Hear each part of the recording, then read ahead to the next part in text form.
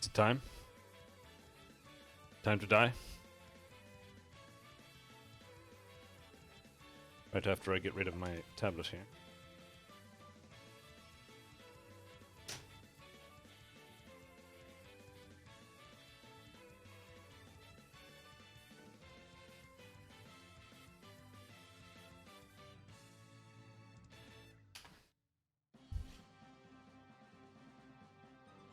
There we go.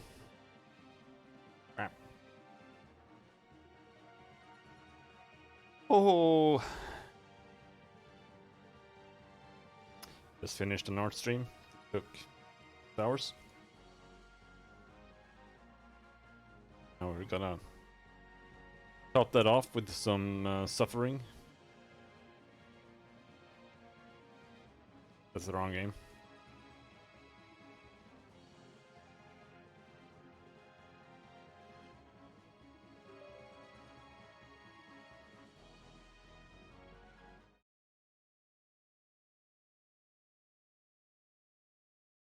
I'll admit, I started playing Pathfinder again way too soon.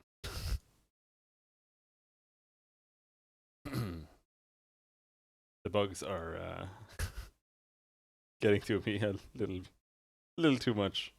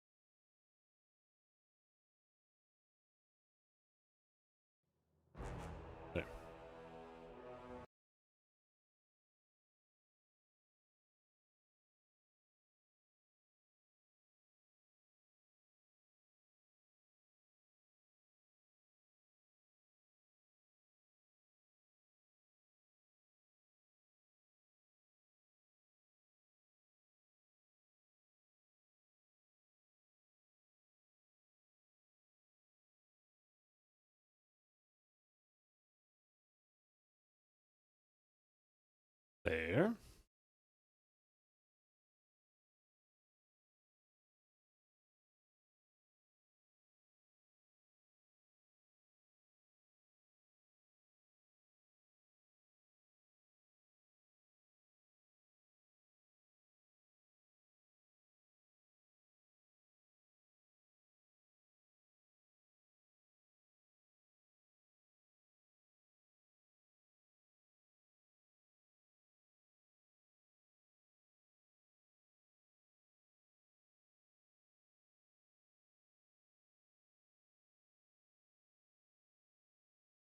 Mm-hmm. Still not done loading? Where did my tweet go?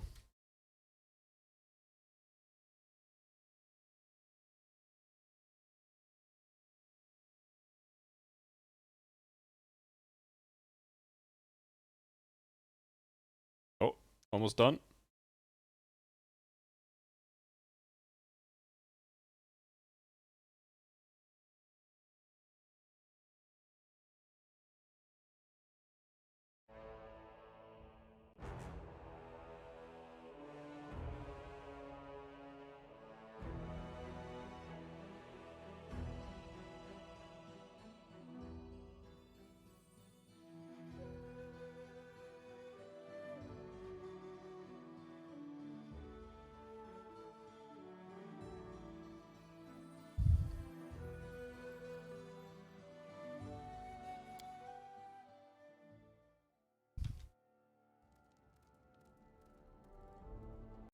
So where are we?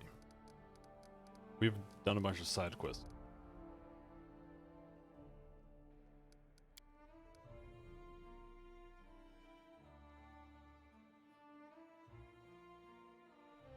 Need to meet the dramaturge in Pitax as soon as possible. Yeah, they won't let me in, dude. Wait for the book to finish, meet Octavia's mother. Lives in Pitax. Ancient Curse Part 6.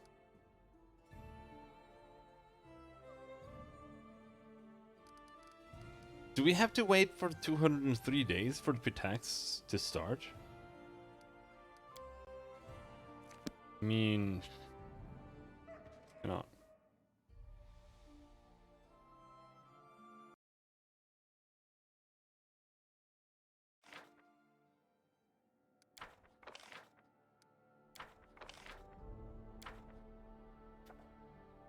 Purge the ranks.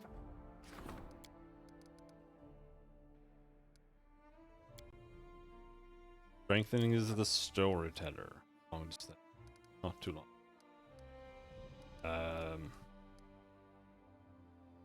Not much to do. Rank someone up. This lad.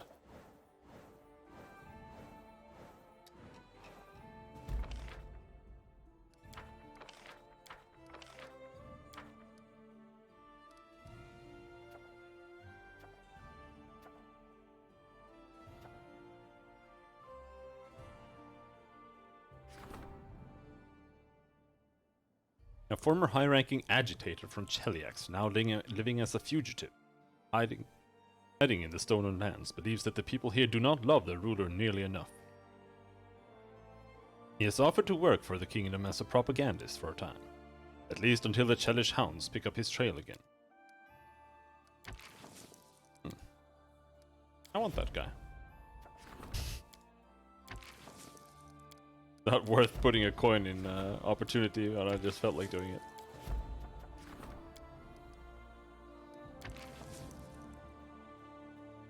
%25% success. But we can rank up our high priest before we do that. First.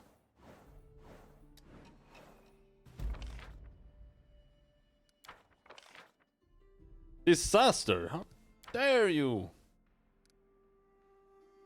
Oh, holy shit.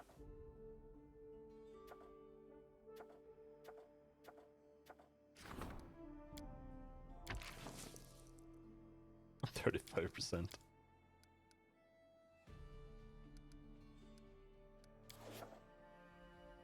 He's gone for too long.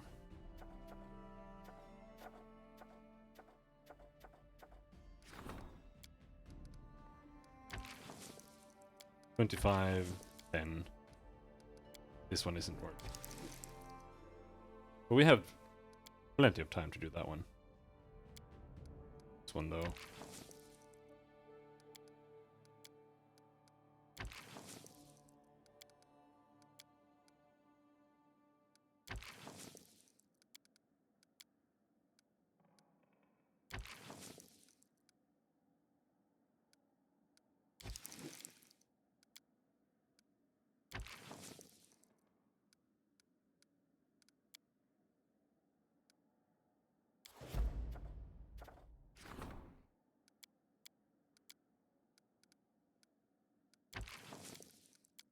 These are starting to be rather difficult.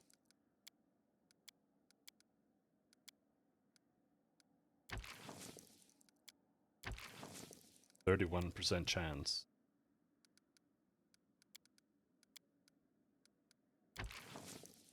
%20%.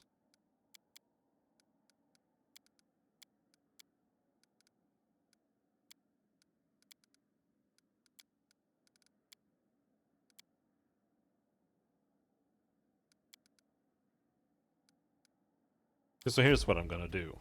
The ones that end next month, we'll YOLO those. Probably all of them. Yeah. Fortunately. This one, we have another month. Sell the Soul Jar again. Rare goods.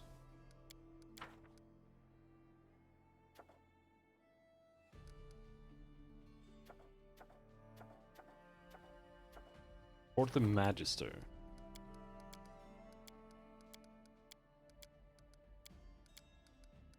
Oh, General.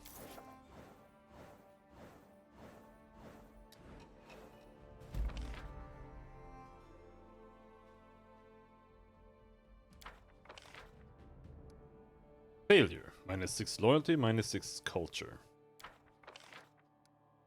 Oh, you succeeded. Good job. Military, stop giving me so much military. Lindsay is terrified. Ripped of feeling.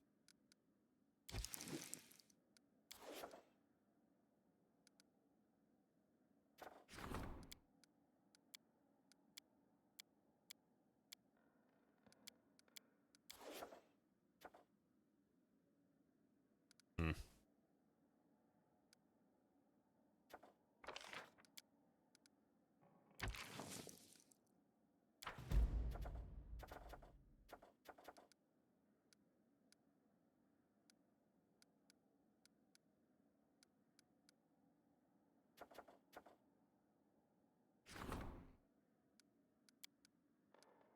We'll have to do a Lindsay side quest.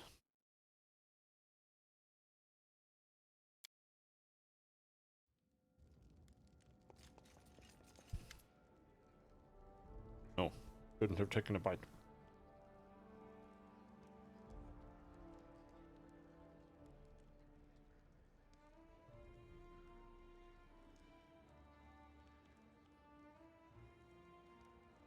What happened, Lindsay? The throne! The royal throne! It... Lindsay stops whispering and silently points her finger to the far side of the throne room. You raise your eyes. The place where the royal throne once stood is now empty. This is unexpected. I'm surprised by your self-control. If I were you, I'd go on a rampage. Shameless scum, how could they go and rob the royal palace with the king still alive and well? In fact, our case is blatant and extraordinary, but hardly exceptional. Word on the streets is that the local population has become sick and tired of thieves. They break into people's homes, bypass the locks and latches, and steal everything they can. And now the scum has the guts to meddle with royal property. We need to sort this out before they steal the whole kingdom one brick at a time. And we need to get back your throne. It's shameful. Lindsay regains control of herself and continues in a low whisper. I really hope your people here won't go wagging their tongues and spreading filthy rumors. What were my guards doing? Lindsay flings her arms up. Well, you weren't on the throne at the time it was stolen, right? And our guards are trained to guard people, not furniture. The bard gives you a faint smile. Sure, if the throne was stolen with you still sitting on it, things would be much worse. That's not much consolation, though. Oh, if I manage to catch this thief. Lindsay shakes her head. Whatever your upcoming plans were, retrieving the throne must be your top priority. I dread to think how loud our neighbors will laugh if they learn of this disgrace. In your opinion, where should I begin this investigation? You should start with interrogating potential witnesses. I think the captain of the guard was in the palace when it happened. He was the one who discovered that the throne was missing, at least. Then you should go to the city. I heard the smith was robbed recently too. Maybe he can give you some clues. Also, if I were you, I'd talk to the trader. He might have some hints as to who may be selling stolen goods. Oh, and one more thing. Don't forget to visit the innkeeper. Who better to glean information from any troubled locals finding themselves in need of a shoulder to cry on? Time to get going.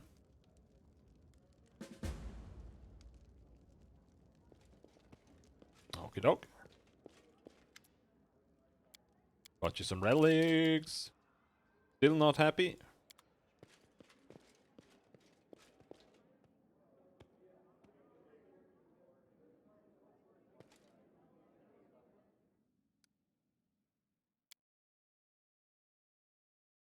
They're all out here.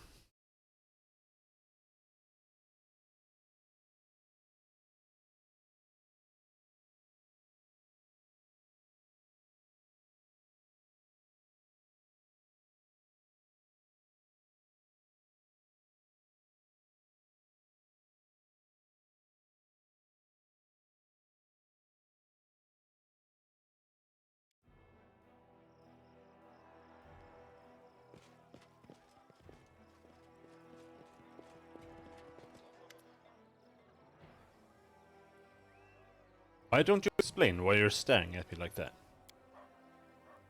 Oh, uncle. When are you going to change that old armor? The magic beasts crumpled it so badly, it makes me cry to look at it. Oh, you still have a lot to learn. If only you knew how many times it saved my life in that battle. Highland turns to you. Greetings, Your Highness. Lindsay said that it was you who discovered that the throne was missing. The captain grows gloomy. Yes, Your Highness. He keeps silence for a moment and continues, obviously embarrassed. Actually, Your Highness, please don't think me a fool or a drunkard. As I walked to the throne room, at first I thought it was a vision, and didn't think much of it. Well, I thought I saw your throne in the corridor, and it was running away. Not by itself, of course. I just couldn't see who was carrying it. Perhaps someone really tiny had got underneath it. And my, how they ran! How they ran and ran. It seemed the throne turned the corner by itself, but the sight was strange beyond belief, so I thought I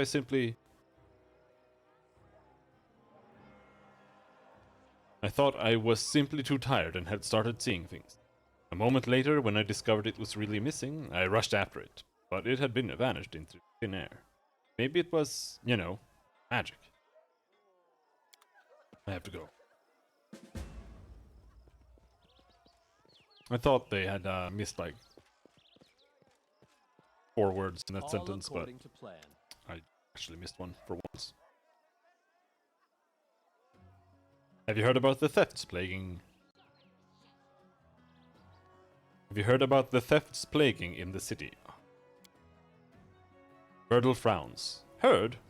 Your Highness, I myself am the victim of those thieves. Stole my tools right from under my very nose. I was in the backyard getting coal for the furnace, and I heard some noise inside. I ran in, and the thief jumped right into a magical portal and vanished.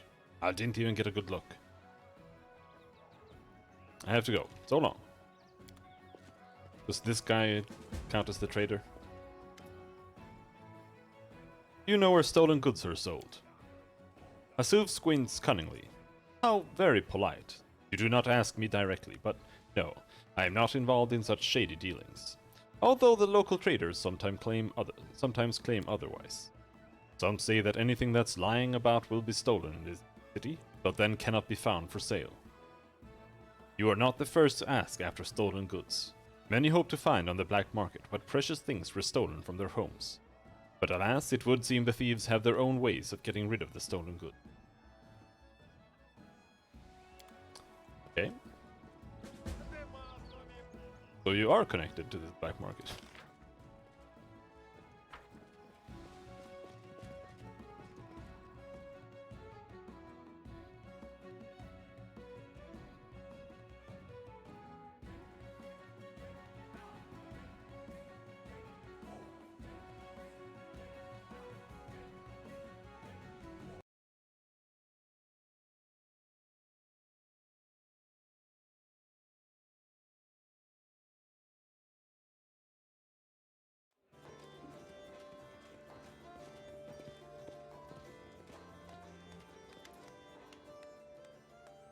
I heard there were...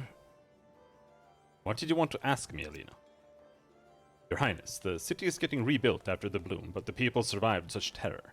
I know almost all of them, and I see in their eyes what Nightmare did to them. And I thought we should cheer them up somehow. I can make a special treat for everyone, but I can't do it alone. The thing is, I have a very special oh no! I thought the... No, I thought the rock egg was on the Kundayo quest. I sold it, and I sold it in the worst place. I sold it inside the Rushlight tournament, so I can't buy it back.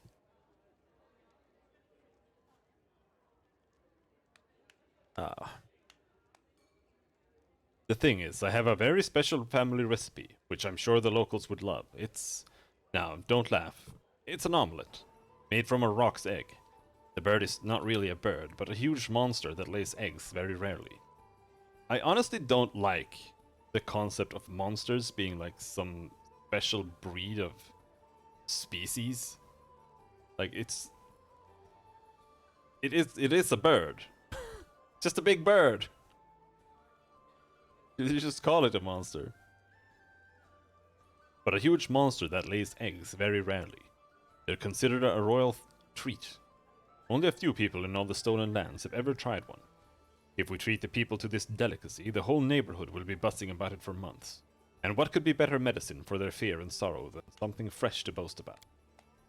I know there's a rock that lives on Talon Peak, but it's a dangerous place. I offered a reward, but none of the hunters I know will risk going there, but I know you could handle it, Your Highness. Alina raises her eyes timidly. I know it's no task for a king, but there's no one else to ask.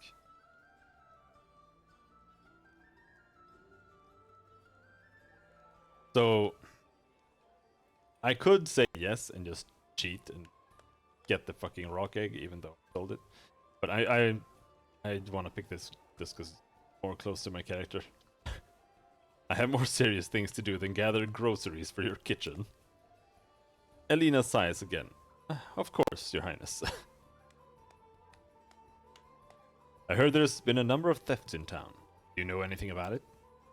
Of course I heard about it, Your Highness. Many houses have been robbed, and here's what's strange. No picked locks, no broken windows. How do the scoundrels get inside, huh? Those thieves are real masters of getting into other people's houses, and they steal whatever they find.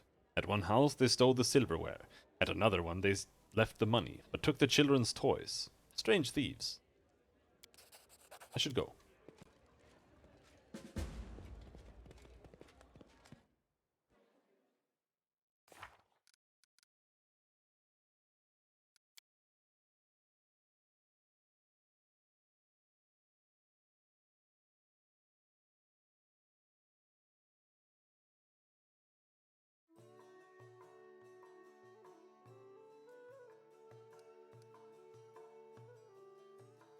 Wait until they just sold that the items don't go up for sale, and now they want me to wait until it comes up for sale?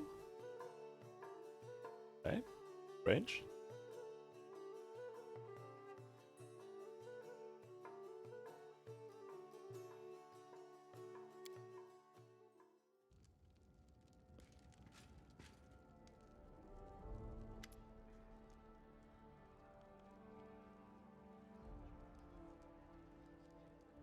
Rugongar looks a little banged up and he smells like smoke. Cashew, you know me.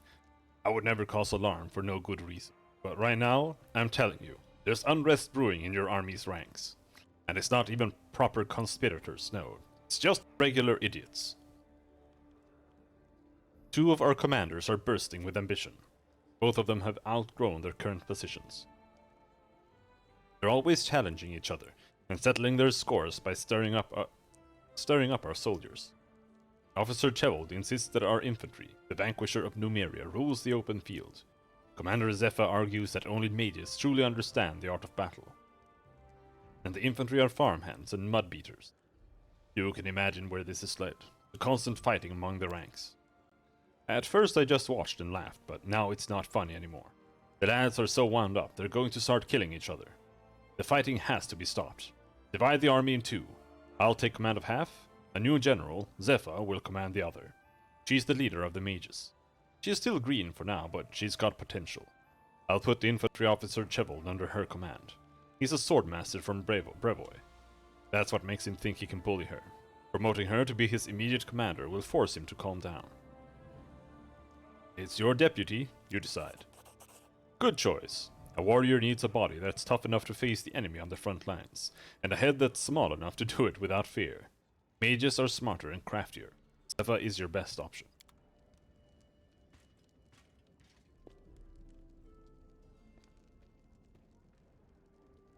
Give me item. Quiver of Lover's Arrows.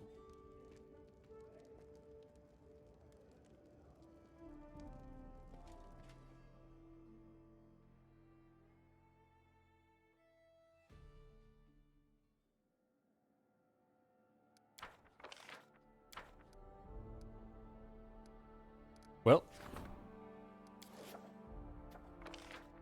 Tracking the Throne Thief.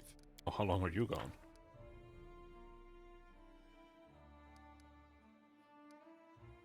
Seven days. Alright, who can we rank up? General.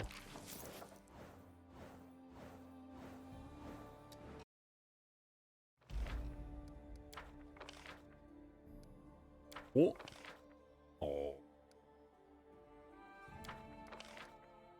Oh. Oh. Oh. Oh. Oh.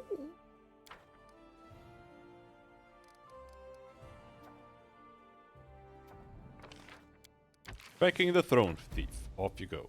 Scouting the dire Nar marches. You even have things there?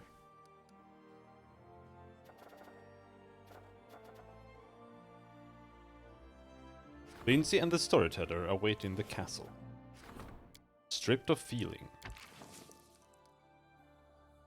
Ah, this one's far away. Changeling.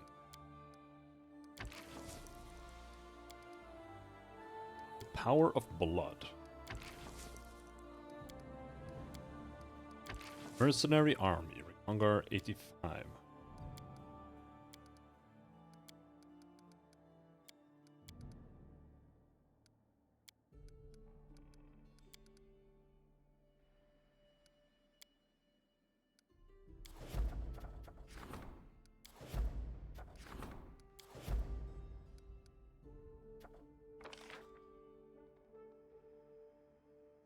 Provides the general with a bonus for resolving any situation.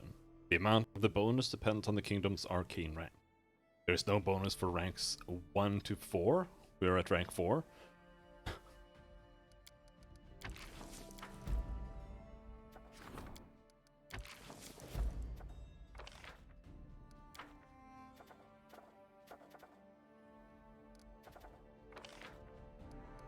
Care about the others here. General requests an audience.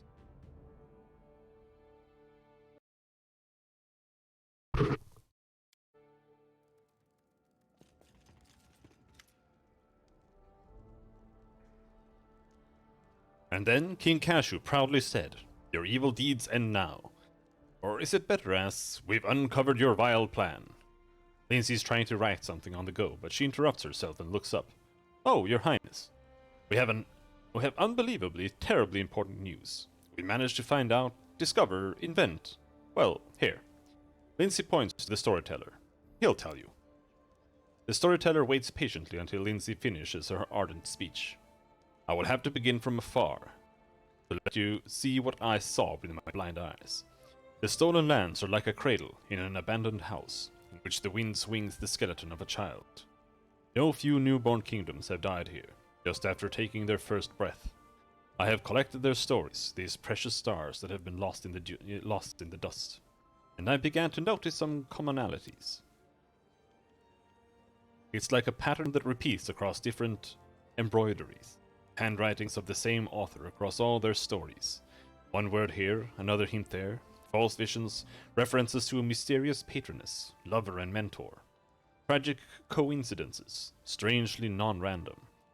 Peoples and countries were brought to destruction along different roads, but behind them, there always stood the same ominous shadow. And we know what that shadow is. Nyrissa. The name sounds ominous even in the mouth of a restless bard. The evil nymph who sent monsters to our lands and did all that stuff to Tristan. But that's not even the most important thing. Most importantly, if you help us a bit, we can get her." "What exactly are you going to do?" "The bards know how to send messages through dreams. I try not to use it. For some reason, people get mad when I appeared in their dreams to read my new poems. Well, the storyteller came up with a ritual based on that spell. We'll collect everything connected to Nyrissa. Everything starting with her every track in the abandoned castle. After gathering everything, we'll unite this ability to tell stories with my ability to travel into dreams. So we'll be able to enter Nyrissa's dream. It's a pity that we don't have that amulet with the string of hair that Nyrissa gave you before the battle with the Stag Lord. You know, back when she was pretending to be a poor suffering nymph. With that, we could have finished all the preparations much faster and easier. I mean, I have it. It just happens to be broken. I thought that I didn't have it last time, because I had put it in my chest, but this time I have it in my... What will we achieve by this? We'll learn all her evil secrets. The ritual will let us see her hidden thoughts and dreams. Well, theoretically, it's not like anyone's ever done this before. It can be dangerous, the storyteller says quietly. In dreams, monsters are more terrible than those we meet in the real world. But I urge you to not neglect this chance, King. You are opposed by a powerful enemy, one who has destroyed dozens of the kingdoms and empires. If you do not meet her face to face, do not discover her weaknesses. Your country will end up just another of my stories. Fine. I'll order you to be provided with everything you need. Get me results. Come to me after we finish the preparations, and remember that I cannot send anyone except you and Lindsay into Nyris's dream world. Whatever you have to face, you will have to overcome together, and the path will likely be difficult.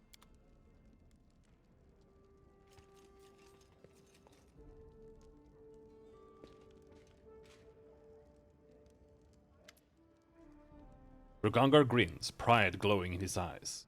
You know, I've been thinking about which of our neighbors would be capable of destroying us if they wanted to. And it turns out that none of them can. As far as military power is concerned, we'll surely defeat anyone stupid enough to cross us.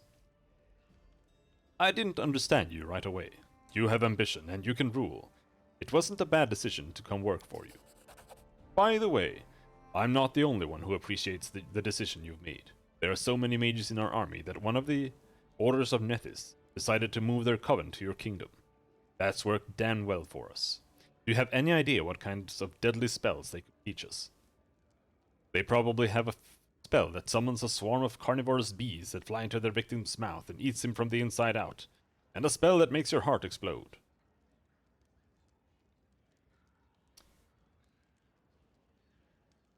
That's great news, thank you. Well, that's all for now. There's someone else who wants to talk to you, Cashew. You can do that without me, right? Probably.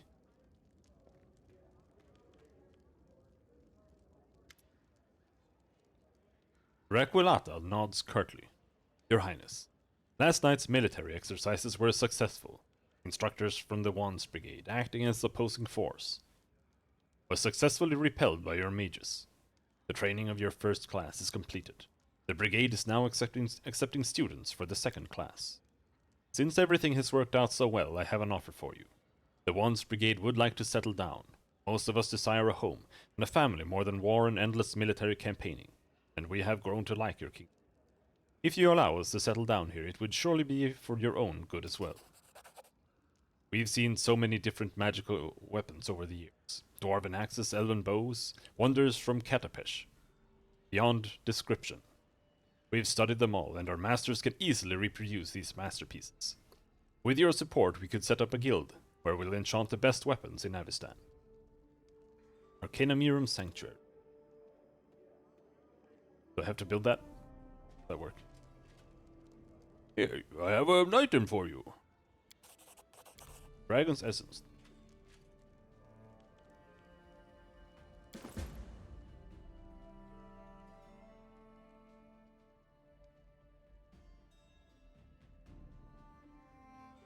+5 Dragonbane Great Axe grants its wielder the ability to cast Dragonkind 3 spell once per day as a 16th level wizard. Interesting. This cloak gives its wearer a +6 resistance bonus to all saving throws, immunity to fear, and confusion effects. All spells with electricity cast by the wearer inflict an additional 1 damage per die. Damn, bro! That's nuts. The owner of this quiver can use it to shoot 20 frost speed arrows or bolts per day. Frost arrows deal additional 2d6 cold damage on hit. Using this quiver grants chances to dominate the target for 1d6 rounds.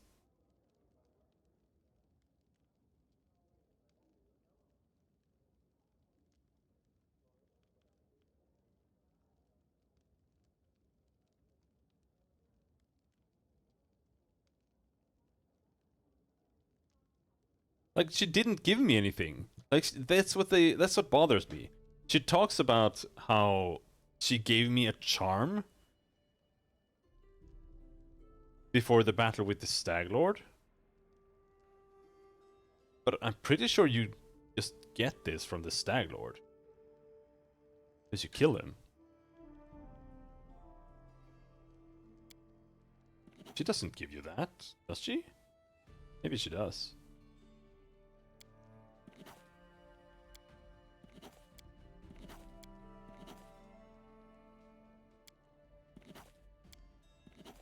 Pie recipe. Delicious.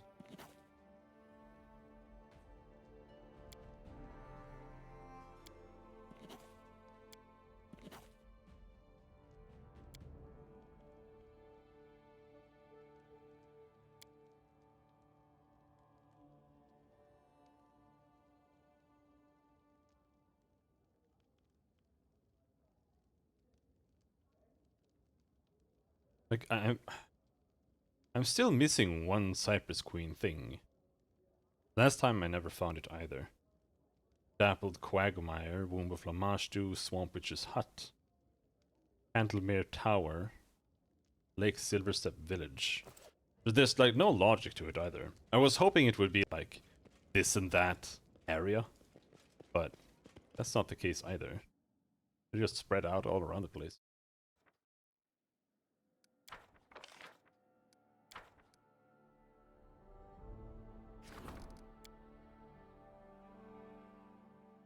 Let's see what we have here.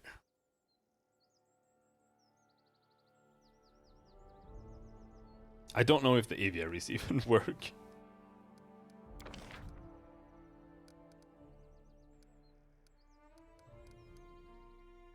Forum.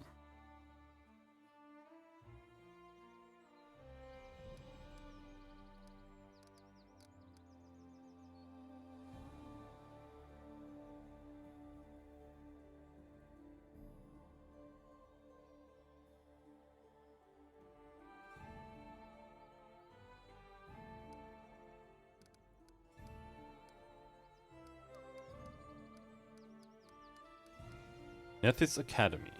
We have a Nethys Library. Brothel. Black Market. Jail. I think. Gives about jail. Here's about jail. Oh wait, no, Nethys Academy is huge. We have to sell all the aviaries.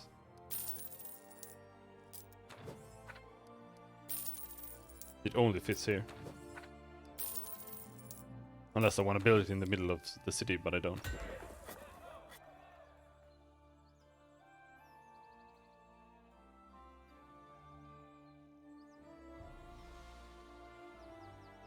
It actually wants to be in the middle of the city. For each adjacent building that already provides a military and or arcane bonus, Nethys' Academy increases that bonus by 2. Counts as an Academy of Magic.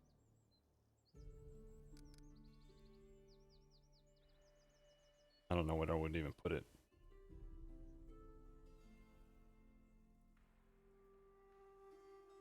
Whatever, I'm just gonna keep it there.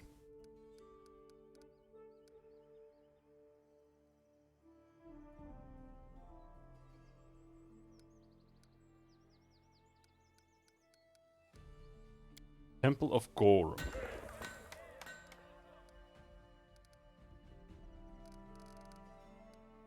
It's not that important. We'll settle for that.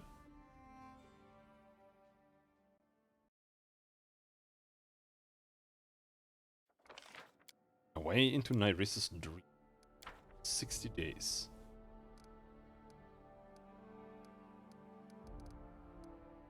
Wait, huh? Oh, there it is.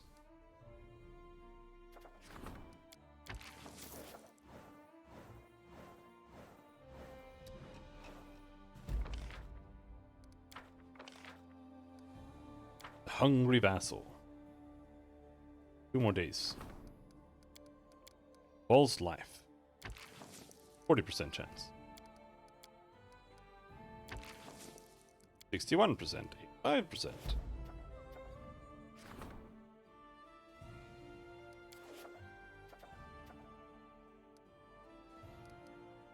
Nope. Oh.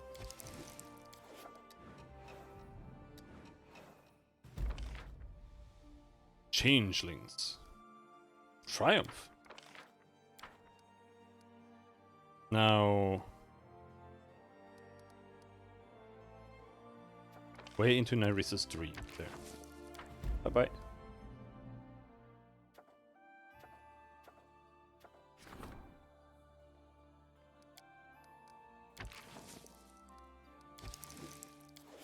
That lady is my counselor.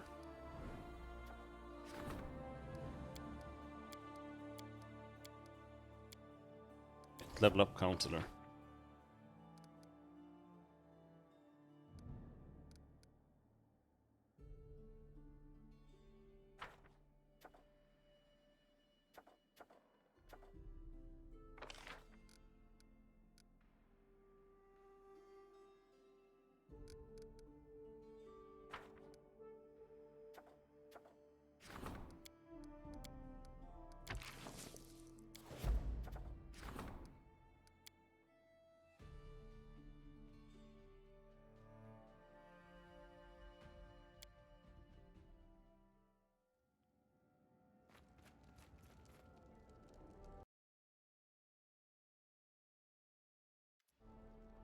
I have bad news, Cashew. Someone has been making bloody sacrifices to the idols that you so mercifully granted your protection. We discovered blood and dead bodies. The guards have attempted to root out the cultists, but the people are scared, and all attempts have failed. We could order the minister to send our best assassins after them. Our grand diplomat could engage inquisitors, who are much like assassins, except that they serve their deity rather than their own purses. But I think I could come to terms with whoever is conducting these rites. Allow them to be performed quietly, without alarming the community. What if they serve a greater purpose?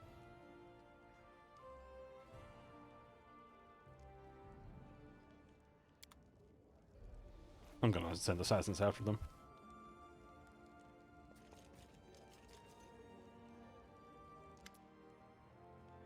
The Outlaw Council wants to know our opinion on Rasmuran's current behavior. They're continuing to expand their borders, slowly extending their territory on all sides. Timon has already mobilized their army, and Lambeth is recruiting volunteers from among the Black Eagle. But alone they can never match the might of Rasmuran. We must bring them together in stable union if we wish to curb Rasmir's ambition. Kyonin trusts us, as do many other states. Rasmiran has offered to reward our silence generously, but I think in good faith we must call upon the River Kingdoms to. This Rasmiran expansion must be stopped.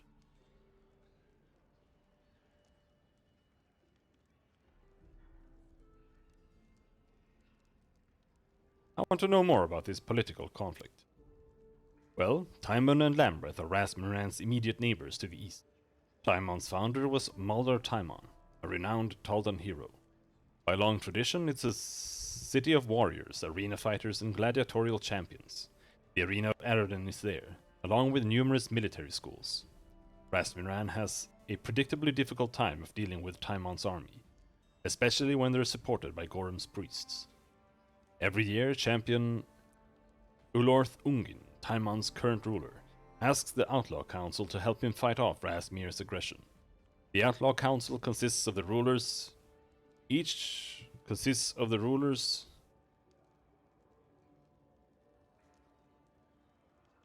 The Outlaw Council consists of the rulers of each river kingdom.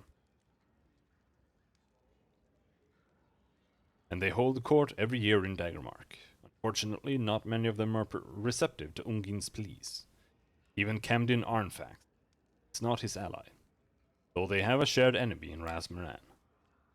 Arnfax governs Lambeth, a small state that was formed through the union of 3 rival merchant families, who feared annexation by their neighbors. Rasmiran's shameless land grabbing is nothing new to them. It was Razimir's invasion that elevated Arnfax from a mere general to the dictator of Lambeth. The Black Eagles, his private knights, impose order in the country and ensure that his will is carried out. They are feared even among the people of Lambeth, but they excel at protecting the country and its citizens against invaders.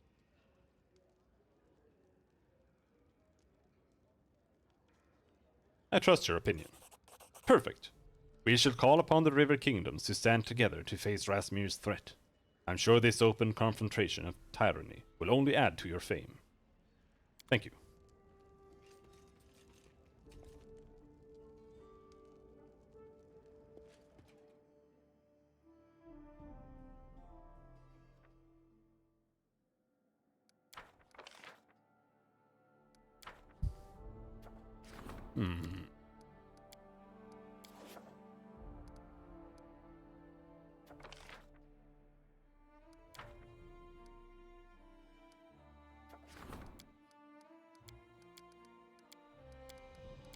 Oh, everyone's busy?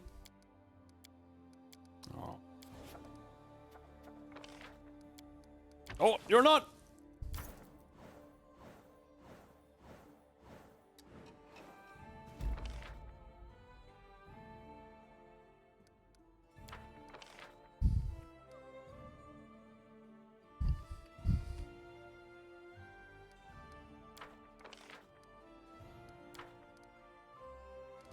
No.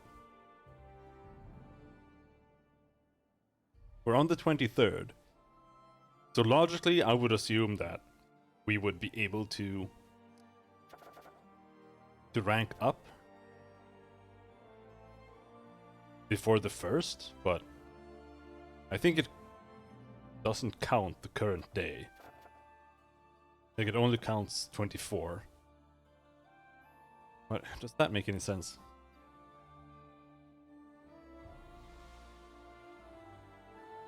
No, it doesn't. Like, that would make it 30. But like it's supposed to leave us at 30, but I'm pretty sure it doesn't. Because I've tried before. Lindsay brought bad news. Typical Lindsay. Did no one come home? Ew. Alright, 7 days, 23.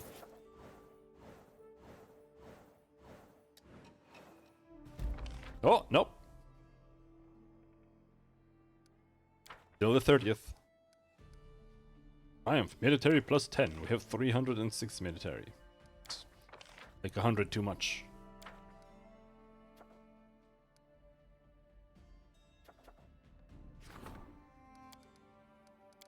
The contract. No, this one is months away. Be full-blooded. Also months away. Vaxian Presence, a month away, a month away. Oh, they're all a month away. No, this one isn't. It's a problem.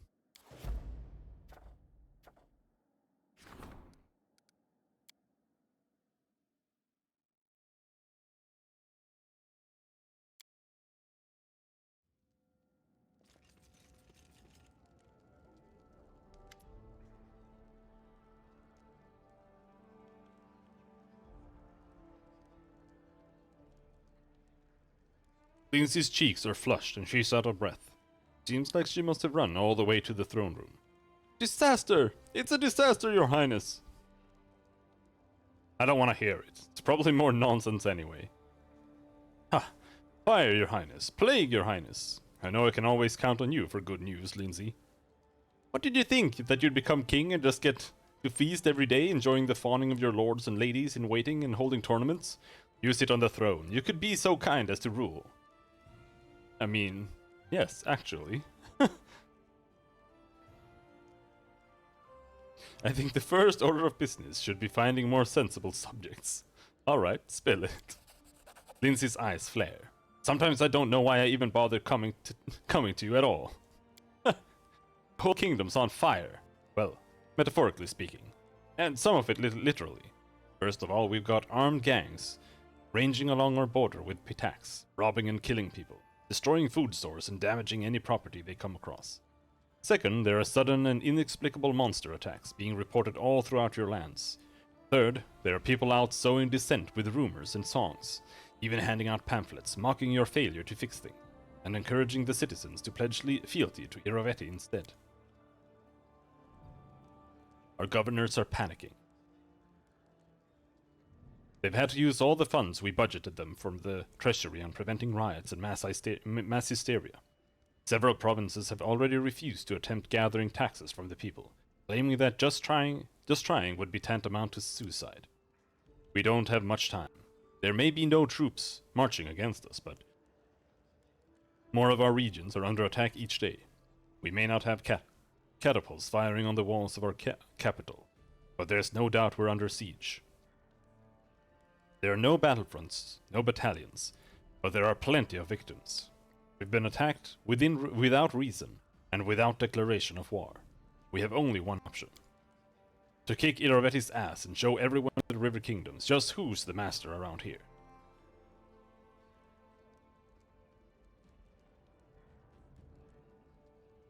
Why am I just hearing about this now? At first, no one thought these isolated events could be part of some conspiracy. Even now, it's likely few have figured it out. That these events have all developed too quickly, and in what seems like a concerted effort. As though someone were pulling the strings from behind a curtain, and there's more than enough evidence tying these strings to Pitax. Enough talk then. There is no time to waste. Hurry, Cashew. Your refusal to participate in the Rushlight tournament really hurt your reputation with the populace. They think you were too scared to accept Iravetti's challenge. I wasn't too scared. They threw me out because I tried bribing his guards.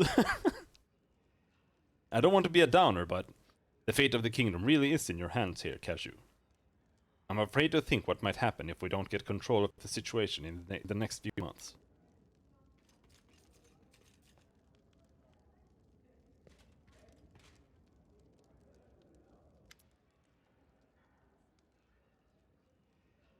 Your Highness, our border regions inform us that remnant groups of barbarians are still carrying out raids, burning villages and taking peasants as slaves. We must put an end to this. We could perform a preemptive strike, send out a regiment, scour all the nooks and crannies that the barbarians might be hiding in. However, this would be risky, and it would mean playing the game by their rules. They'd never face us in a decisive battle, but instead lure our troops deeper and deeper into unknown territory. They'd force us to fight in constant skirmishes and wear us down until our soldiers simply started deserting en masse. My advice? Strengthen the guard in the settlements along the border, and fortify our position there. Then the barbarians will have to come to us, and they'll be easily dealt with. The choice is yours. In that case, I'll increase the number of guards in the border settlements. You'll see how the savages like to fight real warriors instead of unarmed peasants.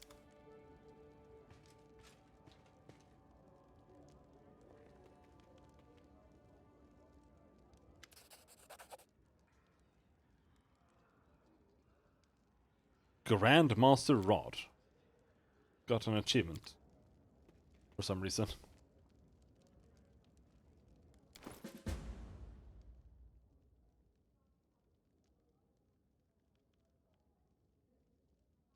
This rod grants its wielder the ability to make up to 3 spells they cast per day infused with the primal magical essence. Those spells are maximized and empowered as though using maximize spell feat and empower spell feats and ignore spell resistance and magic immunity of the target. Damn, dude! No wonder I got an achievement. That's super crazy.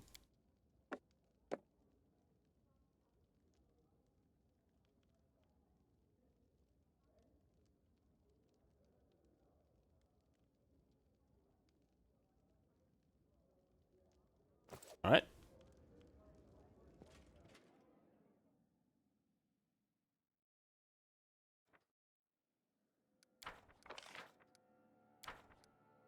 Let's see if there's anything we can send people out on before we head out. On the Trail of Monsters. 45 days to resolve. Fortifying the foundation.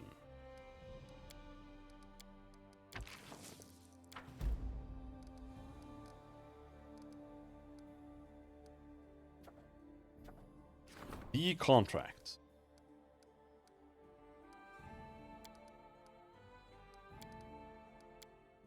Pitaxian Presence. Songs of Pitax.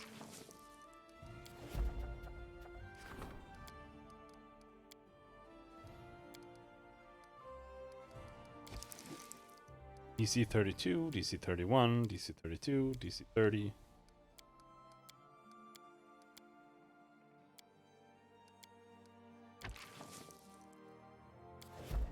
%5 higher chance.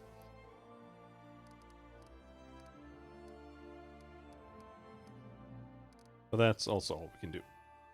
We have to head out and do these quests.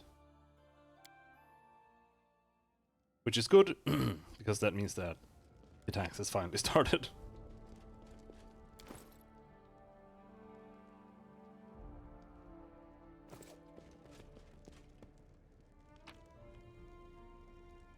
Oh, hello there.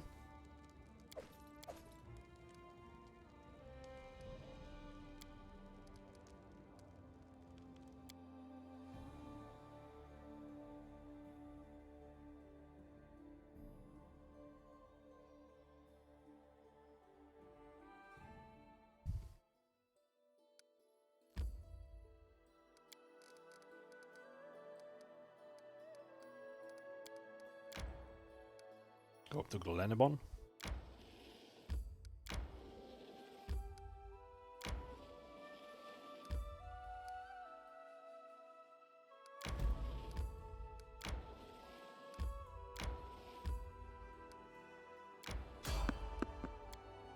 Someone on the road.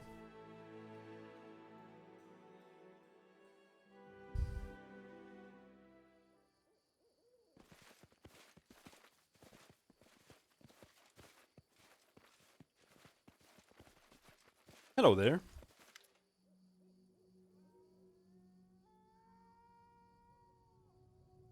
As you come closer, the goblin gives a wide grin and waves at you.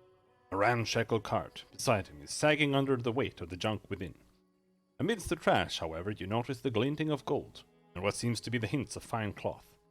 Seems like only the owner of the cart can sort through this mess. Hail, travelers! Welcome to the Schwerk's Cart Around shop. I be having all. Pokers, glinters, clothers. Choose what you like if you have money. Schwerk appraises you with greedy eyes, as if sizing up how much coin you have on you. I be going new dungeon. Have new goods. I sell you. I sell, you buy. Let me see your wares. Beast render. I remember selling you this.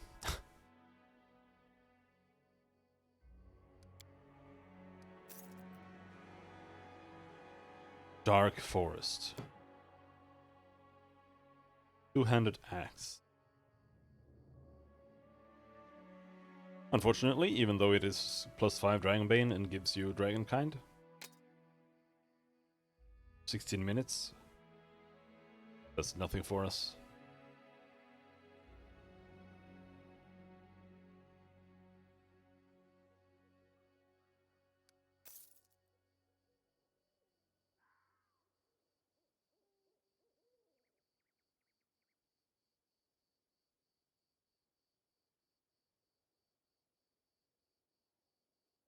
Boots of Creeping Death. Limit of Guiding Light. I sold all of these before, right? Yeah.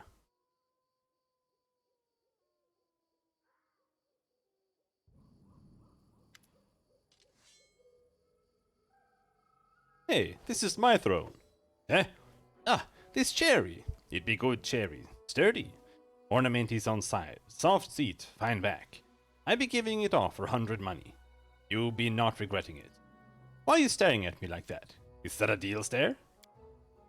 Listen what I say. No bargain with him. Knock knock no sure.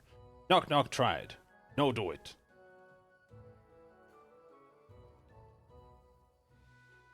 You will return my throne this instant before I hang you from the nearest tree.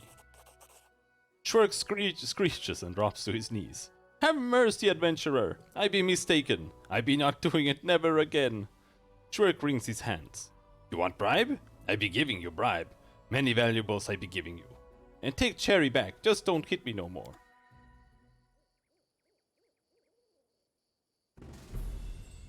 Thank you. In due time. Got my cherry.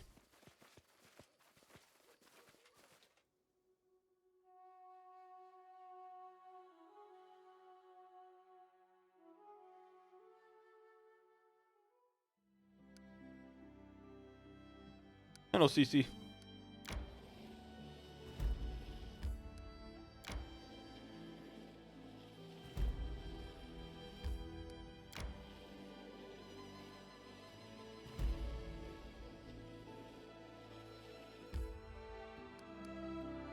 Oh no! I have to go around this entire thing? Spotted the enemy. Avoid.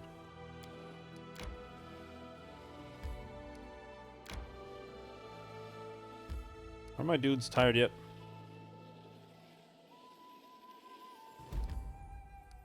Can we finally get across? Oh. Hello, little town. Do you remember the ones we lived with in the same barracks? What do you think happened to them? I don't think about them, and I recommend you don't either. We have each other, and I don't care about anyone else. Oh.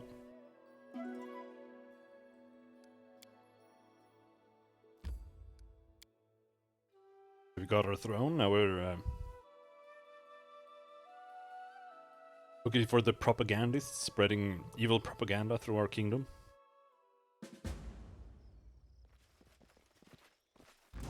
And there they are, bunch of angry bards.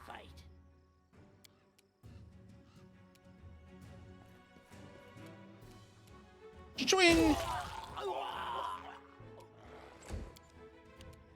This should do it.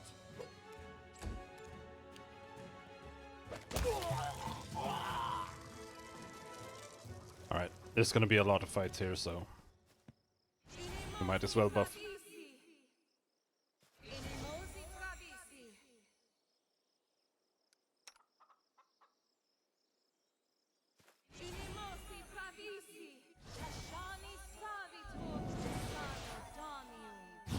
Wing! What other spell did we have here? Break enchantment, right.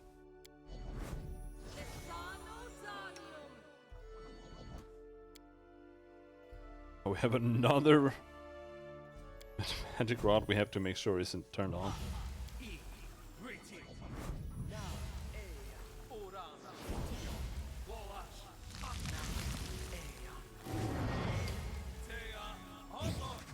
Shield. Here, though, we can turn on brilliant energy.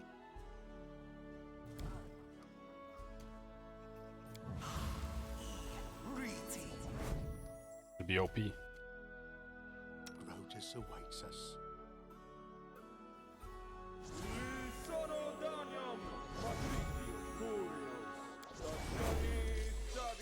Get ready for battle? Huh?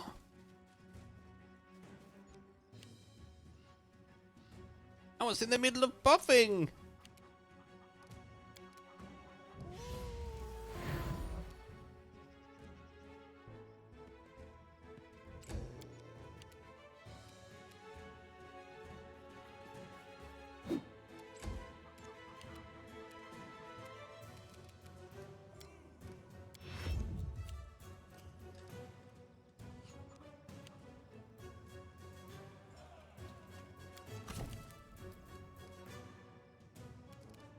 This reduced person. Okay.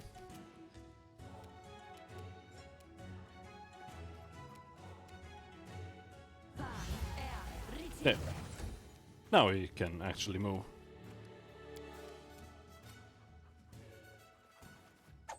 Bonk.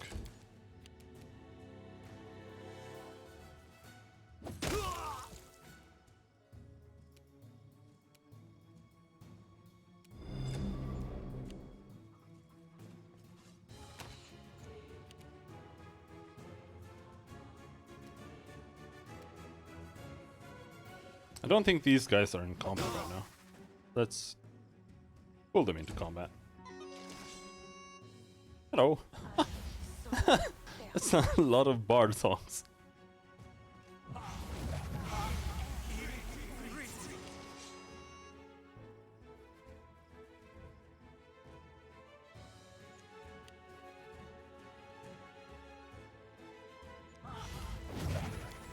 I wish they had like a sound effect. So they would all be like screaming at me right now.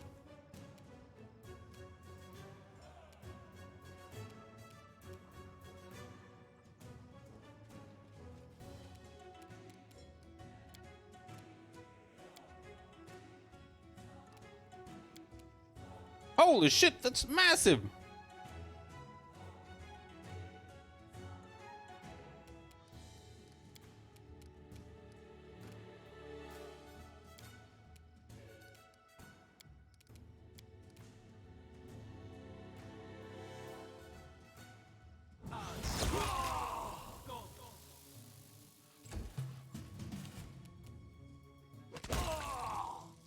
I mean, I do have a selective rod as well, so I could use sprays like that. And 3 times a day they would only harm enemies.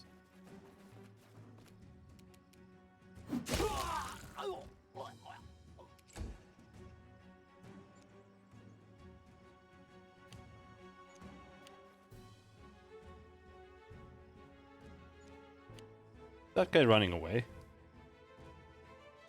Come back here.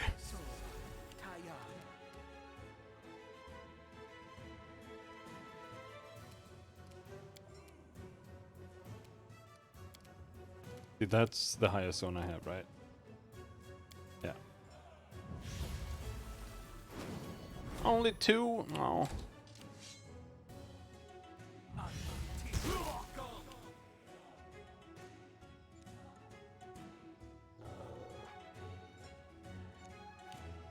Still wondering if I could maximize that with a rod.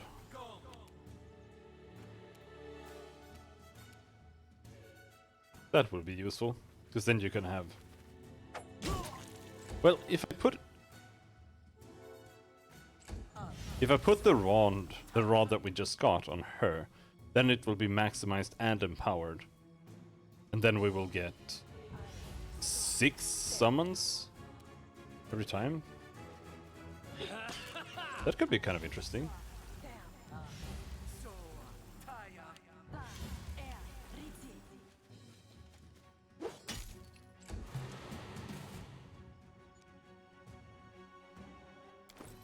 Don't think I can do that now. Oh, I can.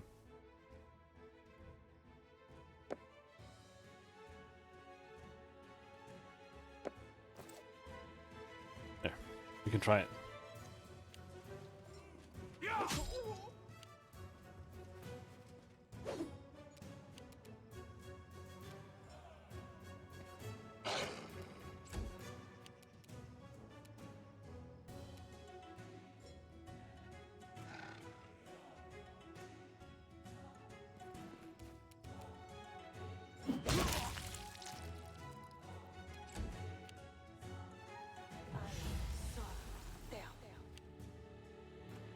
Alright, let's see here.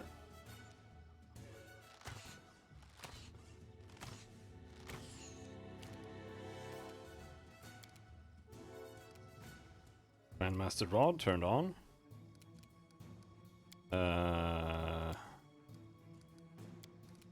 Need to eat a spell.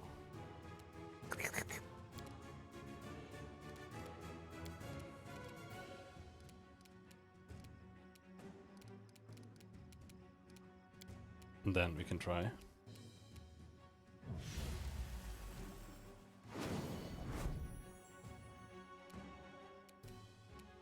It didn't work. That is unfortunate. That's because these are spell-like abilities, not spells. It's just a bit silly. I don't know. I feel like that's a bit of an oversight. But I guess depends.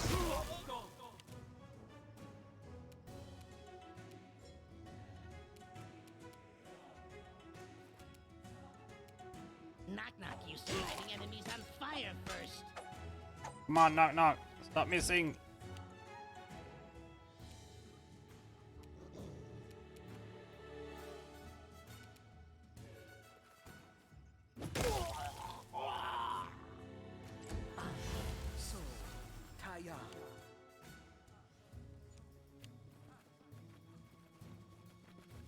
Bye bye.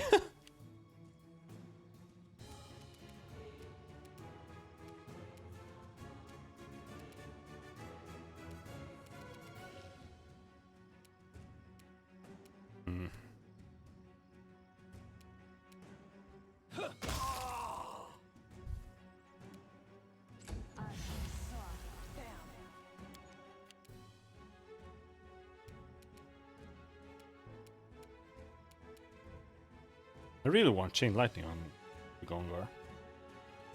Chain Lightning is amazing. Chain Lightning is more or less my favorite spell in every game.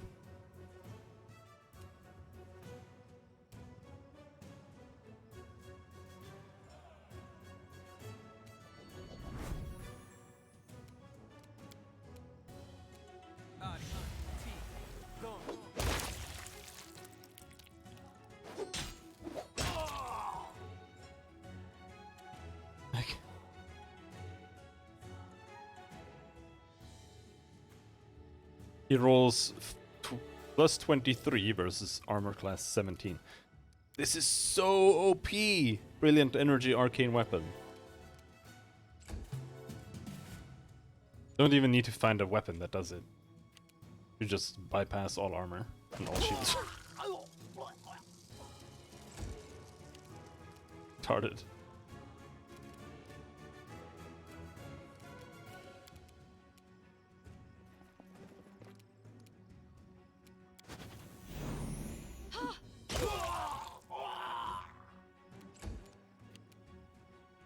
And the remainders, there's one. Bonk.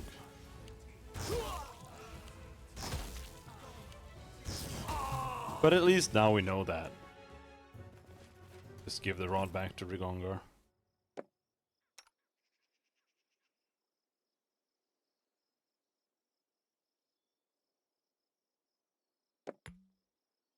Ow!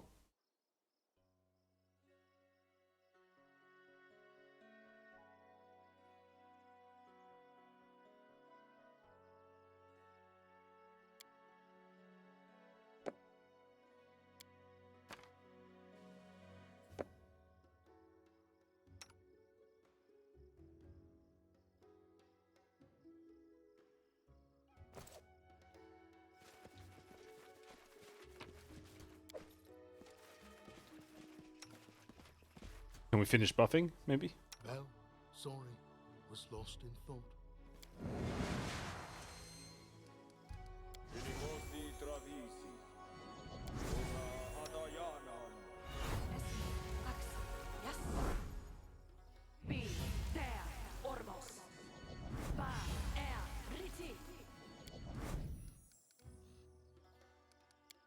Click.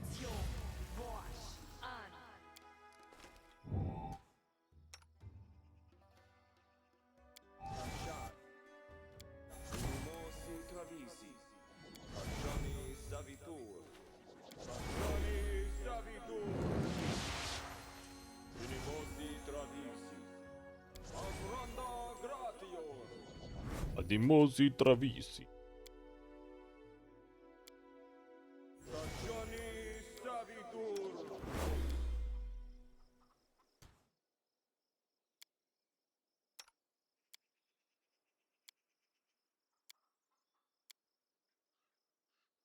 Okay. Oh, Ready That's it. for anything. See?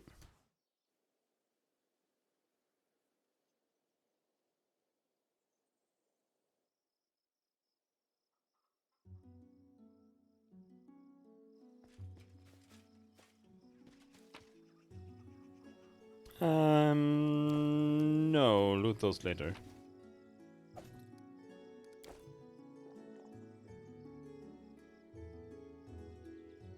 A discourse by Trebrizent of Cordelon on Trueborn versus self-proclaimed rulers, or the Taxian Lion and the Flea of Stolen Lands. Shall I compare them to a lion and a flea? The former is strong, noble and wise, his temper calm and his manner unhurried, for he is aware of his own grandeur. But one shouldn't stand in his way. His mere roar instills awe, and one blow of a clawed paw can smite anyone. Nature itself placed a crown upon his brow. urging other nations to surrender. The other brings to mind a bug who can't see beyond its nose. A flea king, having spent some time at the court of a monkey ruling in Restov, rubbed against her skin and tasted her blood. He imagines himself worthy of a crown because his belly is full of that which flows in veins of kings.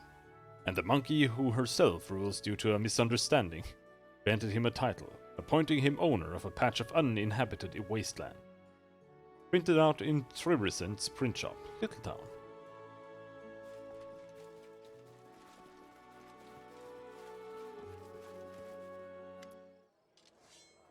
It seems no one noticed your entrance over the bustling noise of the tavern. A young half-elf with long slicked back hair and a delicate curled mustache and beard is making a solemn speech. He drawls and flourishes with his hands, and his pretentious red face makes it obvious that he is enjoying everyone's attention. Laughter and shouts of approval can be heard from the main table. Many other guests aren't participating in the gaieties, however. Some are yawning, while others aren't even listening to the speaker as they focus on their meals. So, let's raise our cups, my brothers in arms and drinking comrades. Here's to the most enlightened monarch of our times, who brought prosperity and culture to Pitax. That skillful commander, famous the world over for his military genius. To the ladies' man who's broken so many hearts with his humble charm and aloof attitude. To that patron of the arts, to that philanthropist, whose generosity is matched only by his wisdom and taste. In short, here's to Irovetti. A chorus of voices repeats the toast. Many drink up, but far from everyone. What a farce! His melodramatic eulogies are nauseating. He'll hear you and make a scene again, just like last time. Finally, after emptying his glass, the half-elf notices you. Good gods! Look, my brothers and sisters. Look who it is. Is that not Cashew himself? Did you come in your dirty boots and tattered hand-me-downs to spoil our feast with that gloomy, hungry look? Tell you what, if you abdicate the throne and swear allegiance to Pitax, I'll find a bone to throw you. Some of the dinner guests roar with laughter, while others laugh at you with interest, maybe even hope. Everyone stops talking and watches you. Knock-Knock, who started falling asleep and even snoring while listening to the speeches, shudders at the sound of laughter and seizes his blade. Talk over? Stab time now?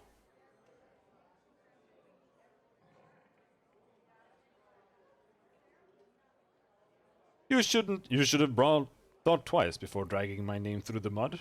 None of you leaves here alive. Ha! They put a mirror before a crowned donkey, and in a fit of rage he looks to break it. But you won't silence us. To arms, my friends. I seethe with a thirst for battle. Let's show this enraged tyrant that a poet can wield a sword as well as a quill. Poetry is my life, but I respect a good fight too.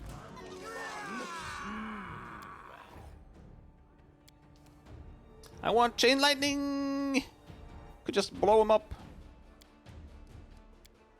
What about this? AoE is too big.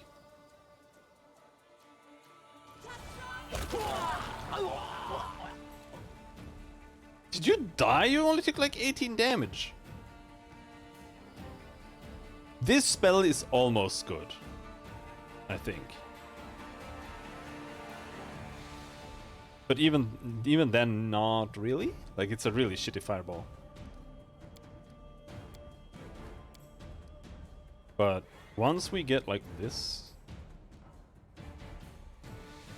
No, it will still be a really shitty fireball.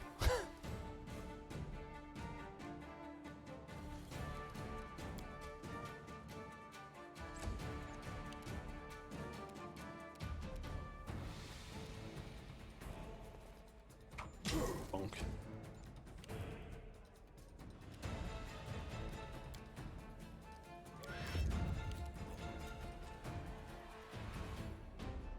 Is this a surprise round? I think it's a surprise round.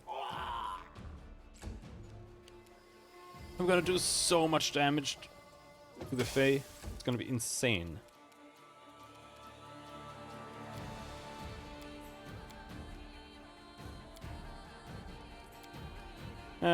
Just for the heck of it.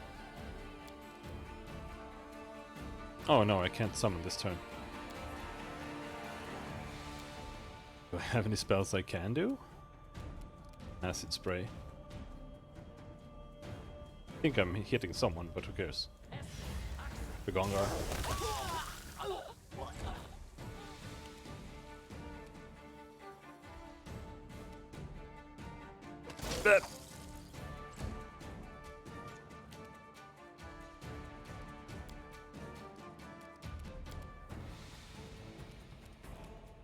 Alright. Let's see if I killed someone. And with someone, I mean someone in my own party. No. Power, electricity, Grandmaster, intensified, lesser intensified. Get rid of the lesser intensified for now. Selective.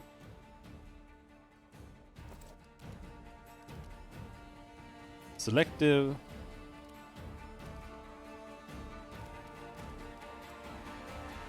And Grandmaster spot. Oh no, I can only have one of them? I thought you could have multiple rods.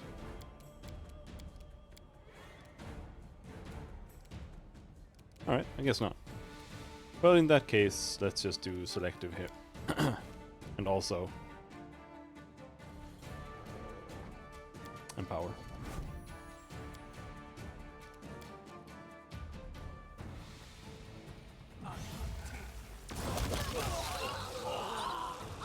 There we go.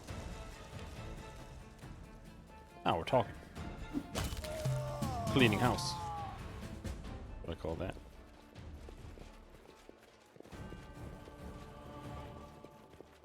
Oh shit! That was a room? There's nothing here though. Lame.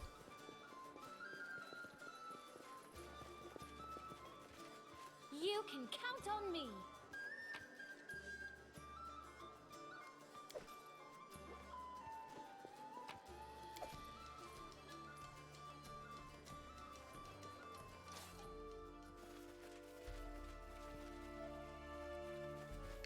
Now we just have to go find some hidden stuff.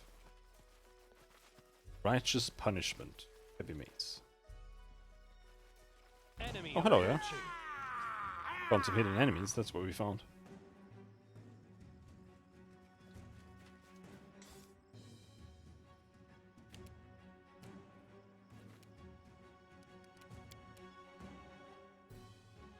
Oh, I can't reach. Right, shoot him in the face then.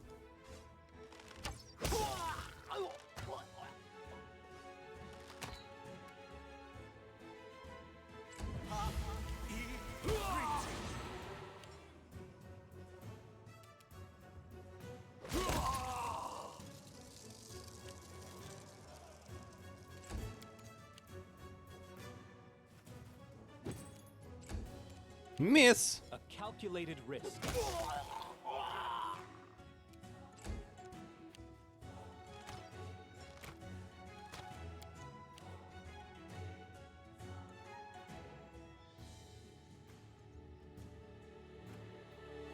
Why does it hit twice?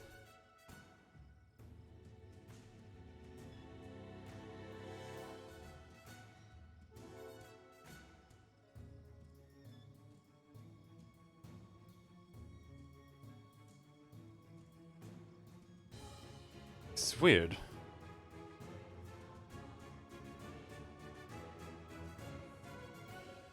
Four D6 magic sneak. Oh, is sneak attack added like magic damage? Is this precision?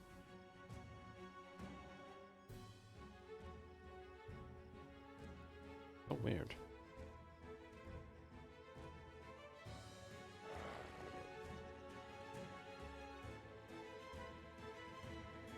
Two D6 magic, 4D6 magic, 1D6. Yeah, it has to be, because it's 2D6 from the vicious, 4D6 from my sneak attack die, and then 1D6 from my gloves for the acid damage. 2D6 holy, 1D6 acid. But holy, that's from axiomatic though. Didn't know that would do holy damage. Not that I'm complaining. Holy damage is pretty good.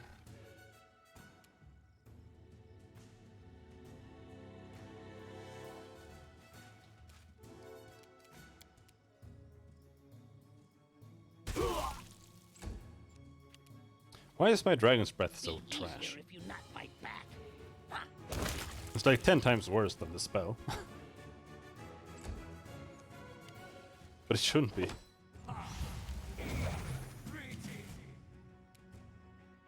Maybe I just have bad luck with the rolls.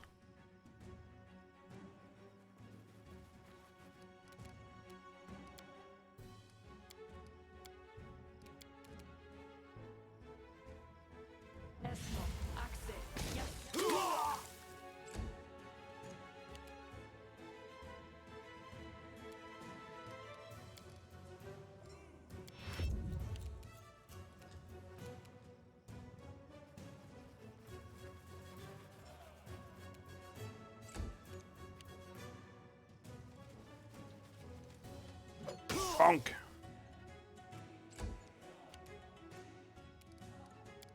After Rigongar. Oh, if we even get to move at all. We didn't.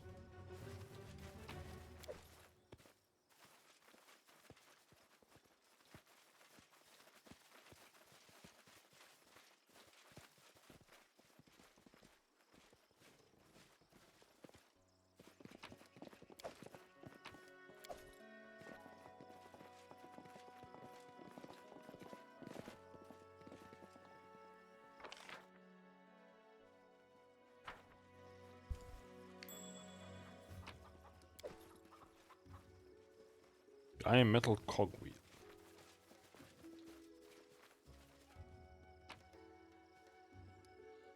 All clean.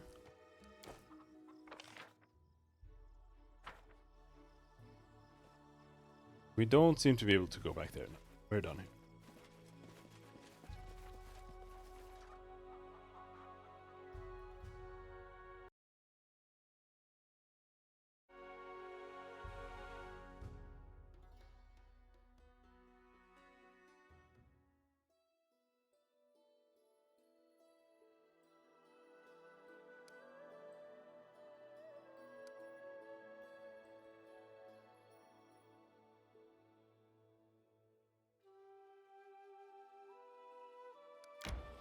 Right.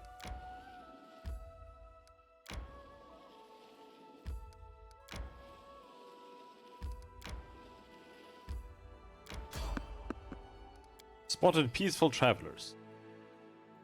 Who could it be?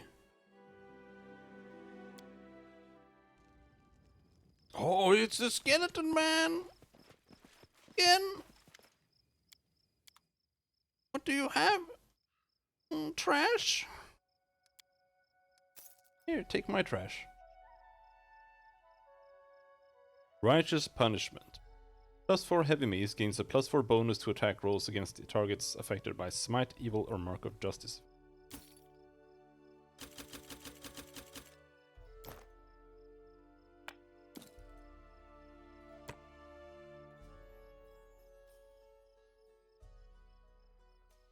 Think I might need that headband.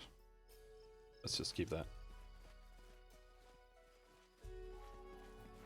A little later. Oh, do I have restoration? Ooh. Get restored, bitch.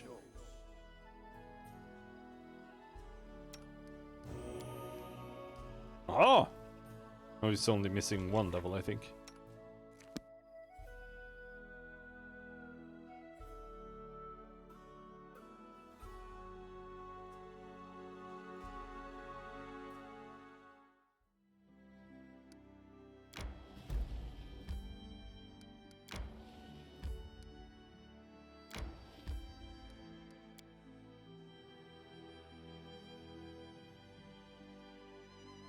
The Menagerie.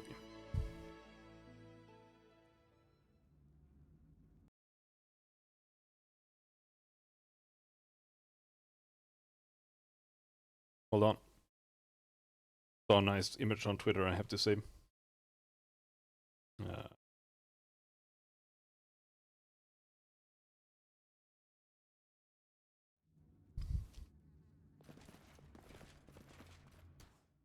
Incredibly important, actually.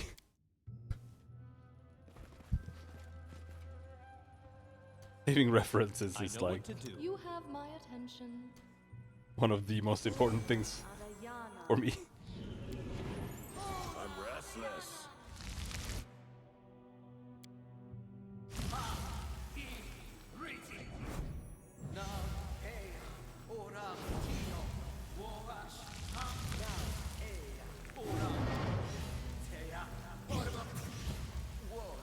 Buffs.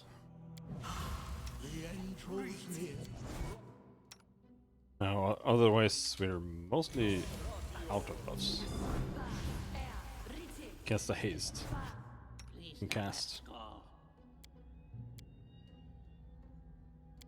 Otherwise, we don't have.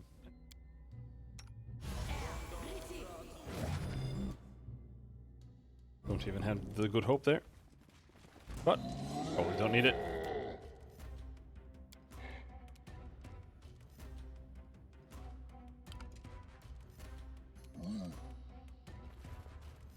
Bonk.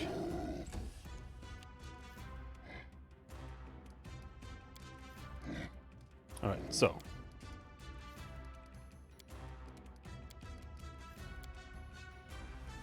Slurp spell.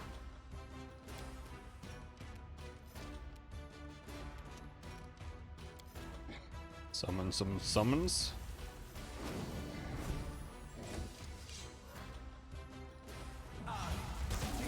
Like, I liked summons for a while. Now I fucking hate them. Because all the summons we get are super annoying.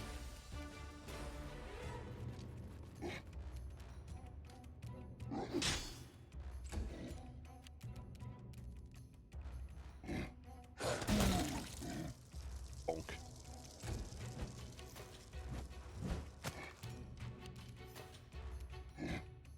Like, these lightning boys are okay, but they're really... they're not that interesting.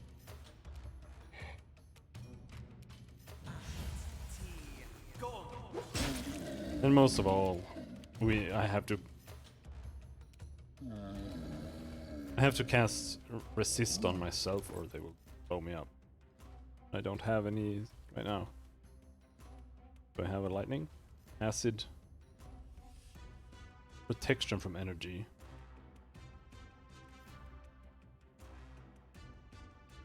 $70 damage. Oh, better than nothing, I guess.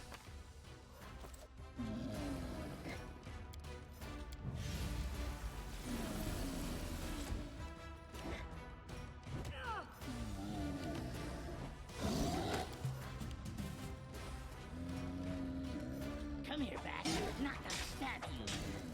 Because only Harim has protection. Or resist. Is it resist? I think it's resist. I don't like protection because it has a limit of how much damage it can take before it runs out.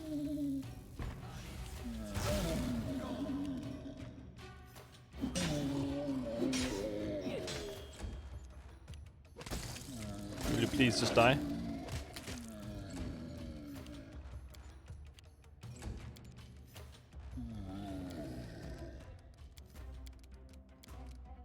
Acid damage? Yes!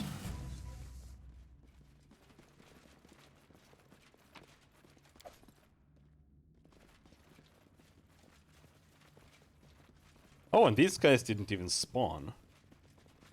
There's supposed to be two little ice trolls there if you spare them in the troll stronghold, but I went in there in like a different little side way instead. Like I went there last after I killed the boss and then he had just despawned.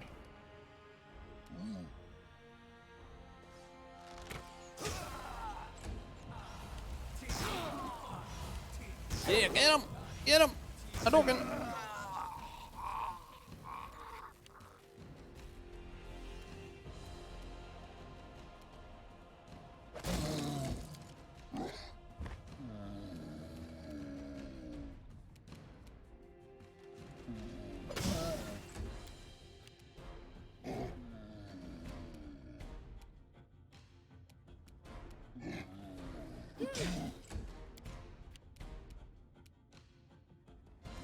This spell's purpose is different. Bonk. Alright, he has actual acid on his weapon. Oh wait, so does Octavia.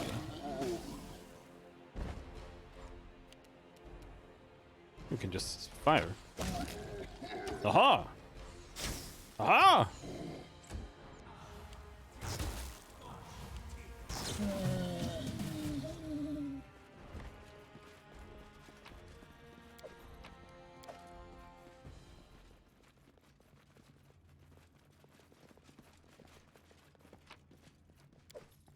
As it should be.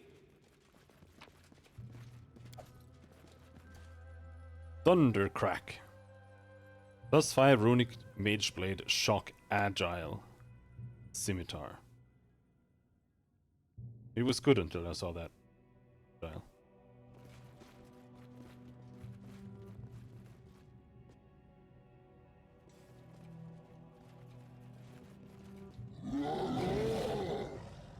You troll snout, stay inside the circle. Bah, what does he care if he loses a few toes, though?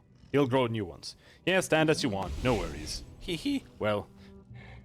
Hee hee, well, where should we throw this batch? How many times do I have to say it? Don't bother me when I... The sorceress turns and cries out in surprise when she sees you.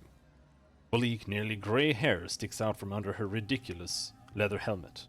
An insane light gleams in her bloodshot eyes. Ah, there you are, Cashew. I've been waiting for you for some time.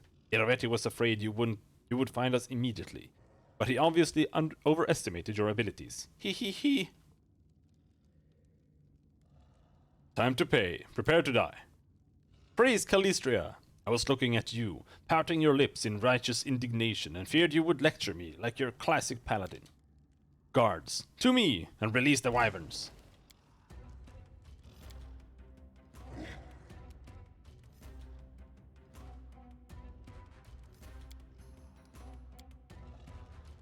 This is not a surprise round.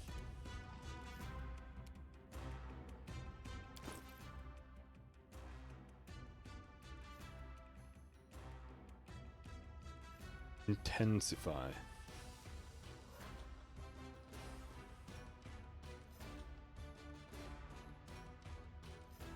Meh.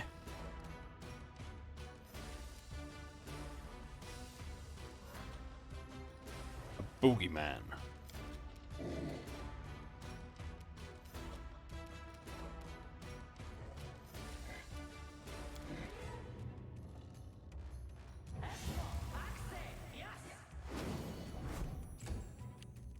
I was trying to avoid blocking my path.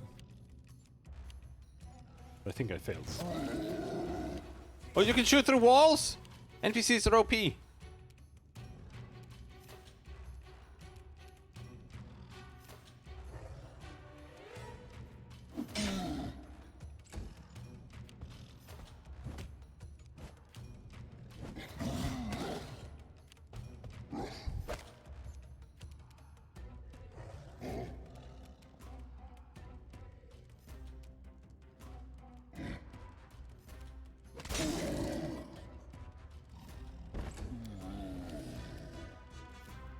Oh, I can reach.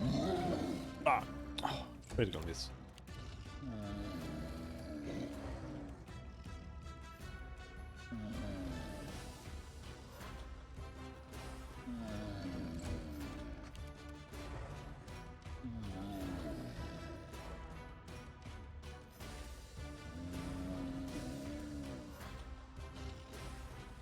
Bonk him.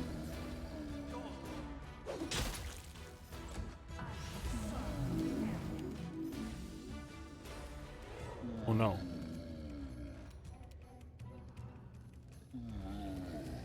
So I think I have one cast of True Seeing left.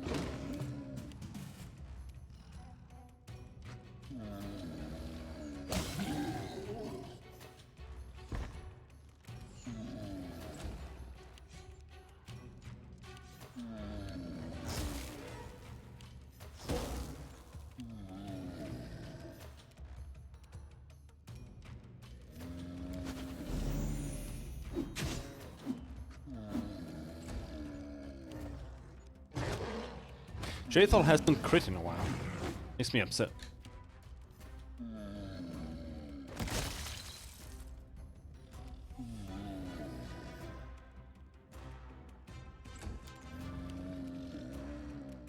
Alright. This Farewell. will hurt.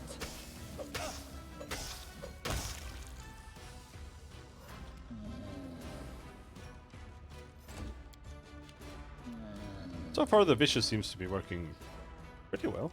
That hurt?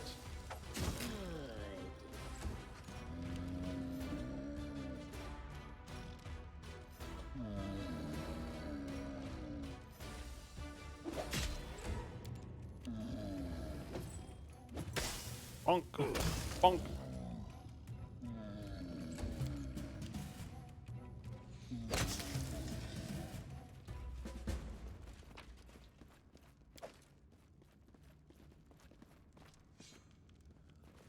Still no interesting.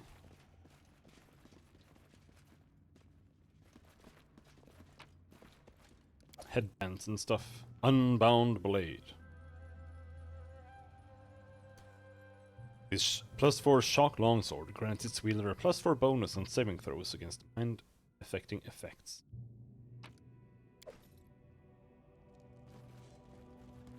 In due time. We actually have to loot here because I need to skin the wyverns.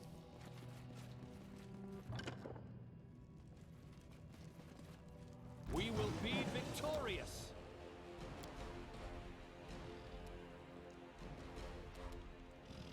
Yeah.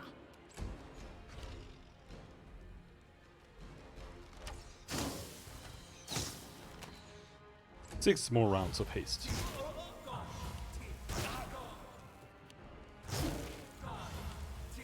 Lightning, lightning, lightning, lightning, lightning, lightning, lightning.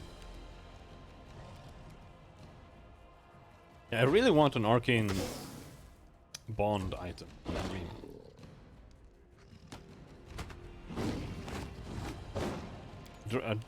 I don't know. I don't like casters that don't have it.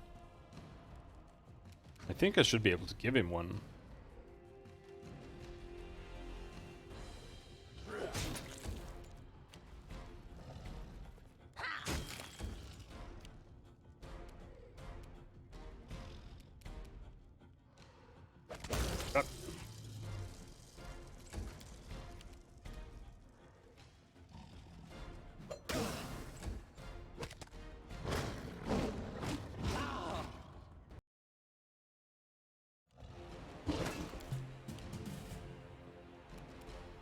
Unworthy.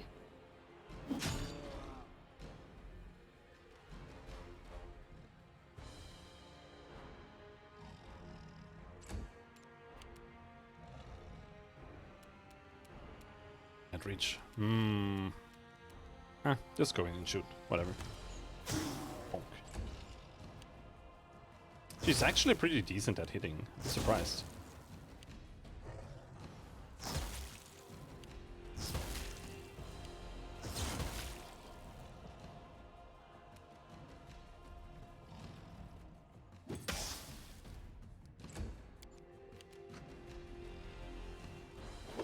See what your entrails look like.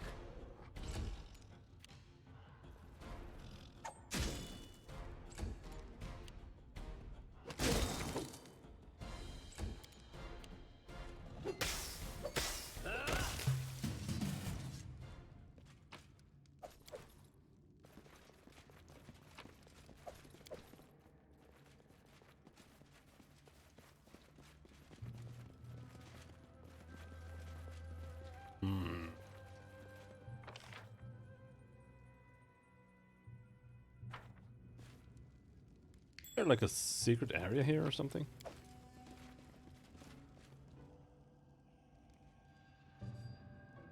Yeah, there.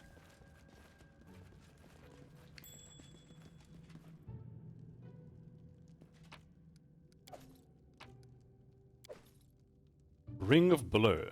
Continuous blur spell effect. That's pretty damn good.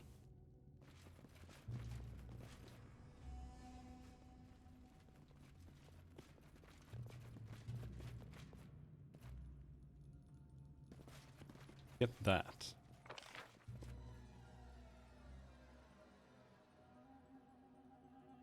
I think that's it.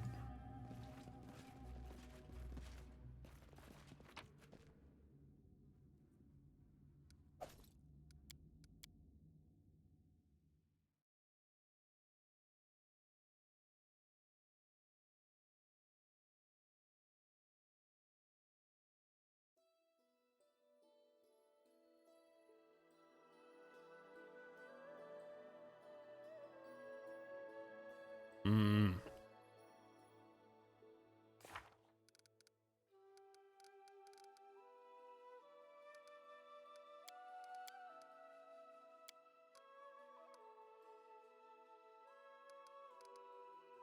Bandits are raiding our provinces. Oh, right.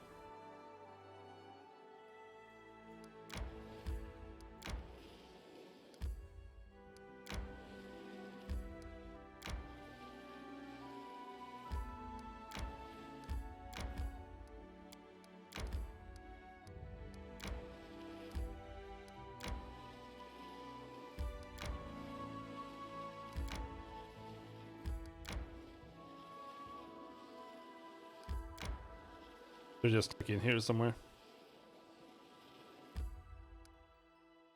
Last time I was just wandering around and I just randomly found them in here. Pretty sure.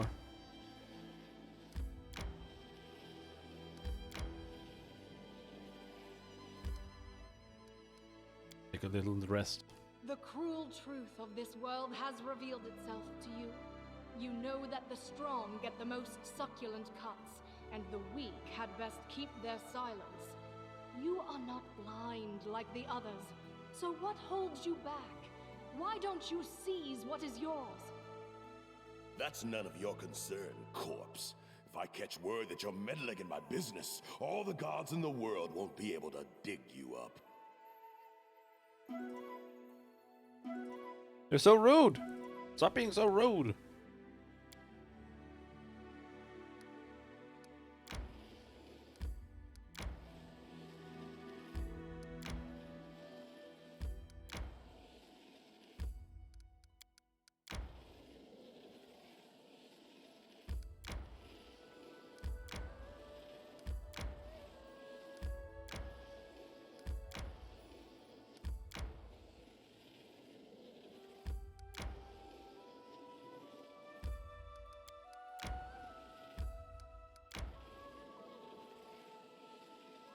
Come on!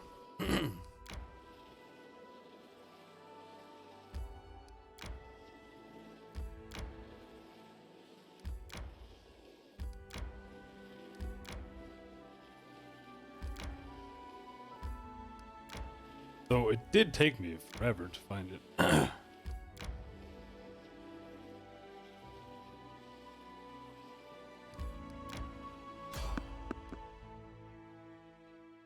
That's just a random encounter. It's not gonna be them.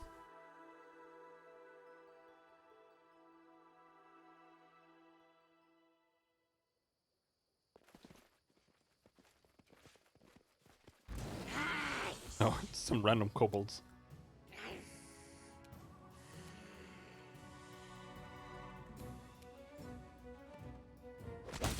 Are you guys allowed to be here? You're supposed to stay in your little stronghold.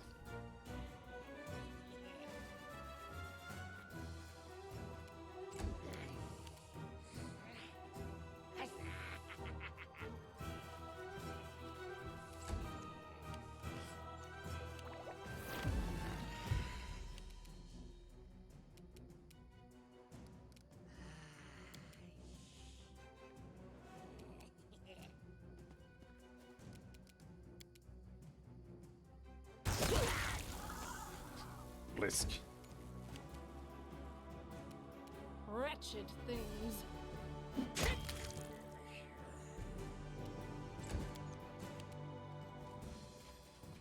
Bonk him.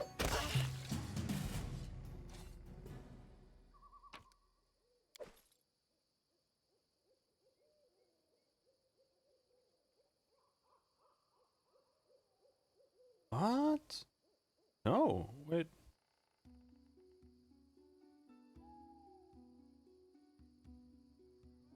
Why do we only have Land Defenders 1? Shouldn't we have Land Defenders 2 as well?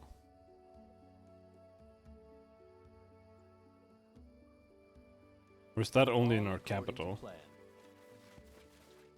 But now I didn't get the +3 magic damage bonus. Great.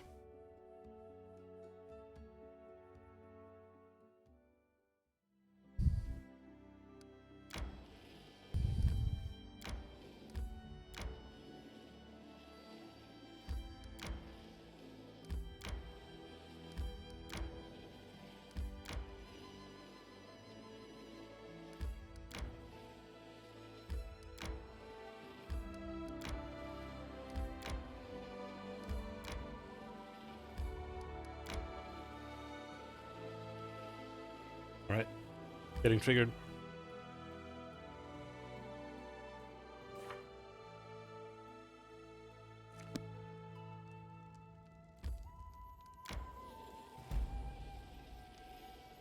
Whitish hills.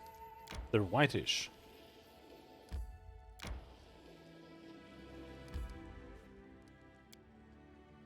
If you wanted, I could lend you some of my cosmetics. The color of your skin frightens me sometimes. And not only me. You offer me a chance to smear beetroot and ground chalk on my face? No, thank you. If I needed makeup, I'd bring a set from Keonan. My former family knows their way around eyeshadow and frankincense.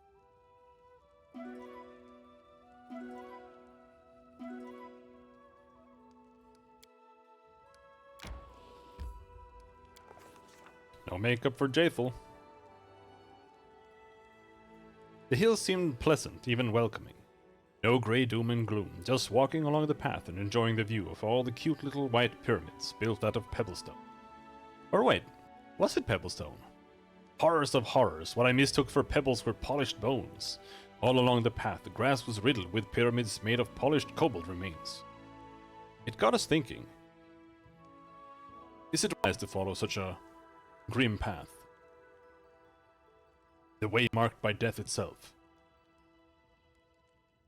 Defying all danger, we followed the path, trying to brush away the thoughts on who may have polished the kobold vertebrae, and why. We quickly moved along the path leading through the pale hills. It didn't take long for us to reach a mountain river, with a bridge crossing over it. Well, bridge may be a bit generous. It was actually just a long branch, about as thick as an arm, spanning from one bank to the other.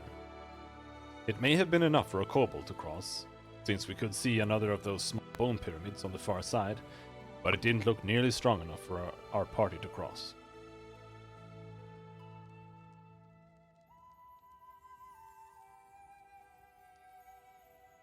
We talked it over and chose a volunteer to try crossing the river.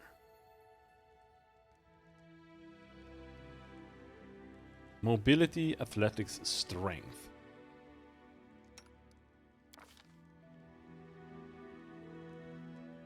Rigongar was unperturbed by the thin branch and the speeding current. After a deep breath, our volunteers set forth along the precarious crossing. One step, then another. A few feet crossed with no trouble, and I started to think that maybe things would be fine. That's when the branch jerked and started to shake. It was rolling over. With no time to think, all Rigongar could do was like 35% chance. It's all success! Oh, the lengths we go to in our efforts to keep our pride untarnished and our pants dry. One incredible jump and Rigongar was on the other bank. Rigongar took a moment to catch his breath and turned his attention back to the crossing. A nearby shrub concealed an amusing kobold contraption, a crooked ladder, built from random planks and sticks. It seems the kobolds crossed the river in much the same way we had, sending their most agile companion across to fling the ladder over to the other side. Losing no more time, we crossed the river. One small pyramid made of polished kobold bone may be a bit spooky, but it's not unbearable. But how about 1,000? We found ourselves looking over a proper kobold graveyard. Each little pyramid a mark of a kobold death, and that mark made out of their own remains. Yeesh! The real enigma, though, waited in the heart of the burial ground. The centerpiece was made of hundreds, maybe even thousands of polished bones, all put together to form the head of an enormous dragon. Imagine it. These small, nonsensical reptiles somehow managed to create a sculpture both fearsome and magnificent. Such might, and yet such frailty as well. If a single bone were to be removed from the foundation, this beautiful statue would crumble to dust. And I even spotted one such flimsy bone. Regardless, we'd come face to face with irrefutable proof. The kobolds, for better or worse, were changing. This news had no impact on our search for the trolls, though. The land was clearly sacred to the kobolds, and it seemed unlikely they would bring their new friends here. But how would the Baron deal with the structure we found in his realm? Now, we're not looking for trolls right now, but it was the same last time. I have never found this one on the way to the trolls. The Baron decided to destroy the kobold shrine. There's no place for idolatry in our Baron's lands. One good hit to the foundation of the dragon's head, and the kobold creation fell to a formless pile of bones at our feet. And good riddance. Amid the rubble, we noticed a dimly glittering stone. It seems the kobolds had been hiding a small treasure in their construct. We pulled a large ruby from the ruins of the dragon head, then headed back. Thank you. For once, we actually got rewarded for wanton destruction.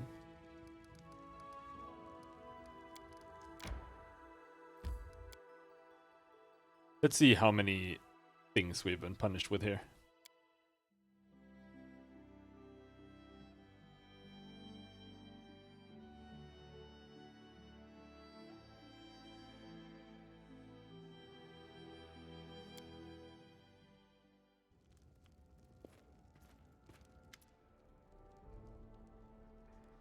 I bring news, Jaethal reports abruptly. Not unexpected. A sizable group of elves from Kyonin has crossed the border into your kingdom. They send a message to you. You may read it if you wish, but I can state the substance in a few words. We demand you turn over the murderer. We await your response. Jaethal stares at you closely, as if trying to assess something. Is she studying you or considering the larger situation? I suppose we should meet with them. Back then, near the Thorn River, after the battle with the elven youngsters, I felt Urgathoa's presence again, for the first time since I was reborn. Now I feel something similar, a command or the shadow of one. Besides, I don't like to leave my affairs unfinished. Let us put an end to this.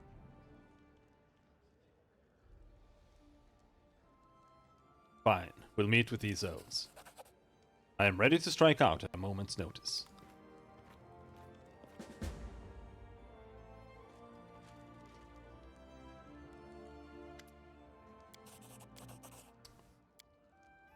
Thank you, item.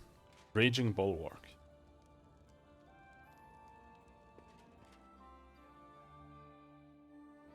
Please don't give me infinite amounts of angry Pitax stuff here.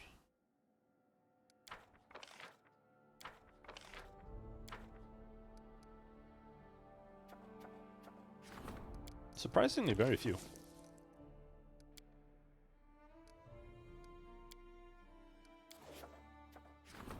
Experiments.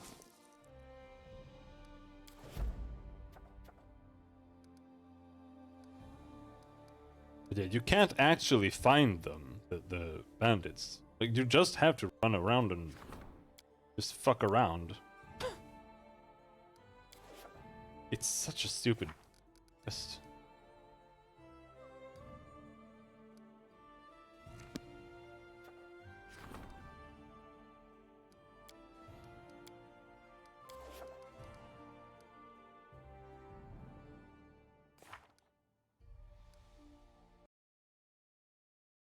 Let me take a look here.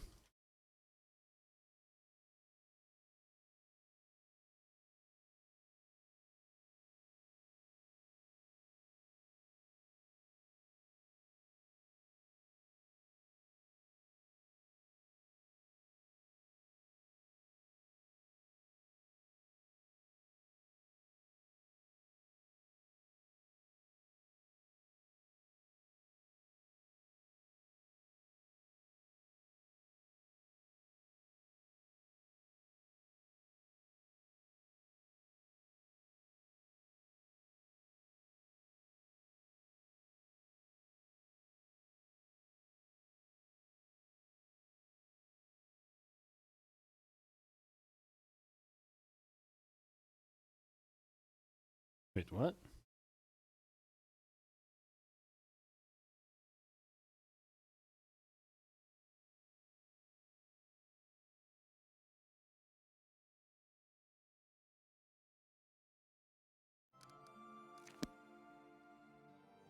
Like in Pitac somewhere. Maybe I was thinking of some other quest. But we still don't really have any actual way to deal with it, except for randomly finding their place. Let's go do the Jathel thing, I suppose.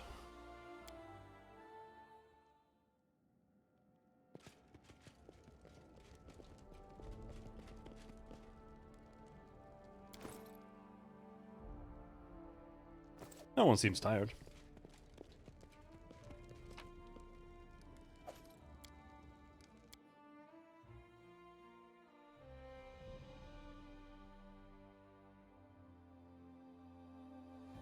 Teamwork feats can make your party very powerful. Don't ignore them. Most of them seem like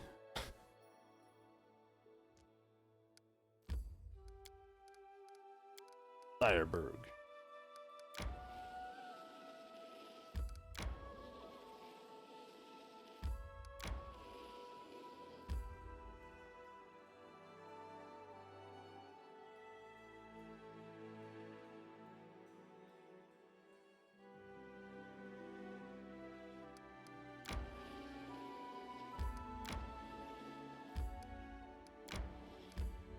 There.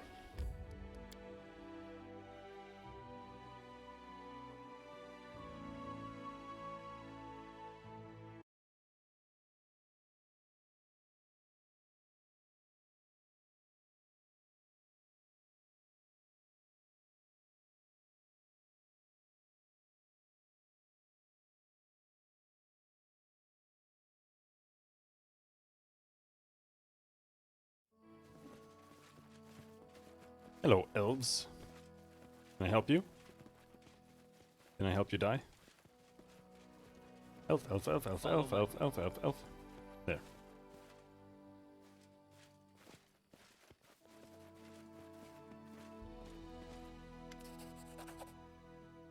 Grave silence follows you as you approach the elves. They do not move, staring at you and Jathel as if they were waiting for something, or rather someone. A young, dark-haired elven woman emerges from behind the crowd and greets you with a nod. At the sight of her, something almost imperceptible changes in Jathel's eyes. It's hard not to notice their incredible similarity. My daughter, my favorite creation and my most capable student. The voice of Jathel is colorless and her facial expression unreadable. What a pleasure it is to see you leading this band of murderers who have come for my head. Murmurs of outrage erupt in the elven crowd, but their leader remains calm. The dark eyes of the girl burn with determination, and there's a blush on her cheeks. It's amazing how such small details change her face, otherwise nearly indistinguishable from the pale, lifeless face of her mother. I thought you would know that I couldn't stay away.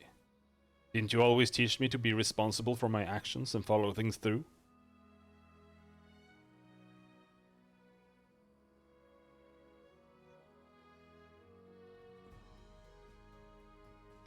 Give Jathel to the elves. Here, take the criminal and do with her as you will. They even listen to us before you make any hasty decisions. Jaethal is not to blame for the death of the young elves. It was Eneo, the Inquisitor of Pharasma, who had set a trap for both of us and them. For both us and them. Open your eyes, girl. Didn't I teach you to think with your head and not to fall into traps laid by facile provocation? You might have reasoned that I've no use in killing those foolish young elves you wish to avenge. True, you had no use for it, but if there were any use for you, you would have killed them without hesitation, right? Right, mother? I know you better than anyone. I know how far you might go if no one stops you. Notalara pauses and then continues sternly. I persuaded the court to send you into exile. I used everything I could. Friends, connections, the arts of logic and persuasion you taught me, and achieved the mildest punishment possible. It was a mistake. If I hadn't done it, our unfortunate youths would still be drawing breath. Love blinded me. You told me many times that our feelings are our worst advisors, but only now have I finally learned this lesson. It is my duty to stop you, and I will see it through. The elf turns to you. I am sorry, King. I have no wish to invade your lands, but there's no other way. Give us the murderer, and we shall leave in peace.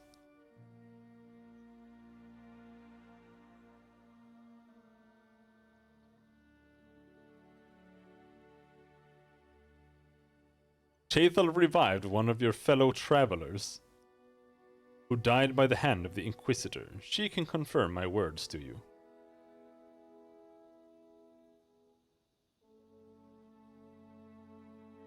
The hand of the We killed him, didn't we? My daughter was the only one whose remains we did not find. Returned to life?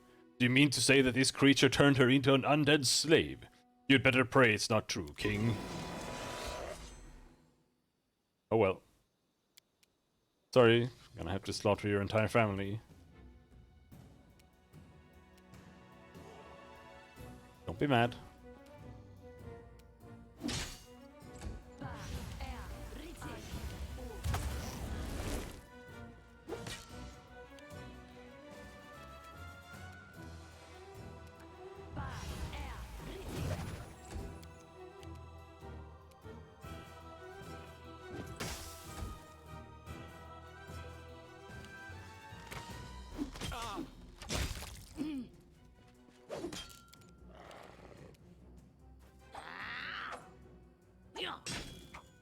Jesus. He was hard to hit. Oh, she stopped fighting because she lost too much hit points. Is that how you treat your friends?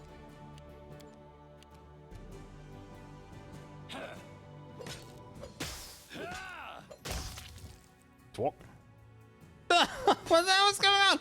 No, come back here! Oh, there we go.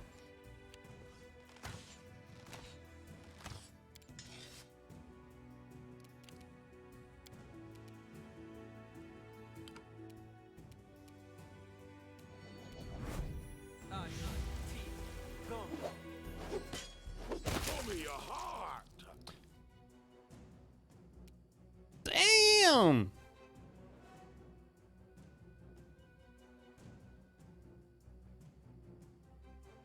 $183 damage with a shocking grasp.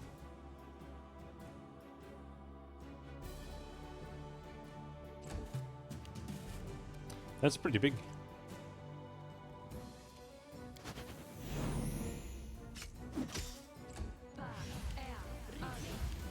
No, don't slow me.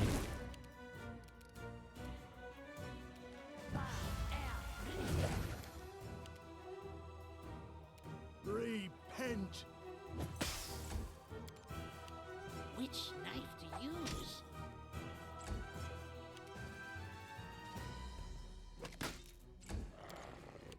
Critical miss.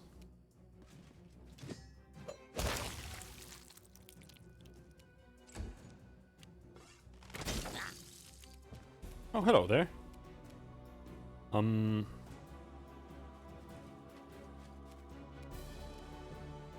Intensify. Grandmaster. Electric Meta Magic.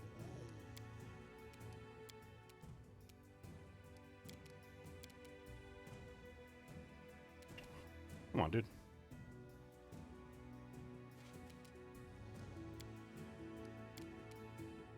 There.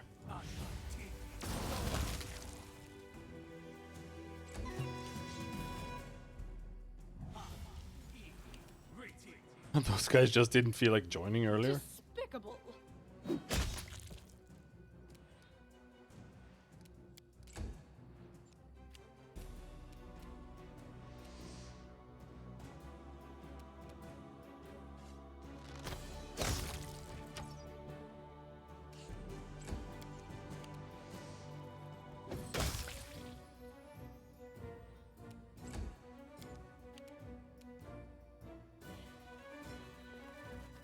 Die!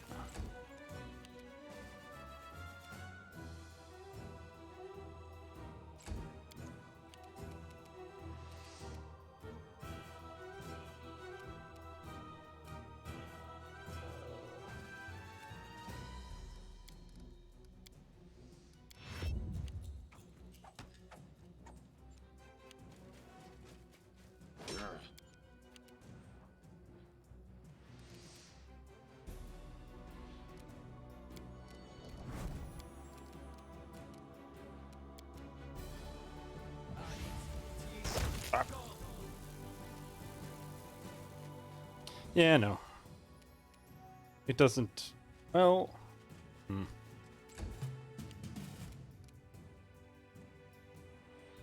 Yeah, that might be why Dragon's Breath does less damage. I don't think we get the bonus damage on it. Because we have +2 bonus damage per die.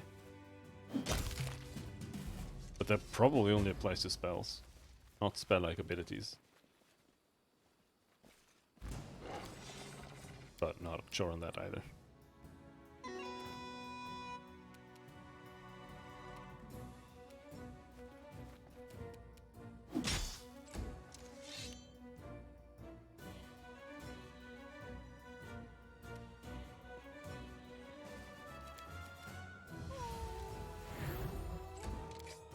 Is he slowed?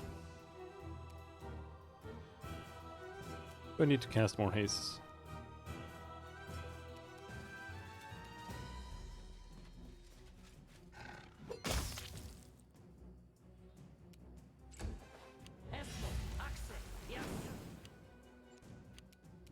Your life ebbs low.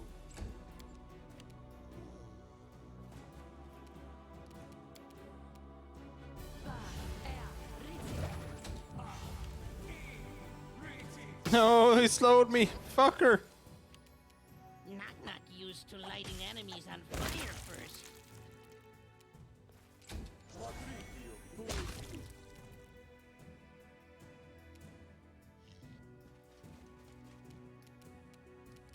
Alright, let's see here.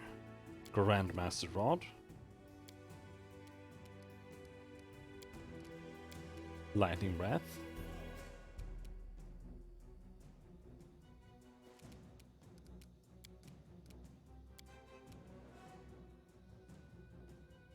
Oh no, I only need to hit these 3. The dog is summoned.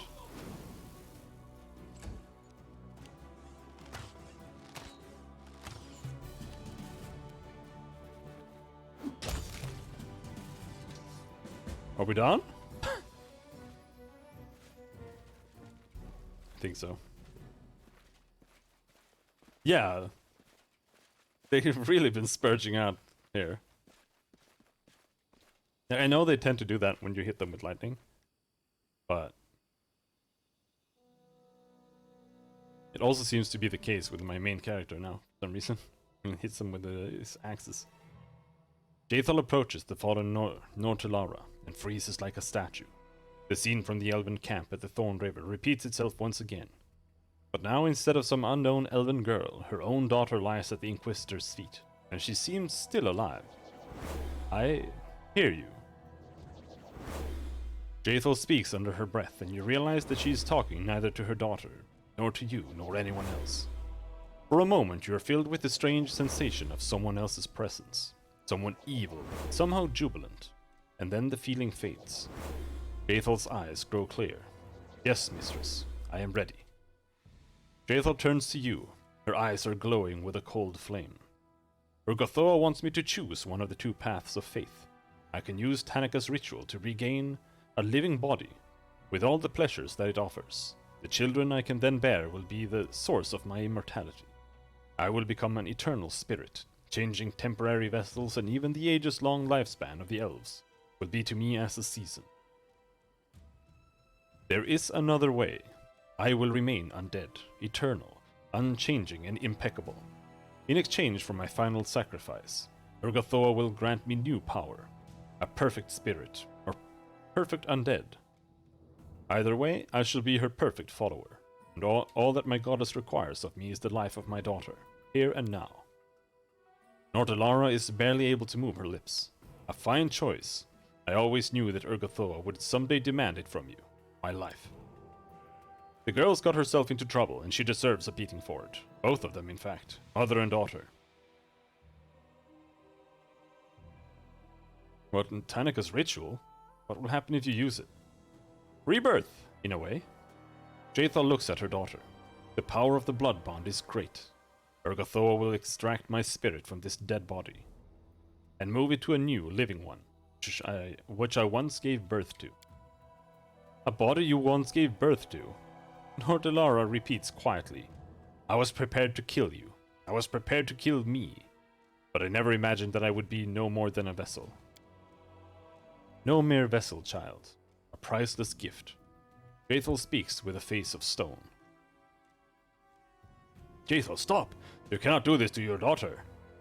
Life is full of feeling and pleasure, which cannot be tasted by the undead. Take the body of your daughter, Jaethal, and be reunited with your desires. Unlife has provided you with new powers and placed you above the laws of nature. Sacrifice your daughter, as Urgathoa wishes, but remain what you are. Do whatever you wish, I care not what you choose. So let it be. The one born of me shall be destroyed by me. There is always a way out, says Jaethal, as if continuing an old argument. But not for you, Nort. So let it be. I hope you know what you're doing, Cashew, but I just can't watch.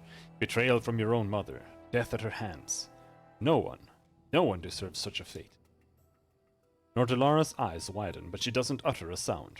She's either too exhausted or too proud to ask for mercy. For a moment, Jaethal freezes in a strained pose, as if gathering her strength. Let this be my new beginning. Urgathoa, accept this sacrifice.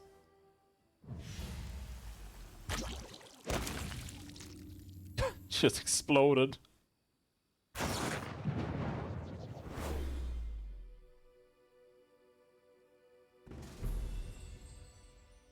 Request. Okay, but which did you pick? Are you alive?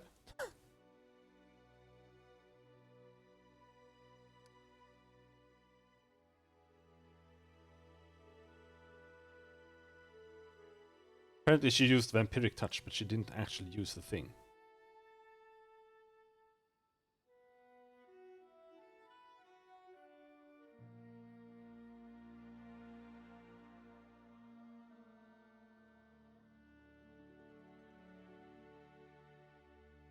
Oh, she's still undead.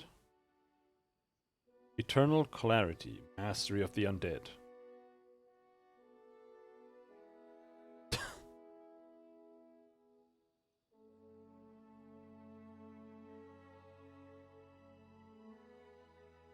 Did you even get anything?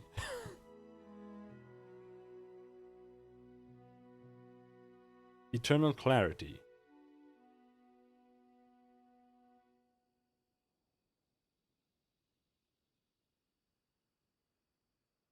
Okay, I think she got +2 dex, wisdom, and charisma.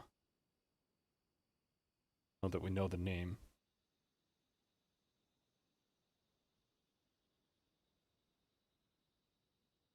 Find it.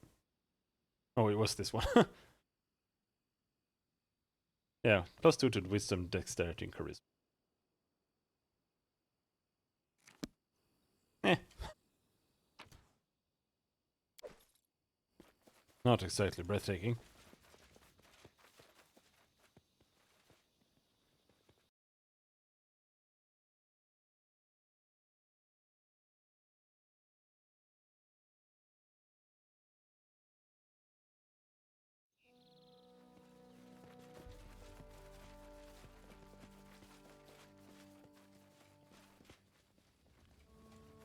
just looking for secret chests. There are almost always secret chests somewhere.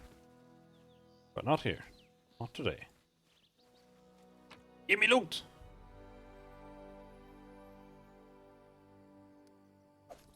Bunch of trash.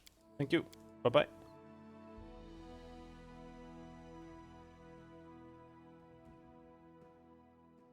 Yeah, I'm not sure. She just chose, like, Eternal Undead, I guess.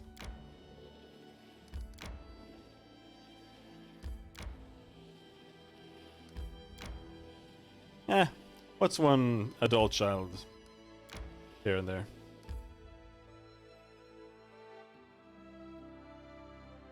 I'm sure we would all sacrifice our children for some stats.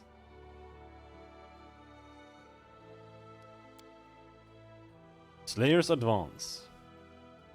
At 13th level, a Slayer can once per day increase his movement speed by 30 feet and his movement doesn't provoke attacks of opportunity. At 17th level, he can do this twice per day.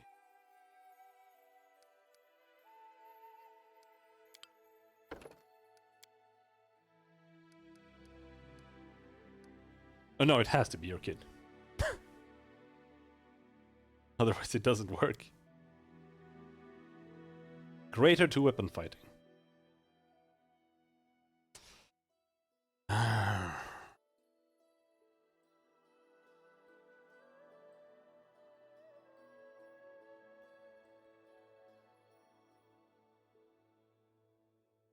Was there something I wanted on this character? I'm not sure. I can still get more persuasion. +2 persuasion and perception skill checks. There's also intimidating prowess. Your physical might is intimidating to others. Add your strength modifier to persuasion skill when used to intimidate, in addition to your charisma. That would be +6. In that case, I just feel like persuasive is slightly better. Because that would also give us for persuasion, but only +4.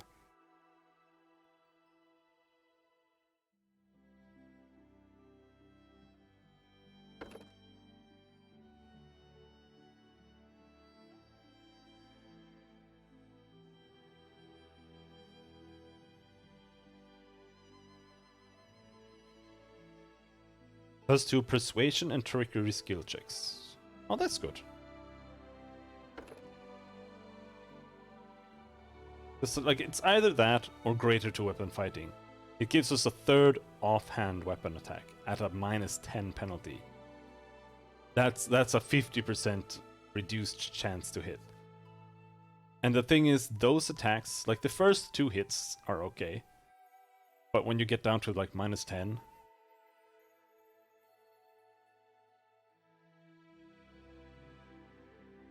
like they don't really do much. It's like an extra chance of a crit. That's it. Otherwise, it's just good for like slaughtering trash enemies.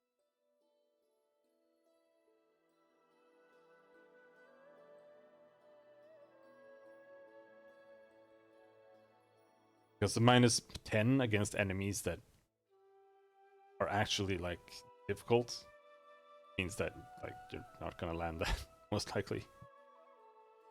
So I'm just kind of not too hyped about getting this, at least not while we can get something else.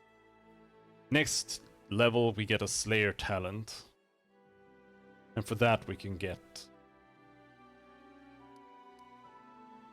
a weapon feat. I guess we can take it then. I'm gonna go with this. I don't know, I just think it's more fun with persuasion and skill stuff. It was quite interesting, with pictures.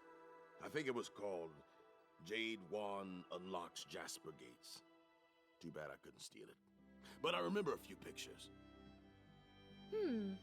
I think I know which book you're talking about. Are you suggesting we try it? Stop talking about sex positions.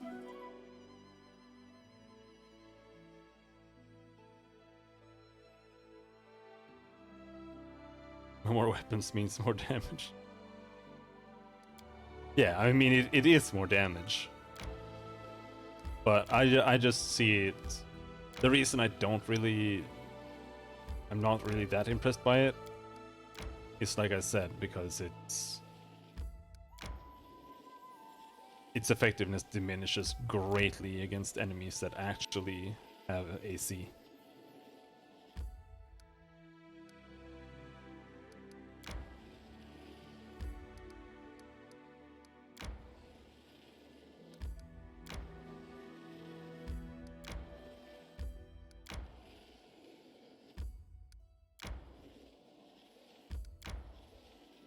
Where are these goddamn bandits?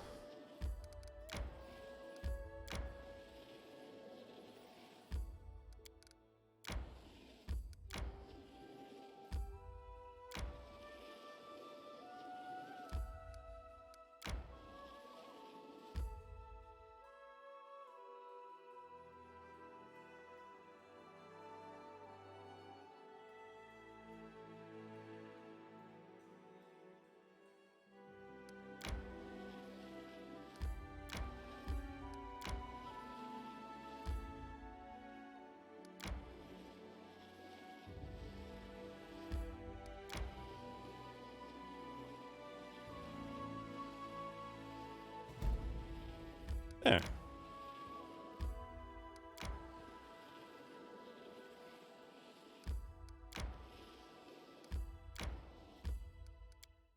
Oh, we're all exhausted. Alright. Take a rest. When I stayed in village, I saw nothing. With you, Knock Knock sees more during one day than during the whole life. That's why Goblin King would never become a hero. He sees nothing beyond his hind.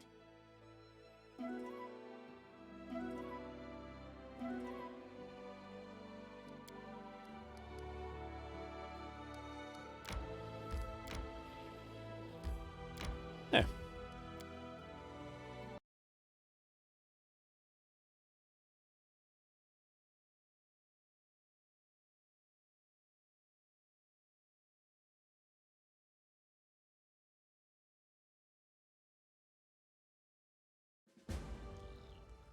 Alright, it's this place.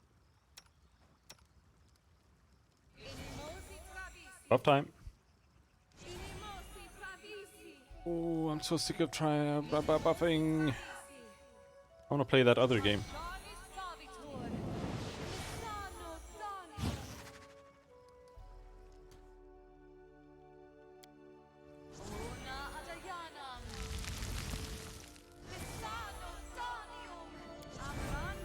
Game Mori suggested.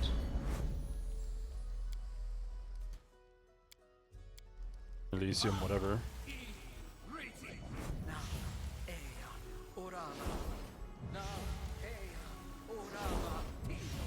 Rail scrolls.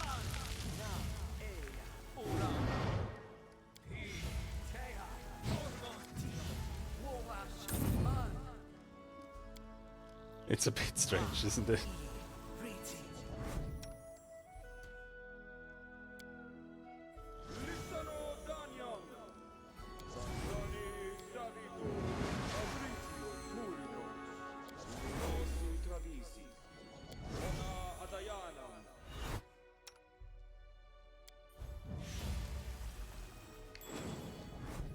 Only two? Oh my god.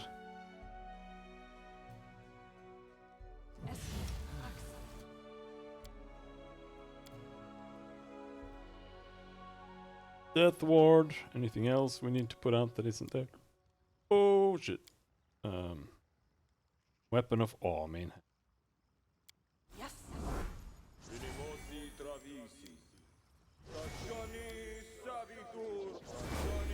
What's the holdup? Oh, she has mirror image. Why isn't that there?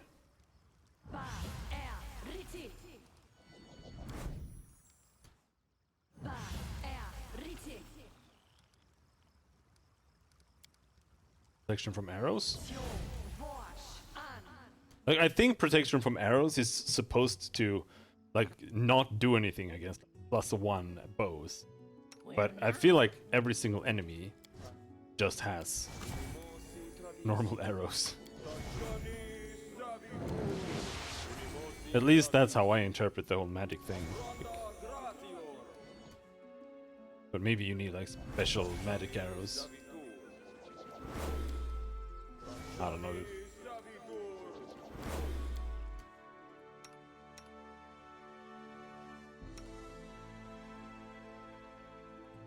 Alright, finally done. Summon some more.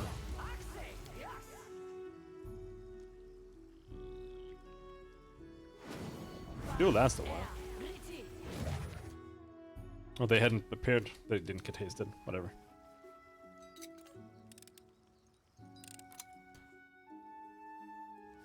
They're just peasants, knucklehead. It's just old rubbish here. Pots, axes, spinning wheels. Couldn't you find something valuable? They're just peasants, you knucklehead. What do you expect them to have? Silverware? Fine mahogany furniture, perhaps? Some nice Taldan paintings? Of course.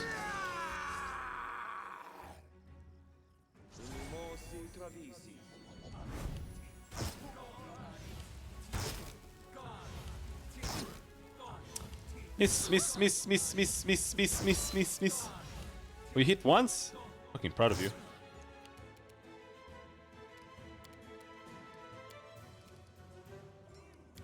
I'm gonna summon even more. Just so they take up extra turns and just shoot annoying lightning bolts that they just dodge.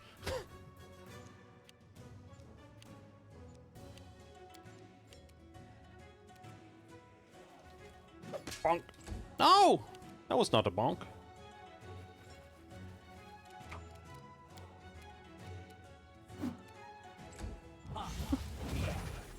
Critical missed twice in a row.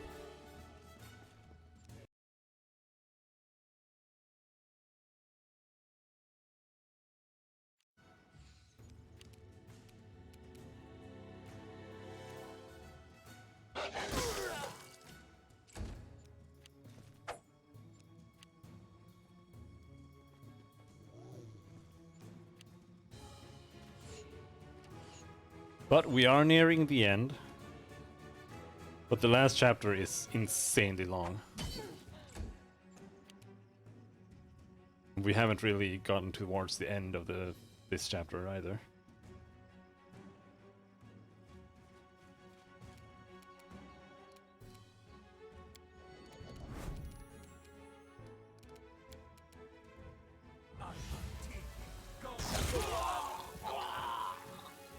Aha! Are you guys still arguing about your loot while we're slaughtering you? Right, let molts.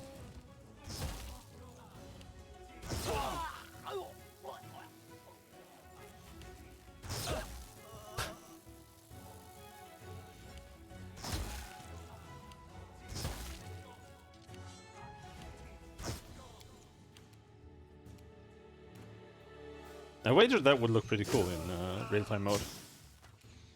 It would just be a bunch of lightning bolts constantly on the screen.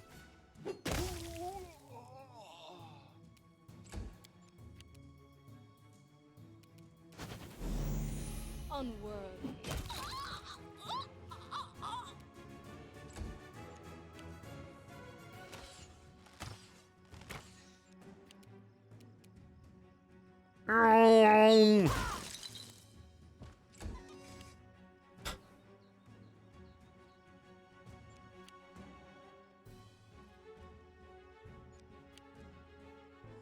Jaethal has some skills that it lasts for an entire encounter, but that means when the turn-based mode gets cancelled, that's when the encounter is over. So if you want to optimize it, you have to go and find another encounter in the middle of combat. Ooh, that one went deep. Can we blast someone? Blast multiple people. Loading, knock knock. Gonna get blasted, knock knock.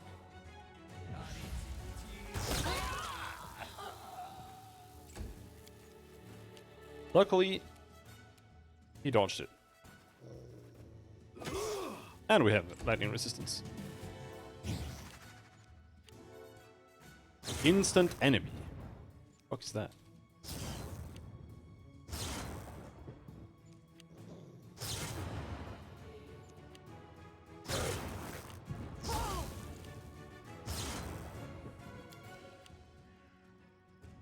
The fuck did it go? Here. With this spell, you designate the target as your favorite enemy for the remainder of its duration. For the duration of the spell, you treat the target as if it were a favorite enemy for all purposes. Just ranger hacks.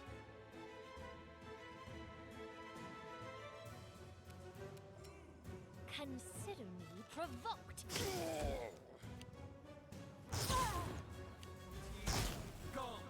Look, they're just blasting them from the other side of the fucking map. You guys have infinite range?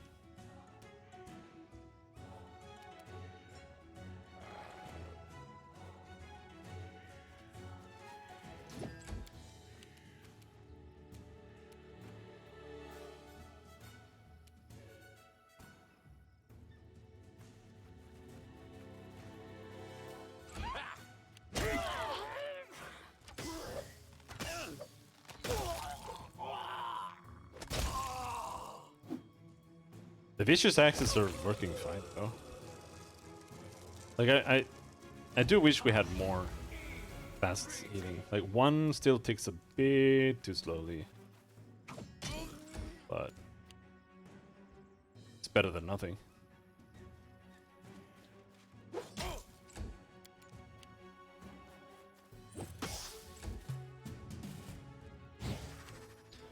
Lightning time.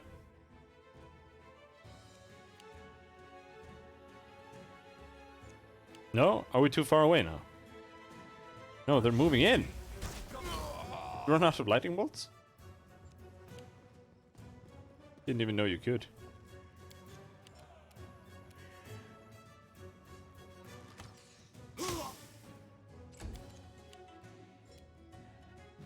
Bonk, bonk, bonk.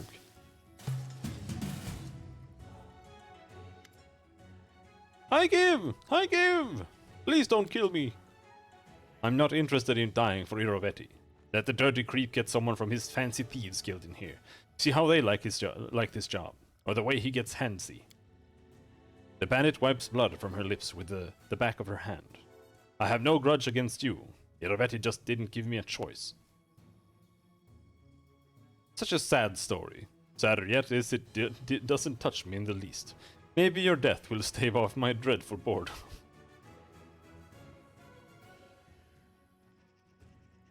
Who are you? My name is Ilora Nuski, chief of the River Racers, or what's left of us, between you and Irovetti. The scoundrel found us, pinned us down, and gave us a choice. He could kill us all, or we could take our chances fighting your kingdom. We did what he said, of course. It at least gave us a chance to survive. What was your role in the camp? The usual. Gathered information from scouts, planned out attacks, recruited and trained new members. But fighting a war is way different than day-to-day banditry along a river or highway. Our gang dwindled by the day. Irovetti just wanted to throw us into this bloodbath so we could damage you as much as possible before dying. Are you saying Irovetti philandered with you? To put it mildly, he hounded me like he had a swarm of wasps in his pants. Last time I was in Pitax, he'd gone crazy. I was just walking down a palace hallway when I met him, and he was holding this strange wooden sword. I have no idea where he got it from, but he's manic about it now. When he got close, he touched me with the sword, I think by accident, but he turned immediately and tried to pin me against the wall. I pushed him away and was ready to knock him one, but I stopped myself. He could have had me killed for that.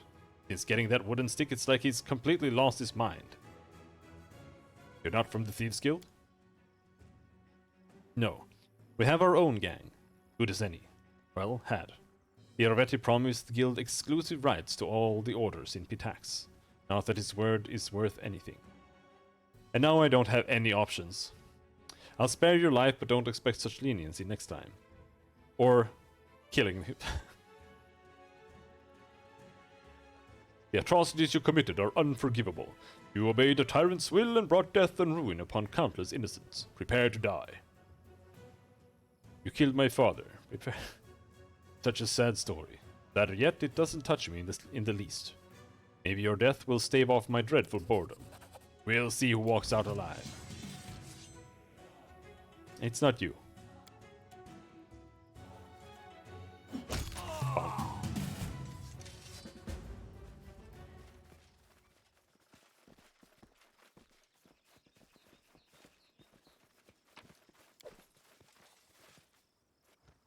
Ah! If the game lags when you're moving the camera gets thrown to the other side of the map. Pretty cool. How curious. See, I know this game by now. It's always some bullshit that you have to find on the other side of the map. My summon army! Join us!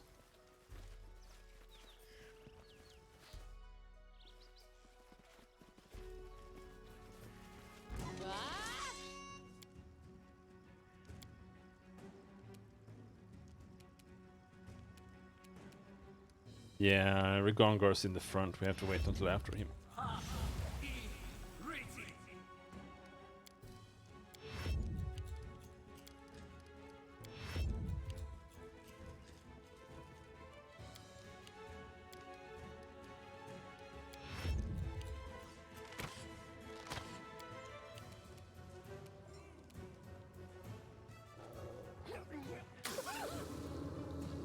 Trap triggered. Whoopsie daisy.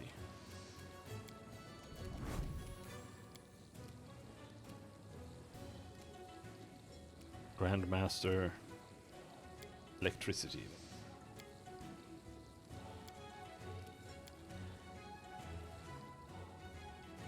Here we time. Blah.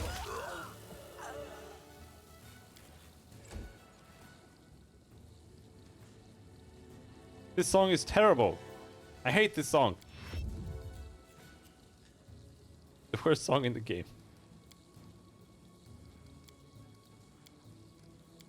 What?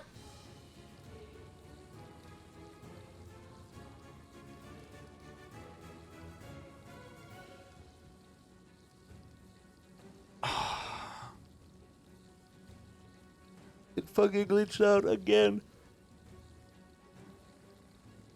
How does it do it?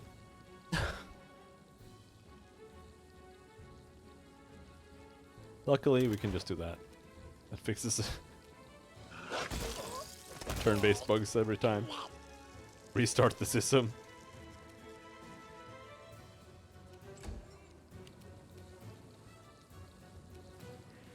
Still can't get past the doggy.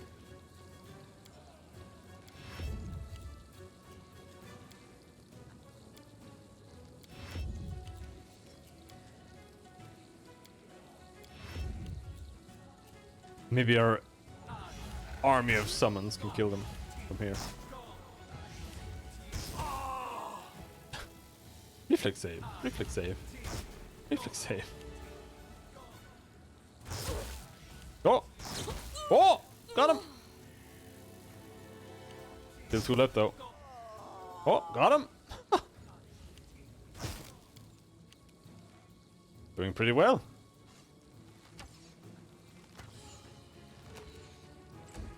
Oh, I think he has, like, cover in there.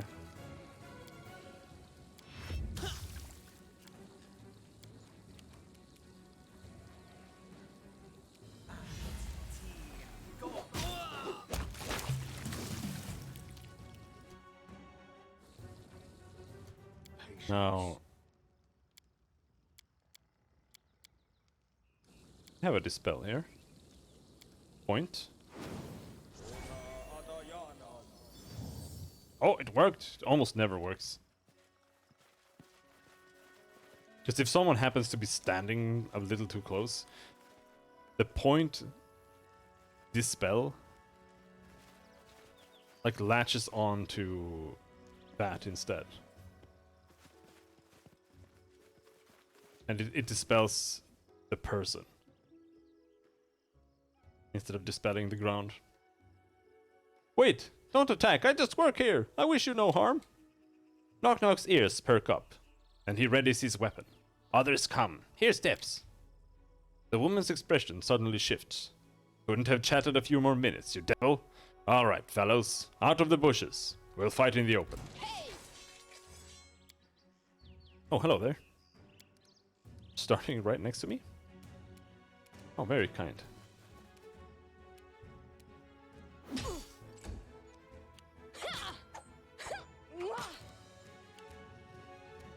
Come here, Bax. Knock Knock stabbed you.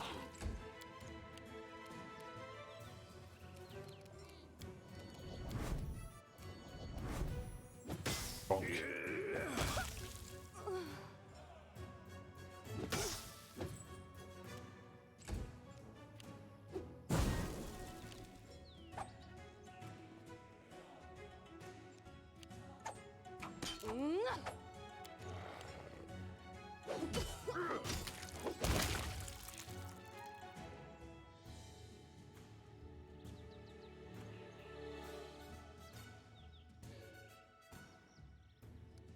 Turn-based system glitched out again.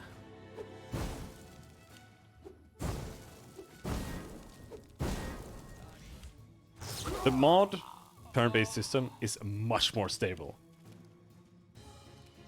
Like 10 times more stable. It almost works all the time. I'm not sure if I had any real issues. Except for, like, pathfinding problems and stuff. This system is like super broken.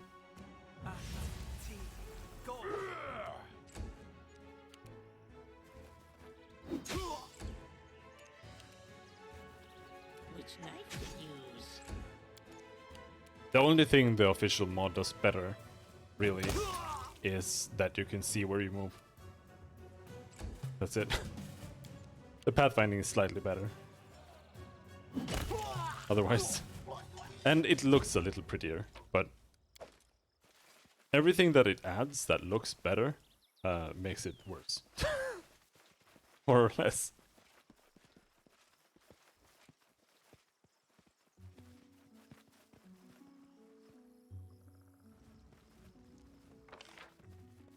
Think we're done.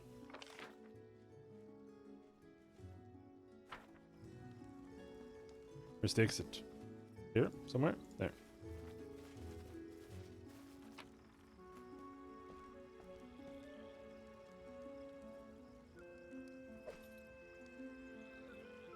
Oh, that's a lot of daggers.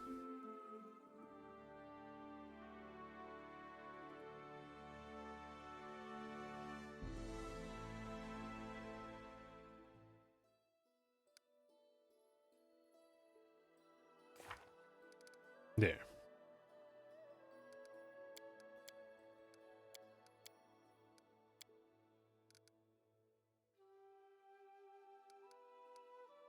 Now we're done. Now we just go back home.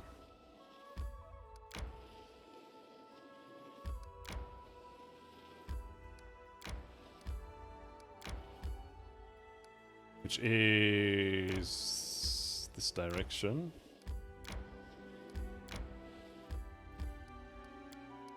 That does not look like... Oh no, it is faster. You can't go through here.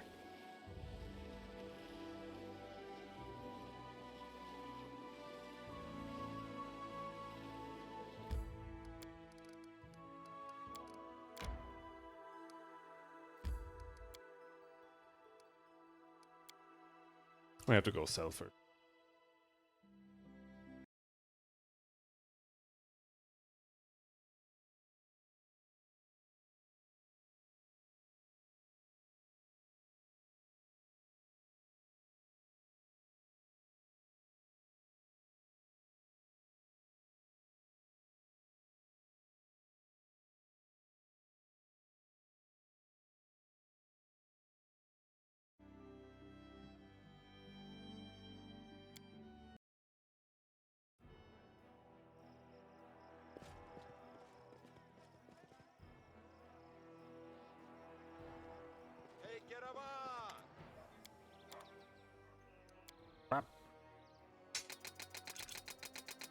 Daggers!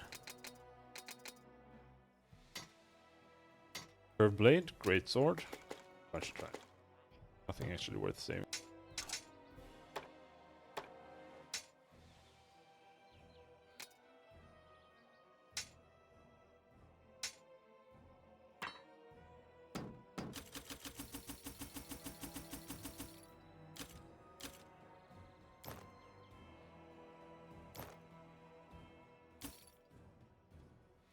Raging Bulwark, medium armor, scale mail. 10 fire resistance and the ability to cast Rage spell. Fuck that.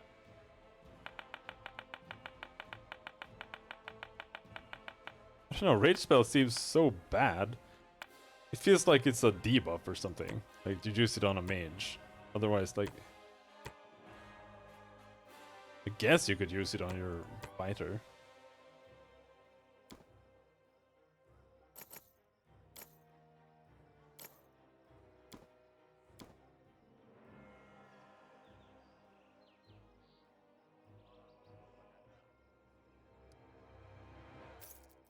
Ring of Blur.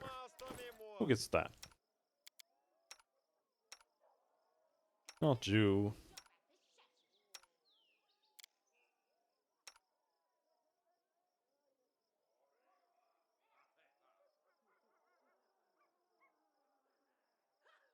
Perma Blur on Knock Knock.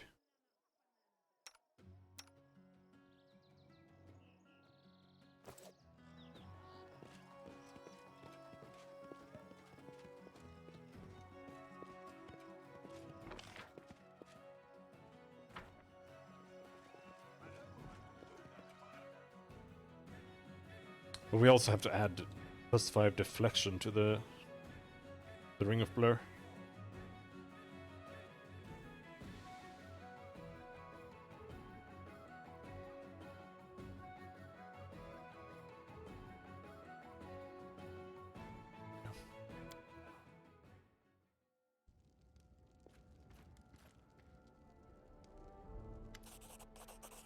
Potion of Shield of Faith. Oh my god, you're so useless.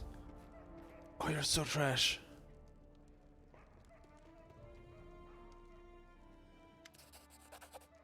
Power Stone.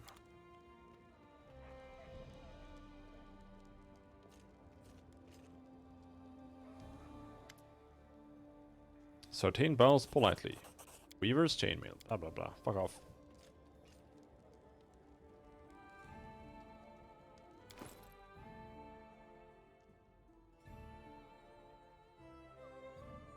This +3 chainmail grants this wearer acid resistance 15, a +2 bonus resistance to reflex saving throws, and the ability to cast web spell 3 times per day as a 5th level wizard. Power Stone, +4 bonus to strength, and the ability to cast bull strength spell 3 times per day. Useless.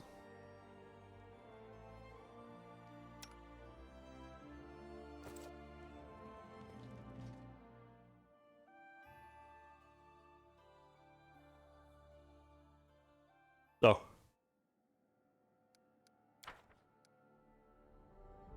It's fine. Mathematic items, Octavia, Ring of Blur, Deflection, 5.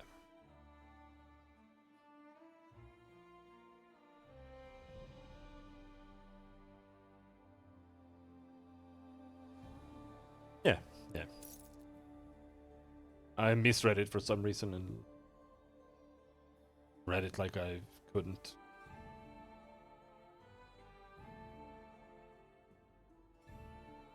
Bracers of Armor +5, +5. Golden Vision.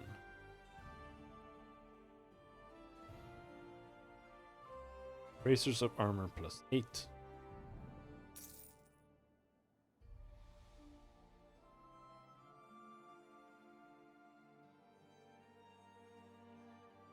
Bracers of Armor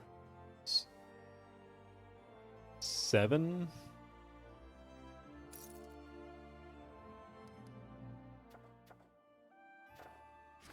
The Mercenary Army.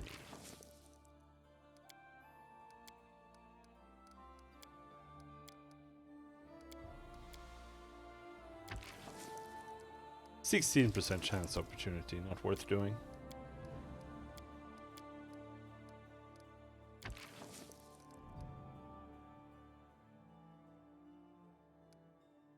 $20 to resolve. What about that opportunity? 20 days to resolve. Oh well.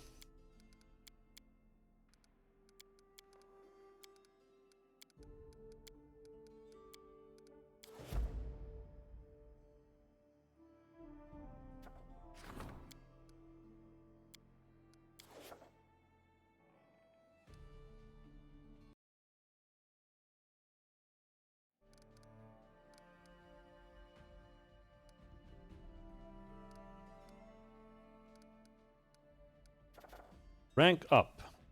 Treasurer.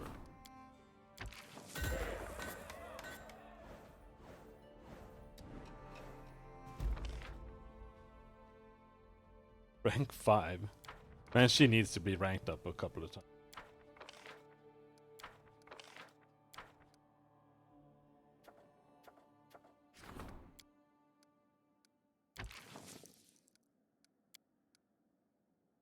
Band of arsonists is loose in the city.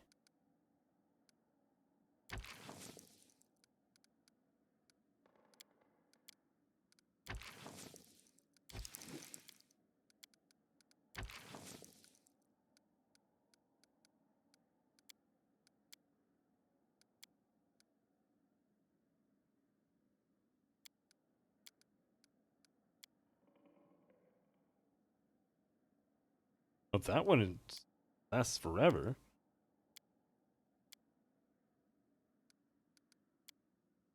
This one is also forever away.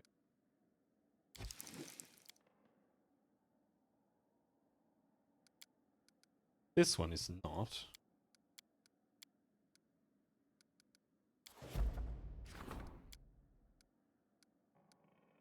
This one too. The morning after.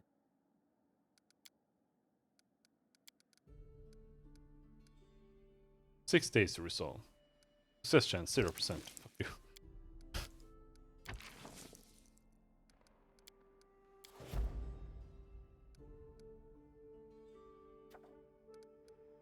We need to talk to the treasurer before we can upgrade her again.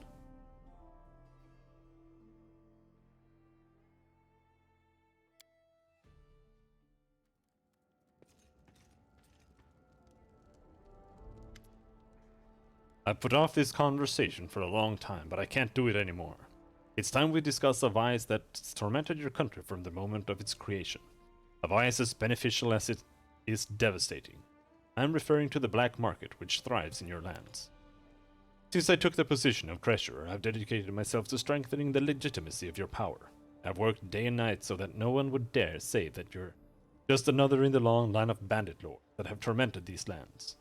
But what legitimacy are we talking about if our trading ports are open to pirates, fences, and smugglers? Yes, clandestine trade does bring a lot of gold into the treasury. However, your good name is easily sold, but impossible to buy back.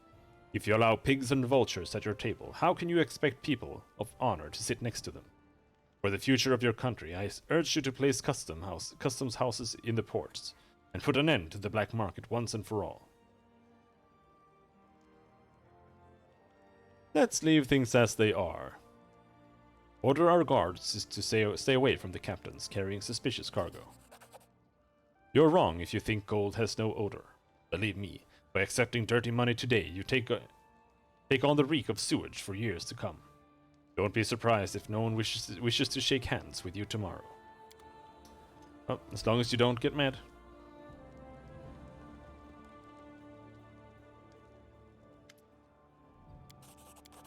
Honor of Death.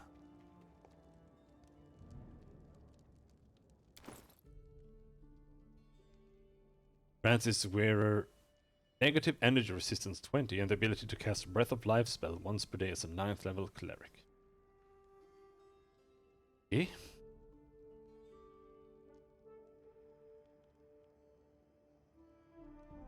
Alright. You. Do you need wisdom?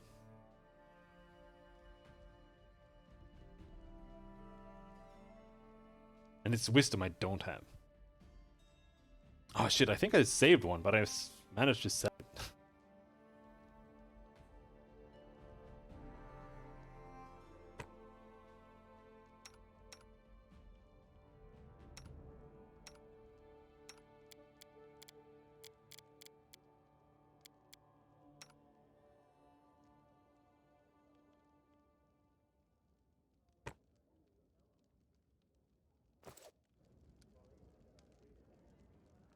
Let's save.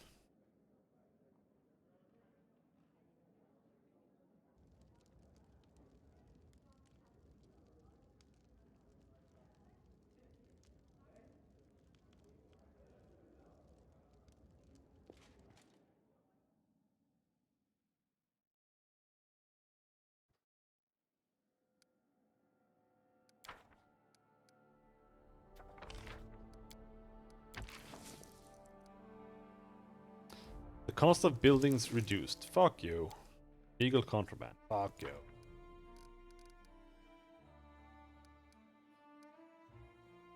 Rank up the treasurer. Again. Yes. Yes.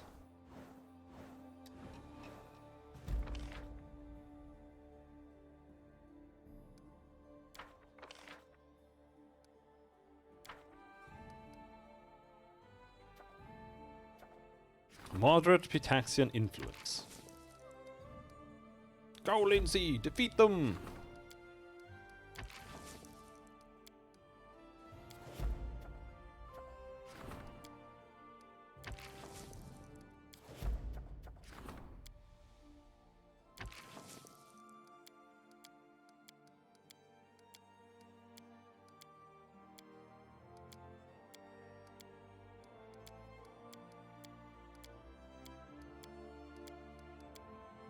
Right. Bye-bye.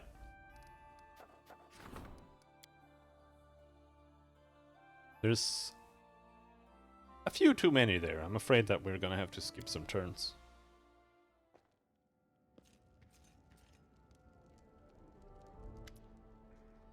A kingdom. The tiefling savors this word like candy melting on her tongue. Yes, you now have a real kingdom. Your entire capital was once worth less than the goods now flowing through your ports.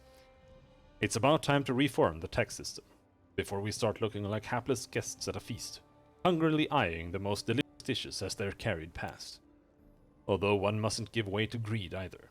Luxurious items for the wealthy, materials and tools for craftsmen, and simple goods for the common folk. All of these are different things, and it would be unwise to tax them equally. I'll prepare a detailed draft of the reform, but first listen to my proposal. Allow me to found our own royal trade guild in our lands. Its members will enjoy lower taxes and extended rights, but membership would have to be earned. I will make every merchant go out of their way to ingratiate themselves with us, and demonstrate that doing business with them is highly profitable for the crown. Just think what opportunities this will open. There will be no taxes. I honor the river freedoms. How should I decide? I will leave this to your capable judgment. Canera smiles sweetly. Very wise, as usual. I will create a royal trade guild, one that will be the envy of all, from Galt to Numeria.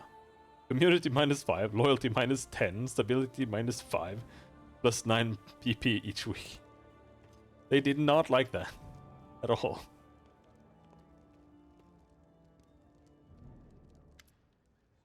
I am happy to see you. Give me my avalanche, thank you. Free money.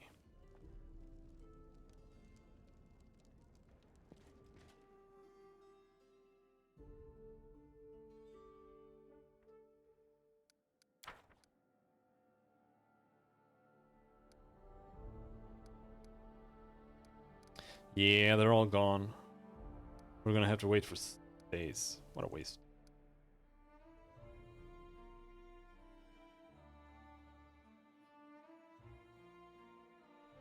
Alright. I made a text document yesterday. Pathfinder craft.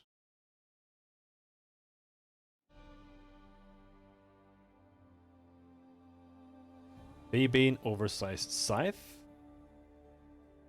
is not axiomatic.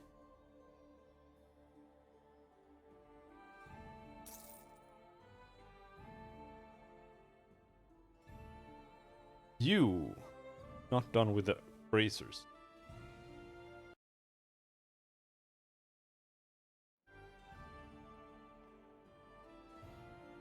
Weapon. Shock Fey, Bane, Scimitar, Axiomatic.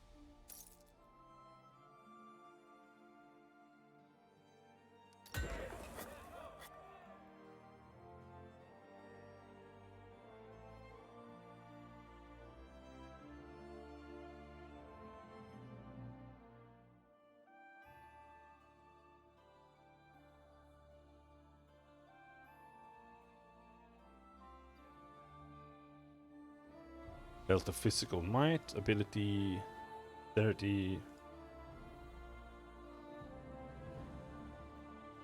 4.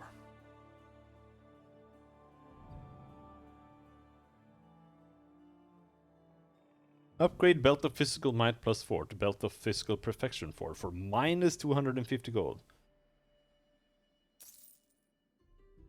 Sure thing, brother.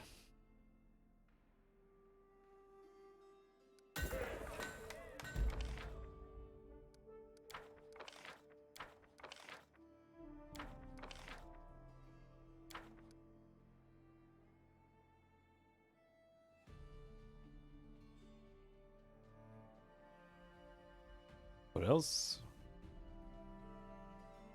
Headband of Alluring Charisma.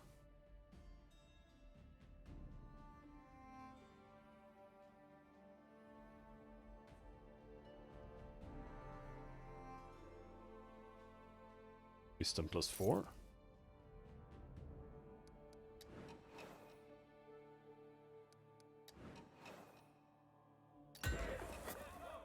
Boom!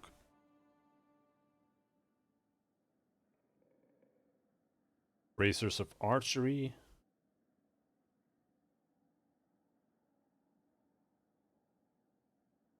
Armor. 8.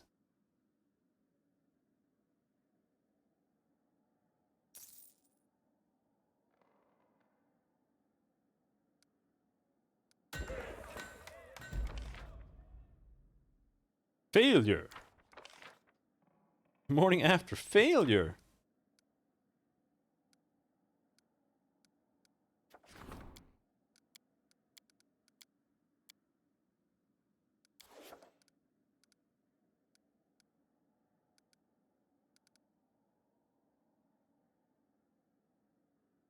Oh, Octavia got finished. What else?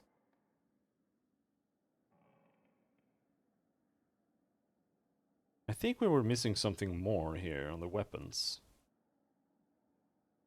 Oversized Feybane. Axiomatic Feybane.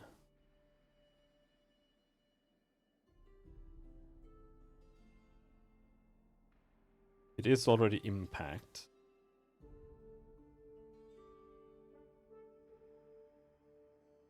Unholy. Evil Aligned. Nope.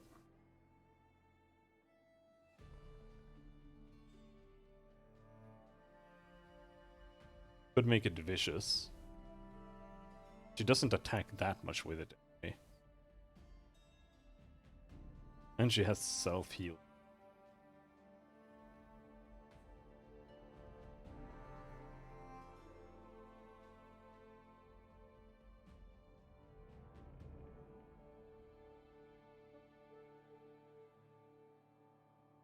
No, it's only plus 4.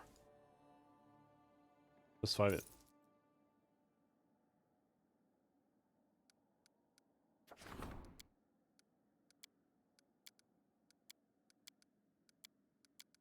Imagine if you could see who was here. That would be nice, wouldn't it?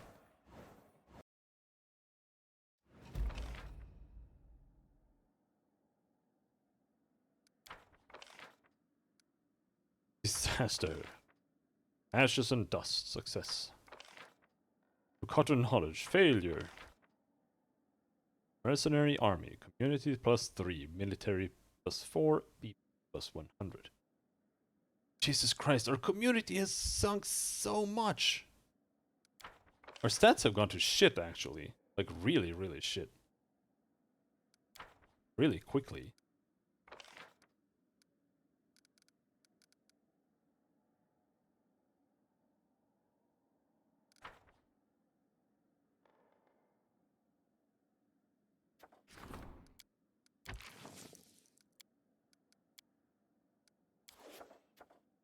It's not so strange.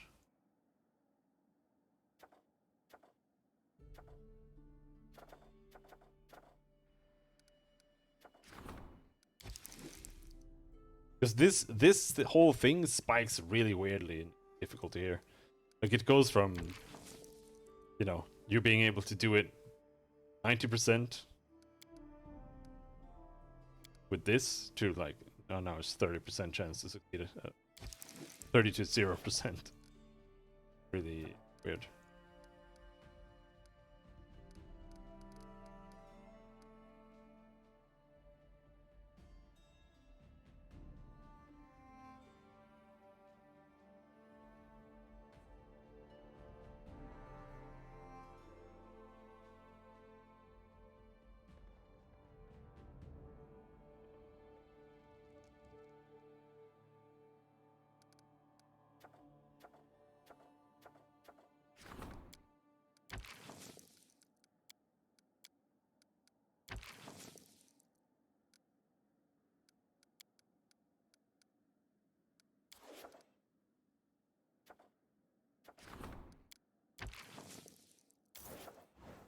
Supporting the treasurer some more.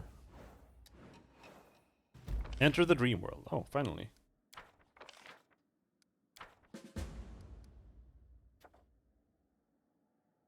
Guests from Thornkeep. God.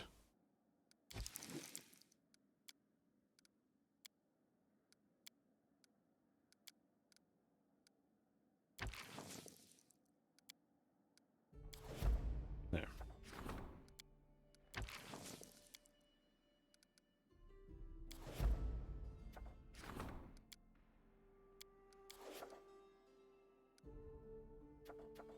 Support the warden. Before we do that, let's see here.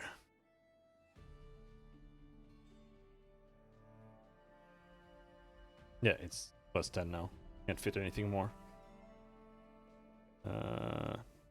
Scimitar. Announcement plus 5.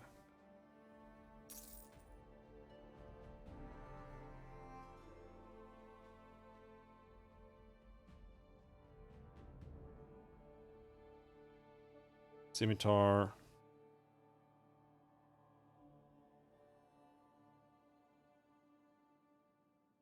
Runic Mage Blade. Nope, can't fit that. Nope, can't fit that. That one is also full.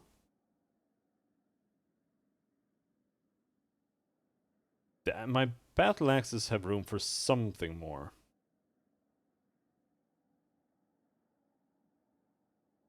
Curious.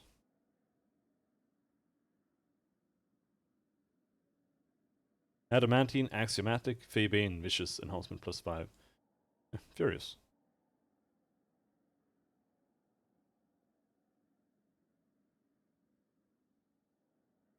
That's another plus 2.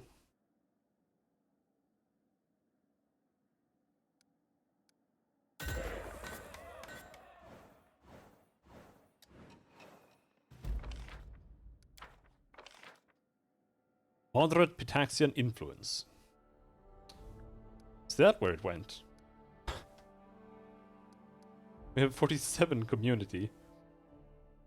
Grand Diplomat's people successfully persuaded the locals to remain. Several who left the kingdom for Pitax have already returned. Plus 20 almost everything. But we still... Holy shit, how is it disappearing this fast? Fuck?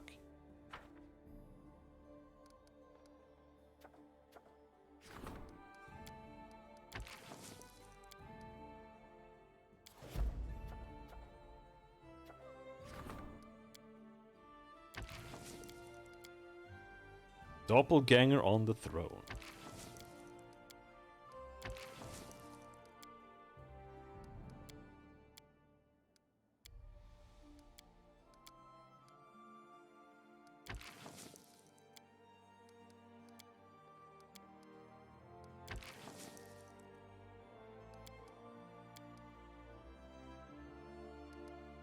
That one's not in a rush.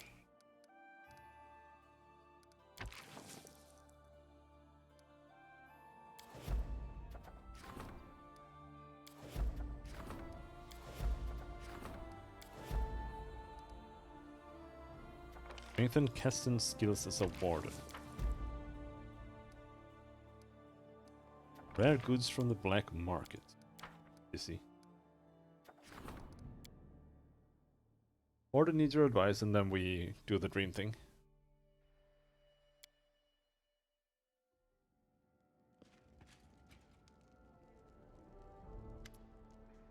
Keston's ever-grim visage is painted with concern.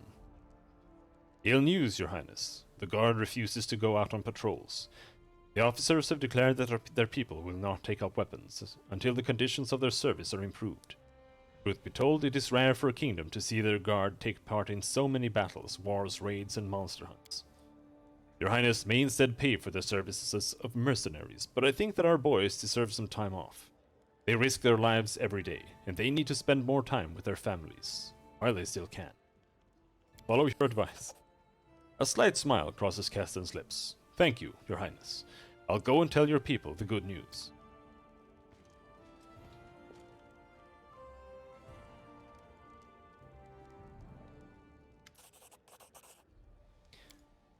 Quivers.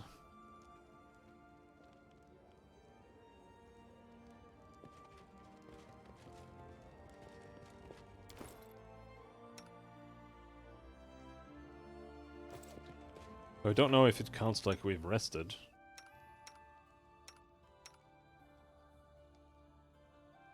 I think it does. Oh, maybe we did rest, I don't remember.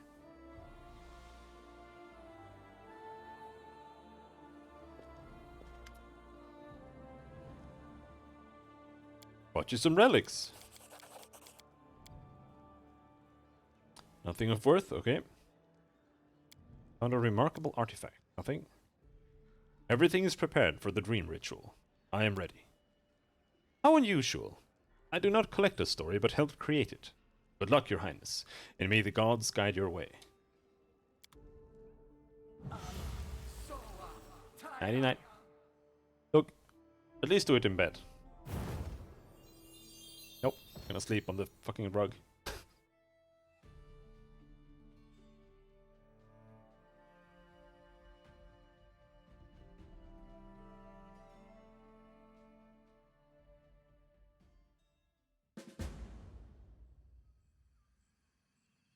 Wow, it worked! We did!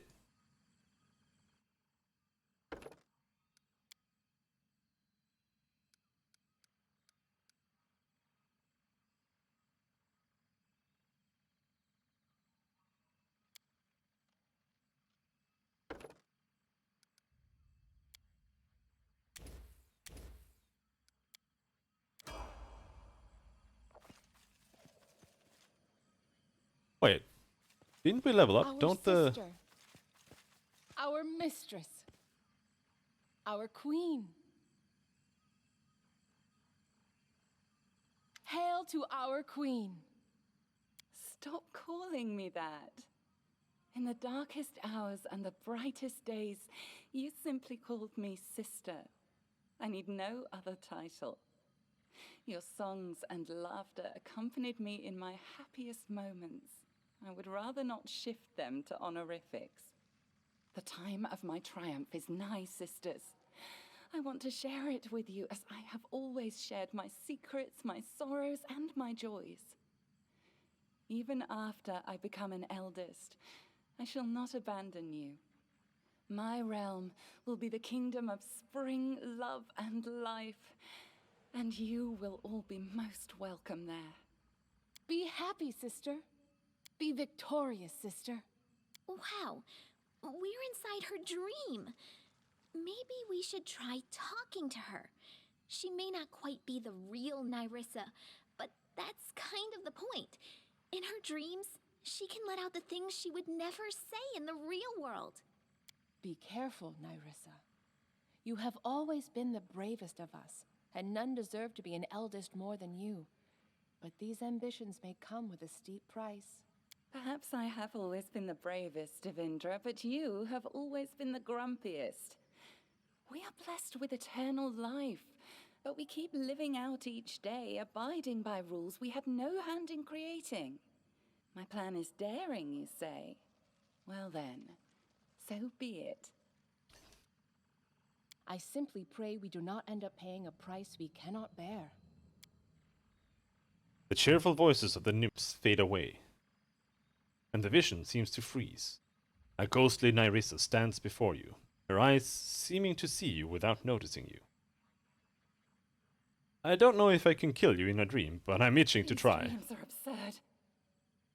Why should I worry about your threats when they pale in comparison to my regular nightmares? Begone!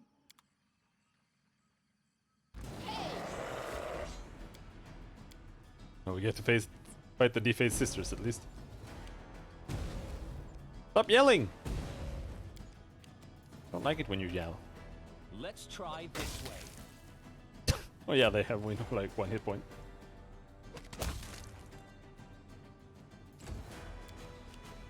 Serves you right. Lindsay can't hit. No, Lindsay! Oh. We should be careful. Dreams are already full of monsters. I dread to think what we might find in Iris's head. I think we might be able to level up the dog. Unless I did that.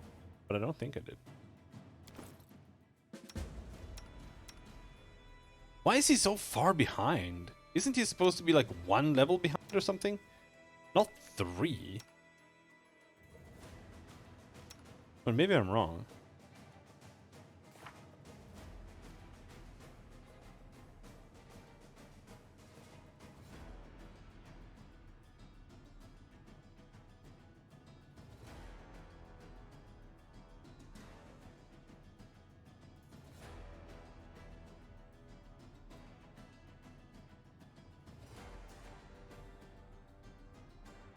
You gain an animal companion as if you were a druid of your character level -3 from the following list.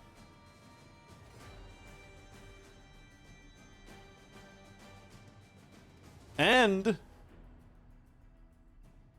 your bond with your animal companion is unusually close. The abilities of your animal companion are calculated as though your class level were 4 levels higher, to a maximum effective level equal to your character level. Or does it just like...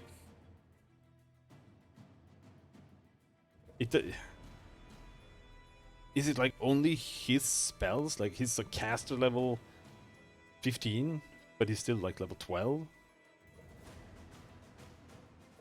Or is he like level 12, but he has like this? Or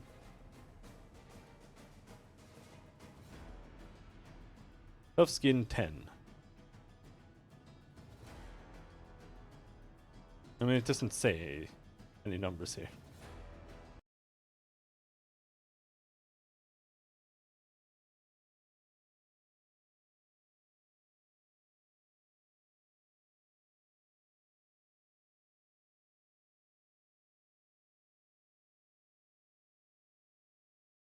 Oh, I get it.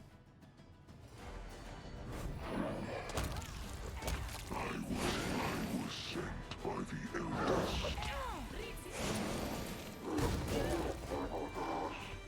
Blap, blap, blap, blap. Okay. Finish me, scum! I will not bow my head! What? Can the self-proclaimed queen not fight off a mere animal of the kennel? I come not to kill you. A trial awaits you, trespasser. I shall simply make sure you get there without getting lost along the way.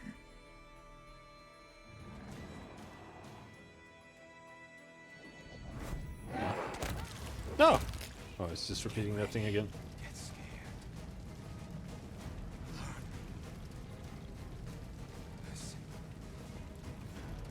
Listen to me, trespasser. You sought a kingdom. I seek something simpler. Apology. Yeah, you would think that he means us when he says trespasser. But he means Nyrissa. As you sought to steal a kingdom for yourself, so must you do again. 1,000 times over. For a theft, a true theft, must be practiced. That is not to be far. earned. It Oh, will Chica. be a lengthy task. This is how it shall be measured.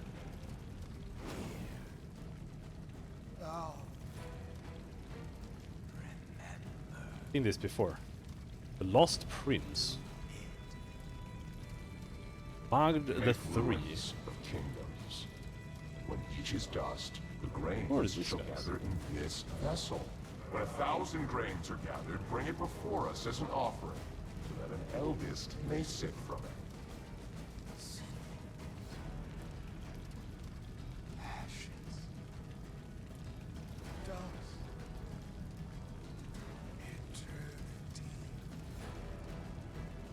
When that is done, your trespass shall be forgiven. Where will I find so many nations? It is... An impossible task? How? Let your unrequited love guide you. Guided you to your first kingdom, so it shall again. No! Seek it, hunt for it, lust for it. Let the emptiness inside you become your deadliest weapon. It is not an impossible task. After all, what use is an apology that cannot ever be given?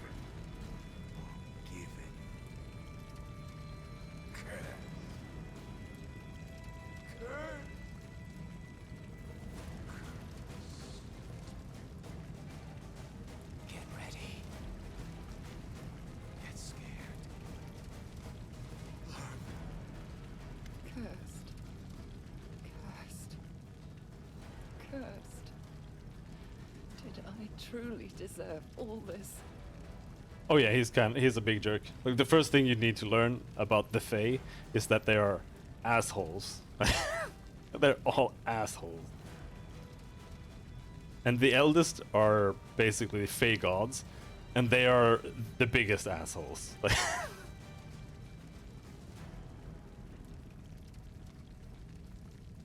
They come from the first world, and the first world is like the beta version of our or this realm, where the gods like tested their powers, and then they created the Fae and stuff, and everything in the first world works like really wonky. And the Fae are immortal inside the first world, and if you kill them in there, they just like respawn. So because of that, they become like cruel and have like no sense of permanence or death, so they just like torture people to death all the time.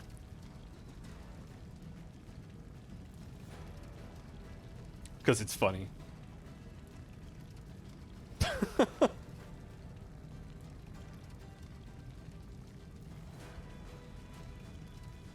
It breaks my heart to see what this curse turned you into in the end. You could have refused to comply with their demands, to commit those evil deeds, but you agreed to it, so you are also guilty. You were ordered to destroy kingdoms, bringing unbearable suffering and pain to so many people. No matter what you have done, those who came up with this punishment are clearly no better. You messed with an enemy more powerful than yourself. That is why you're undoubtedly guilty. Guilty of foolishness. So many wish to judge me. For someone who cannot comprehend the burden of the curse, you assume far too much. Burn!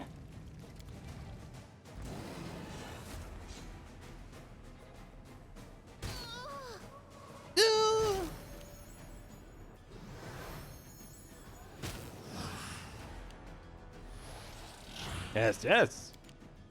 I'm in melee range, so I can actually hit you.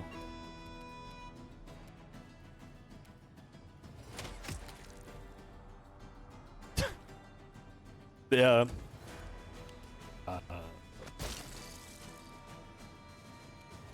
The first option is like the only real option that doesn't just tell her. Well, I mean, the chaotic good one was also like sympathetic. You deserved it. Fuck. My lady, there's nothing we can do. The powers of those who've hidden the briar exceed our own in many ways. Why search for that which has ruined me?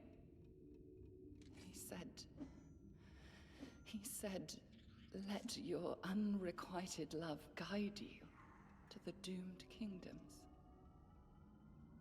No, I will not search any longer. But I must find it. Come now, start searching. It must be here in the Stolen Lands. Thousands of years searching. And for what? You were a part of me. What are you now? Once a branch has broken off, it cannot be reattached. How could I be so foolish? I don't know, dude. My lady, there's nothing we can do. The powers of those who hid in the briar exceed our own in many ways. I told them to search. It is pointless. Why do I need this?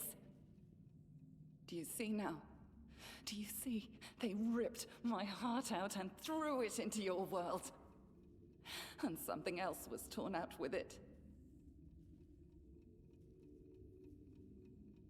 What exactly were you looking for? Something that was stolen from me. Do you believe the aim of my curse was the destruction of your pathetic kingdoms? No, that was merely a path towards redemption. The curse, it deprived me of a part of my soul. The most important part. Ripped from me, crippled, mutilated, and turned into an artifact. The briar.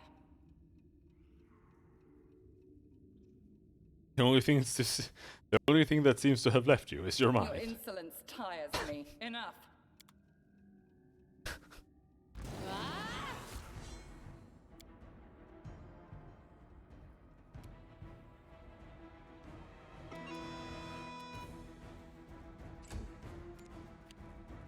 Shouldn't that be... Oh, this is a surprise round. For some reason. Surprise! Standing right in front of you.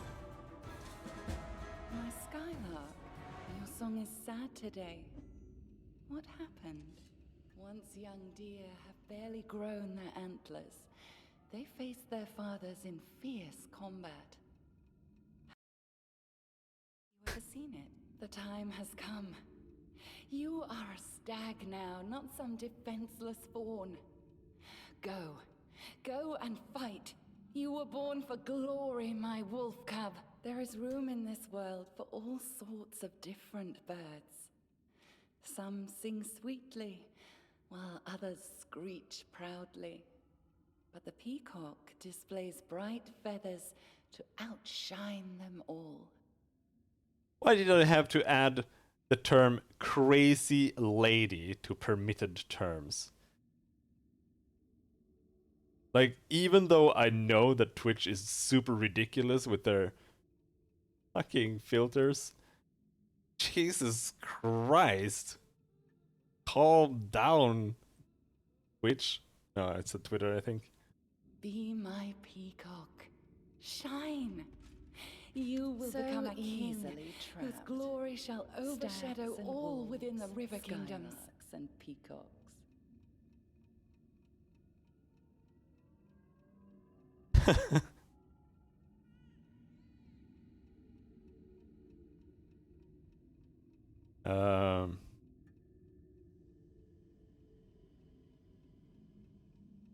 Yeah, type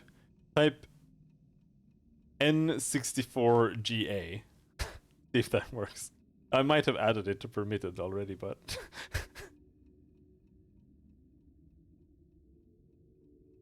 yeah.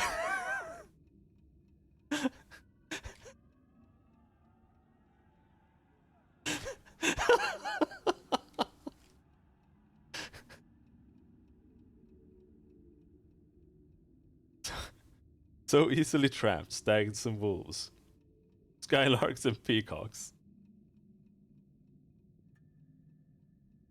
Armag, Tristan, the Stag Lord, Irovetti, all turned against me because of you. I was there with you from the very first steps you made into the Stolen Lands. I've created a nice cage of magical fog around you. Sent you my Skylark, helped you kill my stag, guided you through dreams and visions.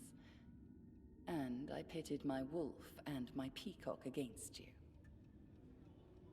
Does it not please you, my hound? I gave you so much prey to chase. But what I have done matters little when compared to why I have done it. I have already lost track of so much time. For so many centuries I sought out those like you. The ambitious and bold. Those who believe they can change the world, or at least rule it. I seek them, grant them power, lead them to triumph, and then push them into the abyss. I shall end this suffering. Yep, come on. Bonk. Can you make an epic pose? I need inspiration. She's trying to destroy our kingdom. But right now we're just sitting inside a dream, inside her dream.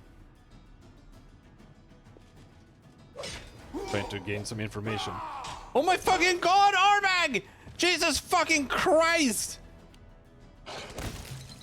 He's fucking retarded as a goddamn reflection.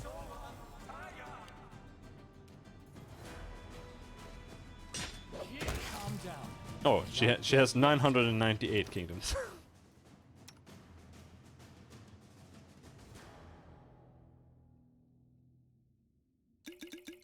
Spoilers.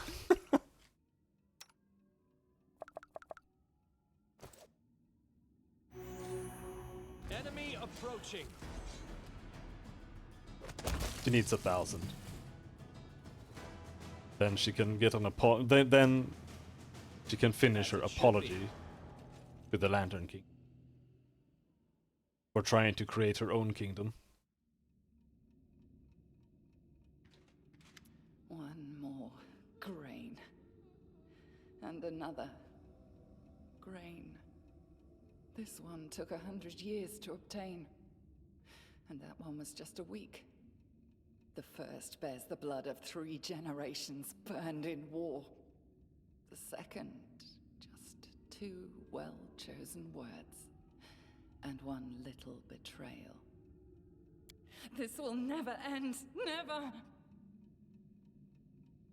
Do you see this cup? It has a name, you know. The Apology.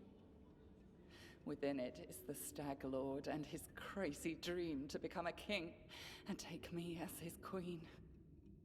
And Armag and his never-born barbarian empire. Who will fall in next? Pitax and its Peacock King? Or you? I'll stop you one way or another. What is this? A dream? Or is someone actually playing games with me? So, this is a dream. But you have entered it from reality. Exquisite. Very reminiscent of the methods I typically use. For 1,000 years, none have come so close to me. And I assure you, none ever will again. But you... I like you more and more, my hound.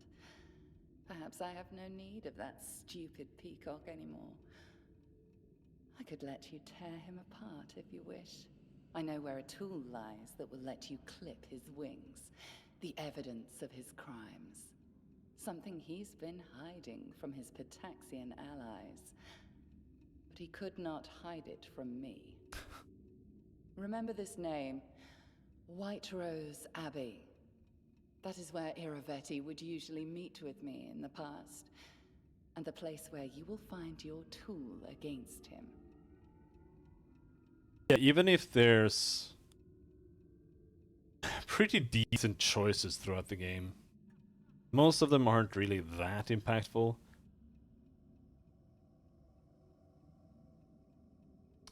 But how you deal with her, I think there are quite a lot of options.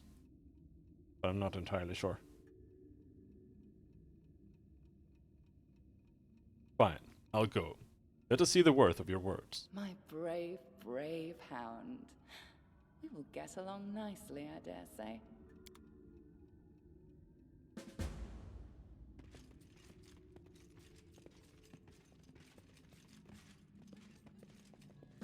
Kill 3 woman, she's green, has no jugs. I already turned down her 6 invitation. She literally invites you to bang her.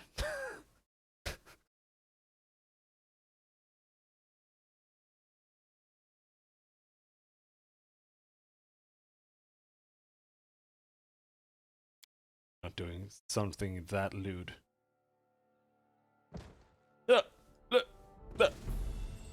Woke up and All according to glitched. plan. Fell over a couple of times.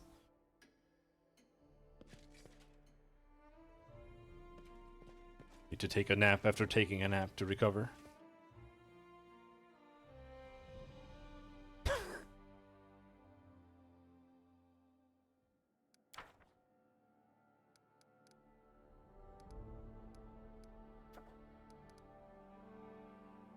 Did we have to talk to someone here regarding that?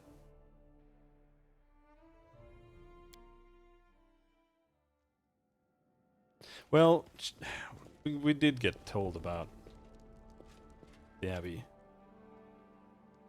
Brought you some relics. Nope, nothing. Alright. Let's just head out right away. Oh, we have 2 levels.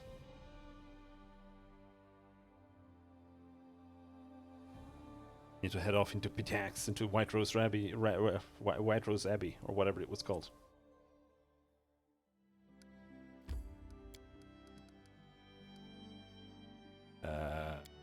Not Gnarl, keep Dyerberg.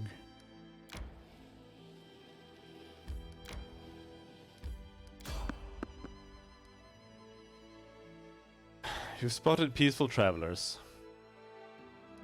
No.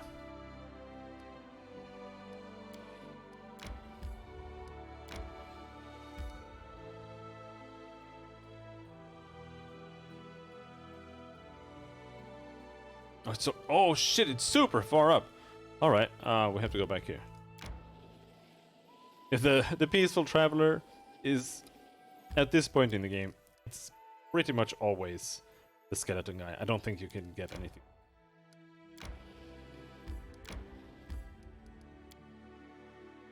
And all he does is sell randomized gear, which is completely useless when you are playing with a crafting mod.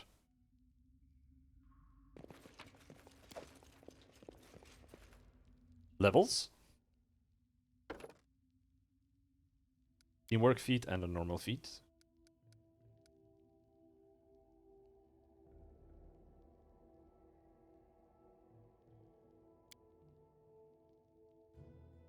Improved crit. Not worth. I kind of don't know what to give her. Combat reflexes? Critical focus?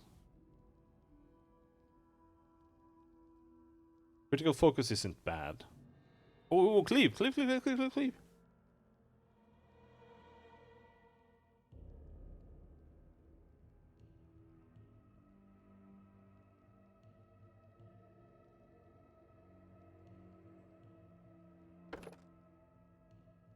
That's what we get. But here, like...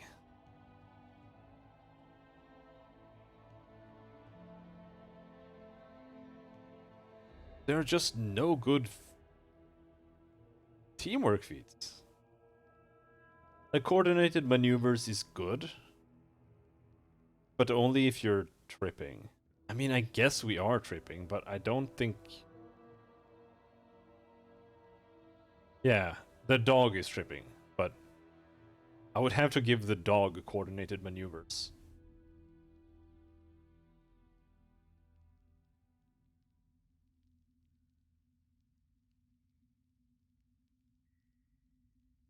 So bad. Shield wall doesn't work because we have a two-handed weapon. Tandem trip.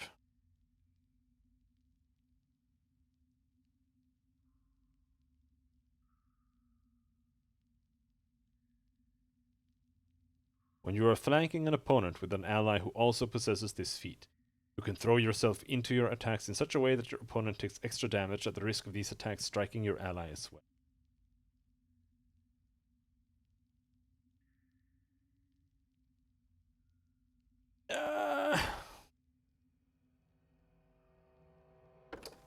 Improved outflank.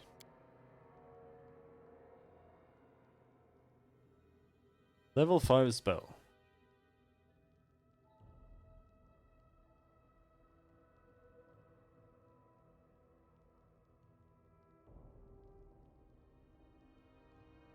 All just garbage.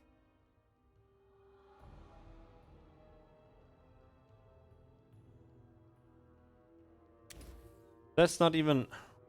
I would take Inflict Pain Mass if it at least was Necromancy, but it's not. So, like... Righteous Might, Sacred Nimbus, Stone Skin Communal, whatever. Just take something. Unless... No, it won't let me take lower. Banishment. Banishment is okay. Take Banishment. Can at least easily get rid of some summons.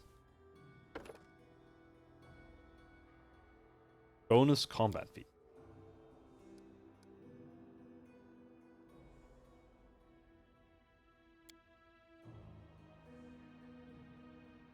I honestly don't know what to give him. Like power attack, I guess.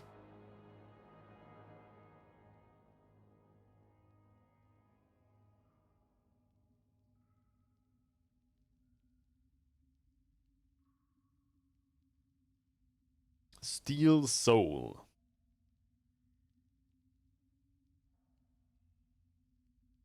Versatile Channeler.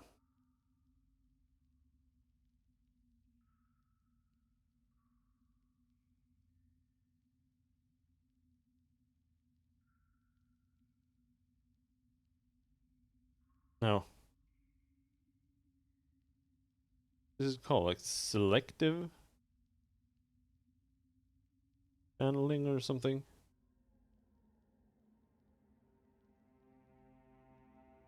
Improved channel. That's not the one.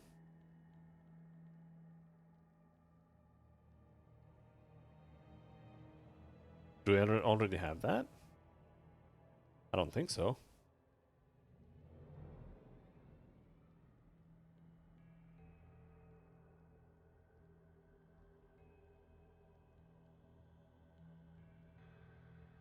Because I think there's supposed to be a feat that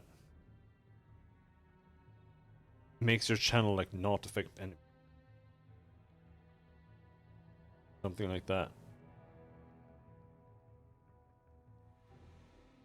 I'm pretty sure it does.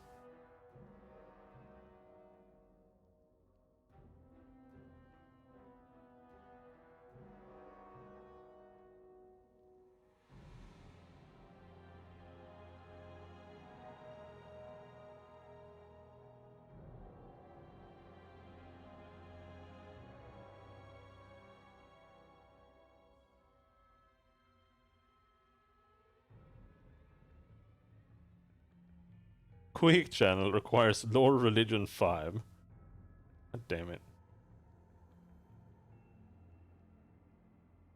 Selective channel. Charisma 13. Whatever. Power attack. Or... well... sure.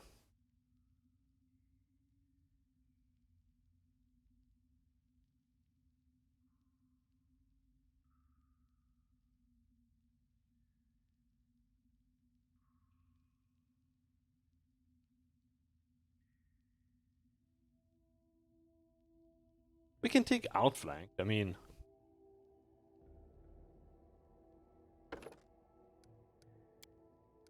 we can use that with Jaethal. The undead is such a frivolous term. I prefer immortal, eternal, everlasting. Why is Lindsay in my party? I don't want fucking Lindsay. I don't even know who I'm missing. Who's the last character?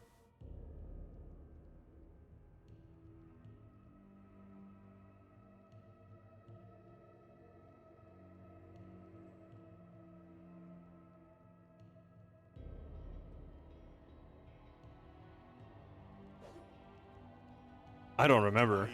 Oh, Knock Knock. Knock Knock's missing. Oh well.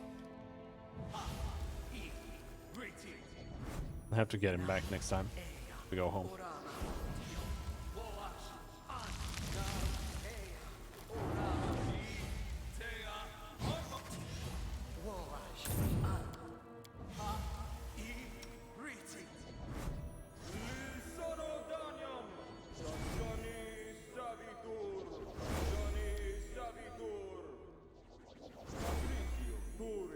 Buffs.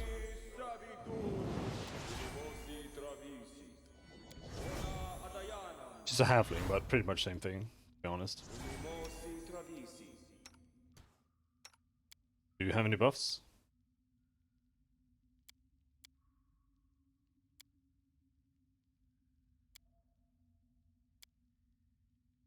Nope. Right. Share your will.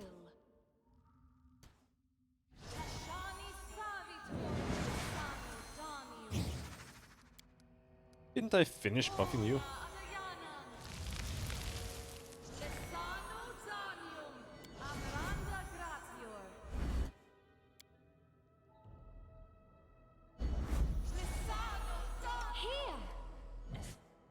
Oh, you don't need that anymore. Make the dog big.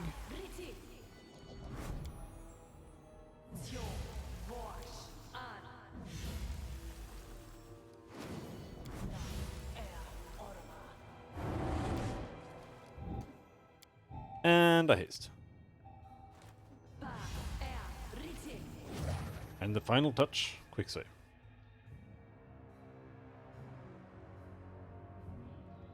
Oh, you can also do this. Get rid of that final negative level on the Gongar. I see something. Let's just hope my trickery is enough for everything here. Knock Knock is like 10,000 times better at it. A lot of weird rats here.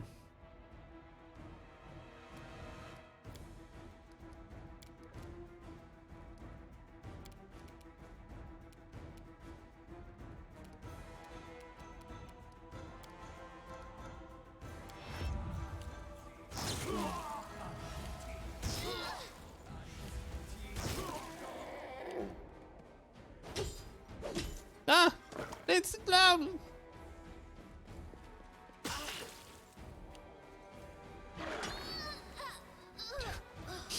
Seems it dying in one turn.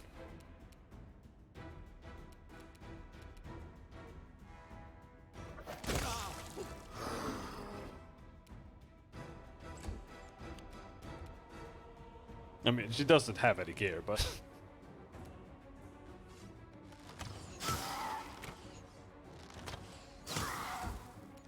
Weak excuse, if you ask me.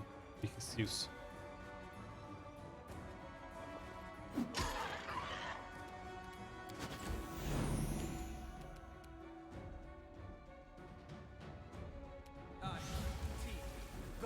Bonk him! Oh, you got multiple attacks? Reach is fucking amazing.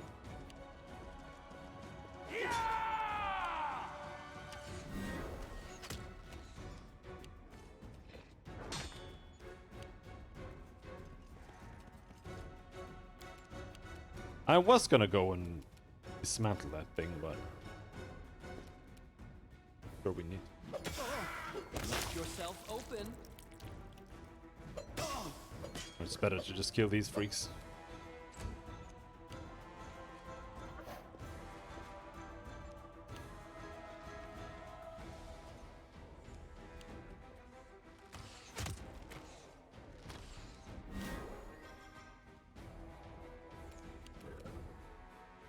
What a waste. Oh, we forgot to use Good Hope. I always forget that, because the dog isn't visible here. You have to click on him here. Get to him.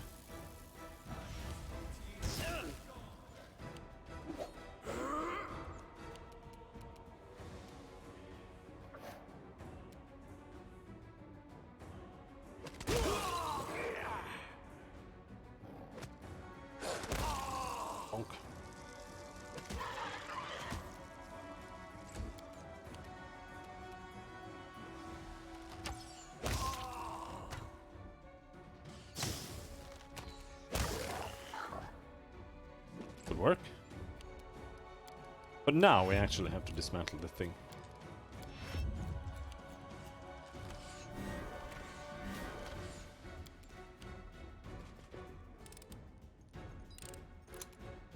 Good job.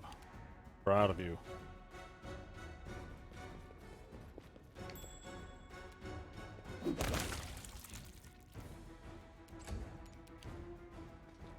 Ow. Miss! It's absolutely crazy how much you critically miss. Also, if Lindsay dies, she'll just get teleported home. I honestly don't really care if she dies.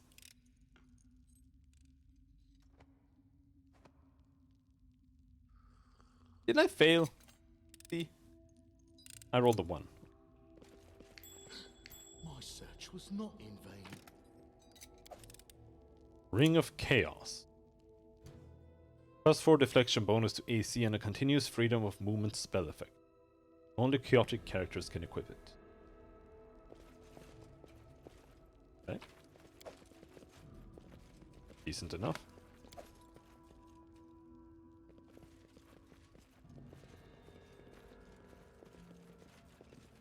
What a surprise. But you almost never have to use for freedom of movement. It's like only in the beginning. Then you get stuck in some web traps like left and right. But after that, not quite so much.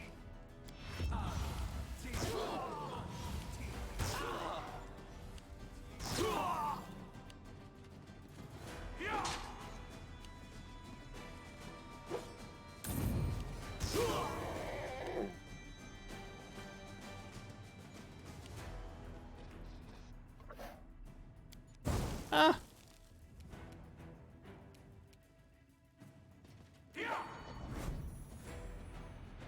Okay. I couldn't reach it. They were body blocking me.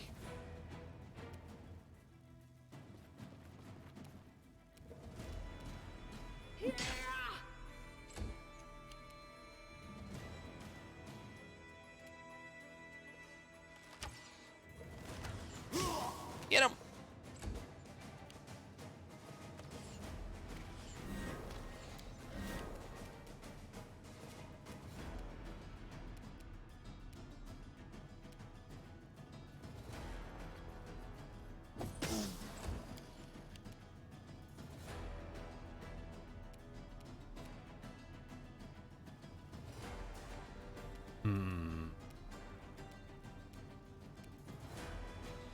Maybe.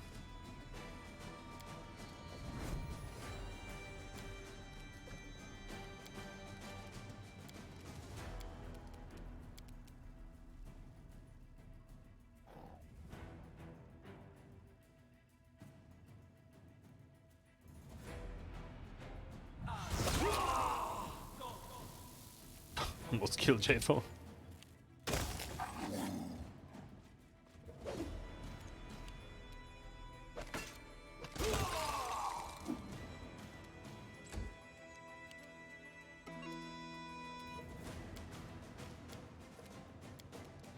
Pure light wounds. Go for that.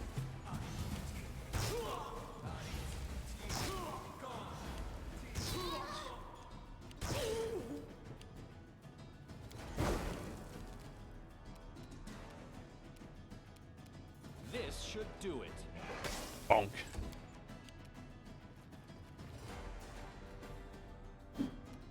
I missed.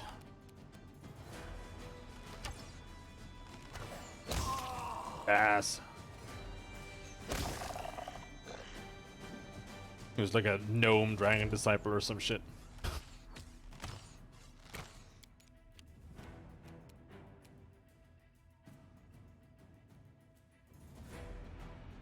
A level 10 dragon disciple, 4 sorcerer, 1 monk. Lawful evil halfling. I like that character. Become as dust.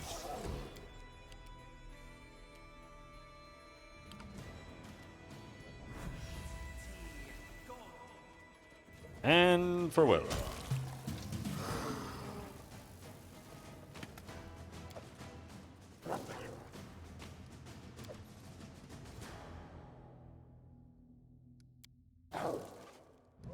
to use Good Hope.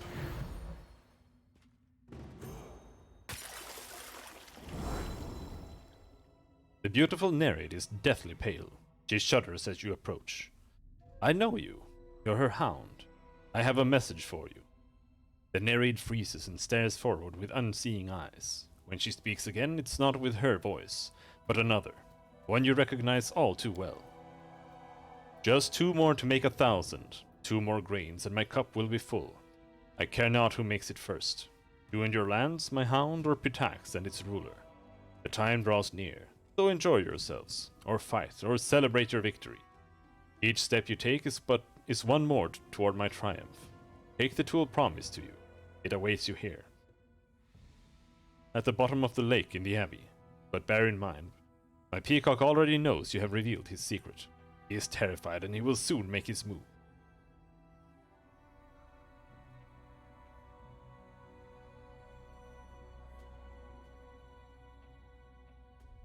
Who are you? Why do you speak with Neris's voice? The Nereid lifts her head and stares at you with big blue eyes. I am Ivindra. I've spent many years serving my cousin Nerissa as her living tool, a channel for her voice, and as a gift to her peacock, King Iroveti. Through me he could communicate with her. What was the tool Nerissa spoke of? A dark secret is hidden in these depths. The remains of victims of a treacherous murder. Side by side they lie at the bottom of the lake. The offspring of 4 noble Pitaxian families. The Akensa, Katane, Bascari, and Strokali. I know little of the games mortal monarchs play, but I've watched Iroveti for a long time. He fears these bones will be recovered and draw the vengeance of their living relatives. That is why Nerissa told you where to search for the bodies. She also told him you would come to retrieve them. 2 rulers at each other's throat is exactly what she needs. Nerissa, dear cousin, what have you become? Time to rid the world of one more treacherous creature.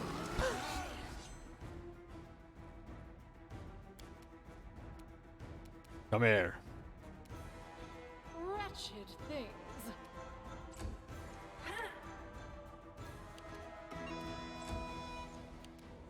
You may think you are just a friendly little Nereid, but I will kill you anyway. Ah! Fuck's sake.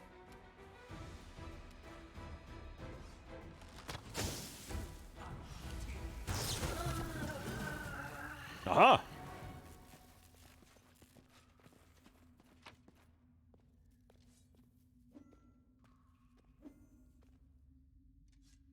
She dropped a silver ring, 1 pearl, and a scroll of stone skin. Amazing. Alright, time to dive.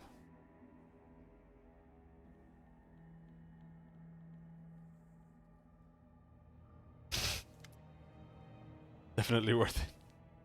The underground lake looks like a silver mirror. The reflections on its surface are so clear that you can make out every wrinkle in your clothes and the individual strands of your hair. What you can't make out, though, is anything that may be hidden beneath the water. Arim claps his hands over his belt and looks around serenely. Such a lovely place. Once the pointless vanity of life seethed here, but now there is only desolation and calm. Am I the only one who feels it? The beauty of desolation and cold imminence. Dive into the lake.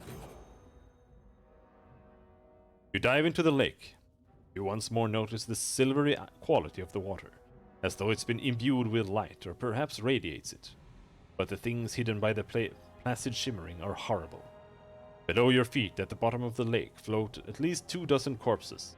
The dead seem to stare at you, some with the empty sockets of hollow skulls, and others with nightmarish dead eyes. One body floats past you, and you feel a small metal object fall into your hand. It looks like a signet ring. Examine the bodies. One of the dead bodies wears a purple belt. Another is clad in a black vest with bright green embroidery. You easily recognize the insignias of 4 trade houses. There are dead bodies here from all the great families that once ruled Pitax. Dive deeper.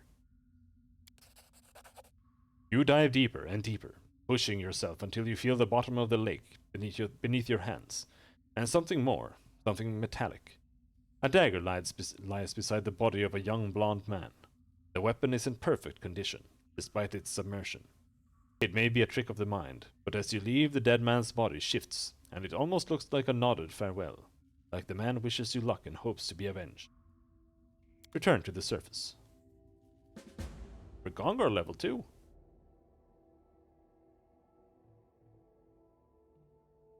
We can become an Eldritch Knight if we want.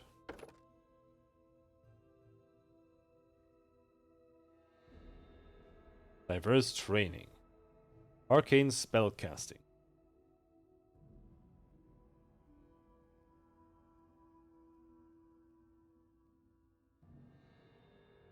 At 10th level, whenever an Eldritch Knight successfully confirms a critical hit, the next spell he casts within 2 rounds will be cast as a swift action, as if quickened.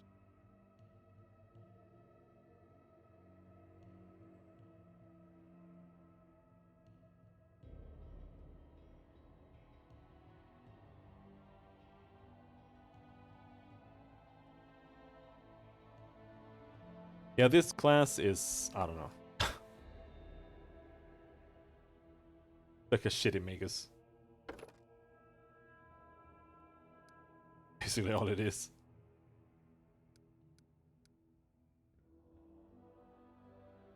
Here's what I want to grab on him.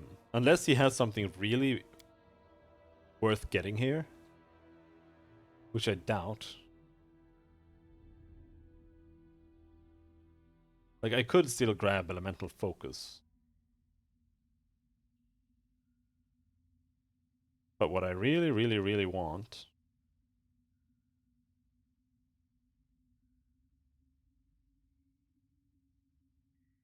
Skill Focus Athletics. Baneblade.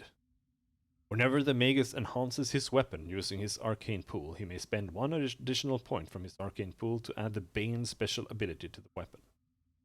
Oh, is that Bane all?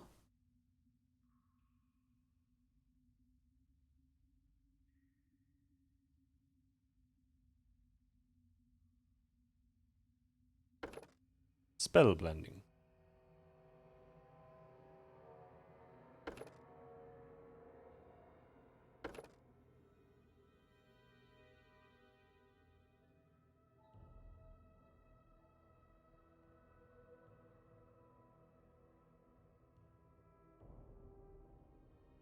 There's like no point.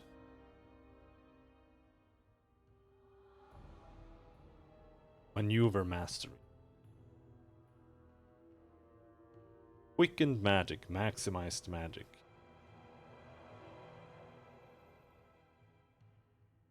Cast 1 spell per day, as if it were maximized. 3 spells per day. Okay. One of these is from a mod, I think.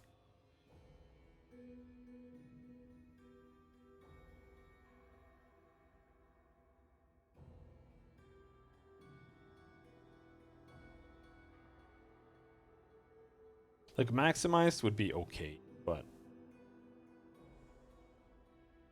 I'm gonna take the Baneblade. Beyblade.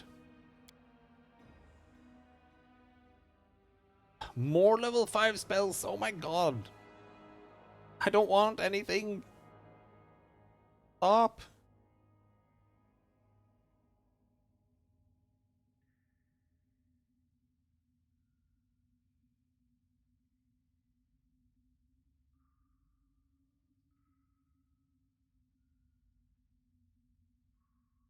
Baleful Polymorph. Sure, whatever. Dragonkind 2. See, here...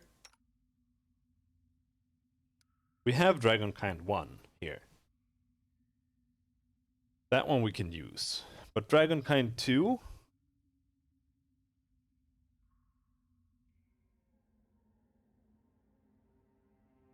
we can't use.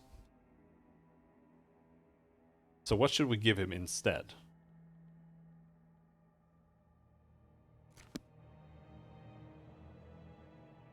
Let's do this. Google Blue Dragon Blood Rager.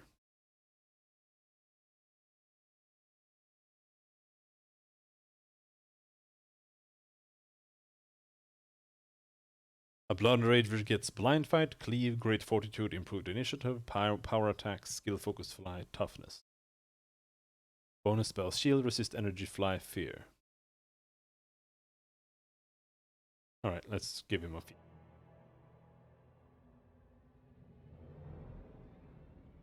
Because the bloodlines aren't fixed for Magus.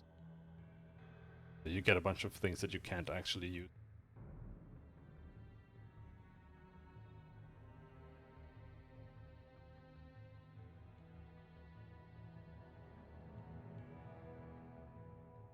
Beats. Rigongar.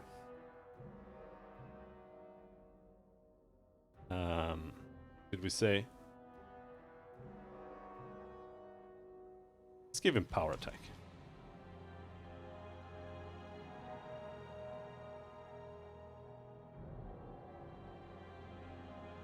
Add Power Attack to Rigongar. There. Where to now?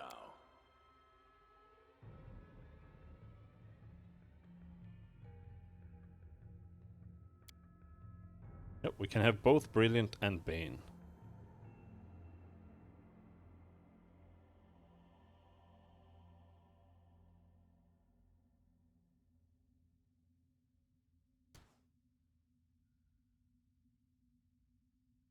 Arcanist.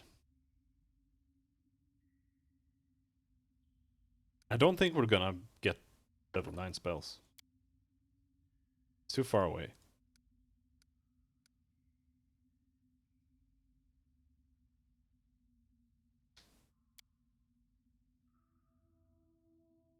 Point blank shot.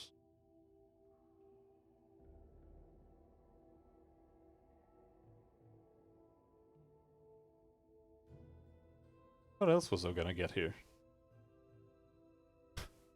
That's the problem. You think of something, you're like, I need that. Then you forget about it because you're too stupid to write it down. Spell penetration. Arcanist exploits. Greater metamagic knowledge.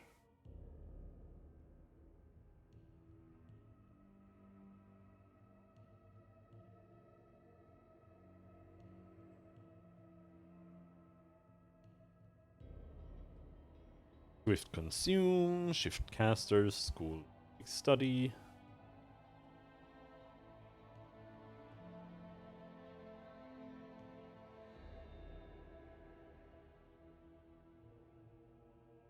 Not really a fan of quick study. 4 strike. But there's also nothing really worth grabbing anymore. Dimensional slide, free teleport.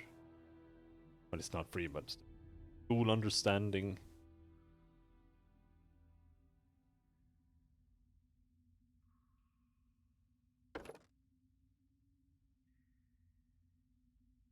Add the mixture, enhancement, prophecy, teleportation, abjuration, conjuration. I have no idea what that does. I'm not gonna bother reading. Just gonna take it. There's nothing else I want to give her.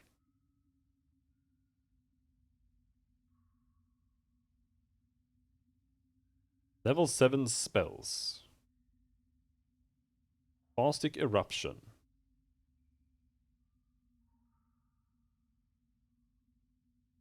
Mass Fly.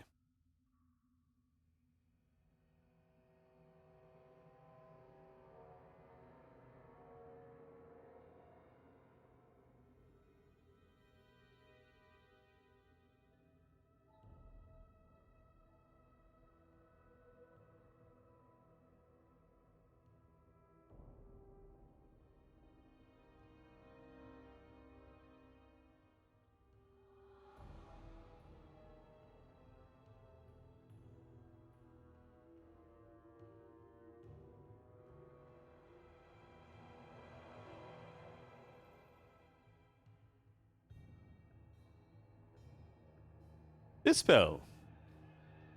Pretty good. You mark several allies with a flaming rune.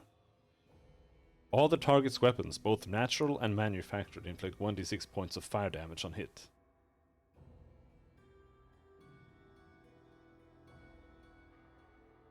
That's really nice when you have summons.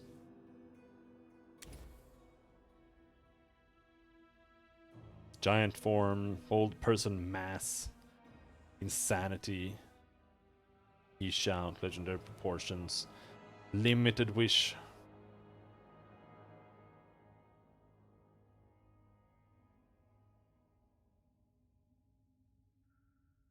Eh.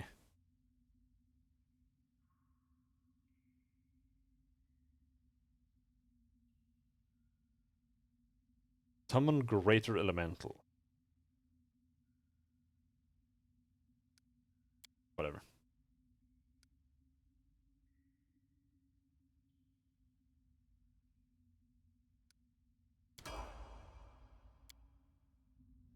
Yeah. No, we finished leveling 2 characters. Took like 20 minutes.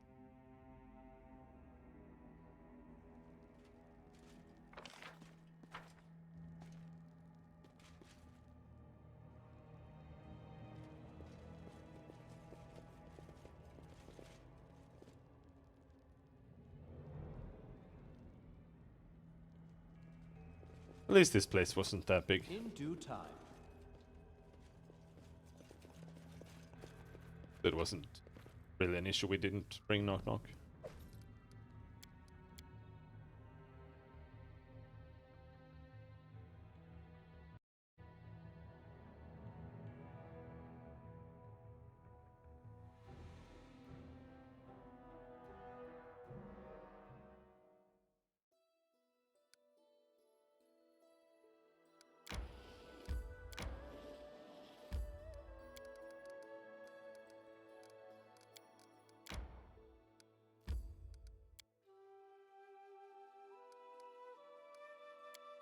I don't know if we're meant to go to Pitax now, or what.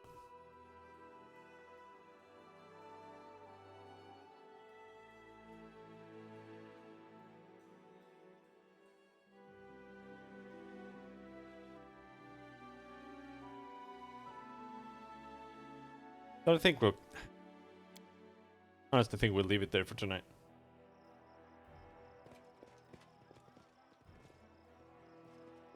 I've been turning the stream off an hour earlier.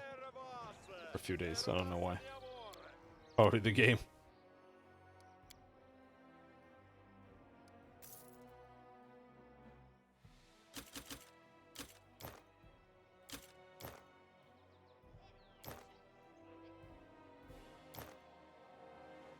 Dark wind.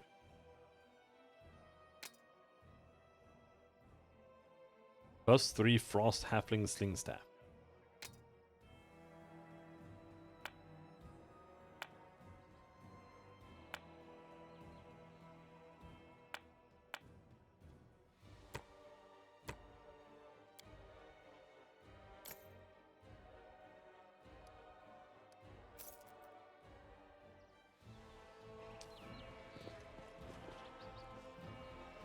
We'll go in and see what happens here. Follow my lead.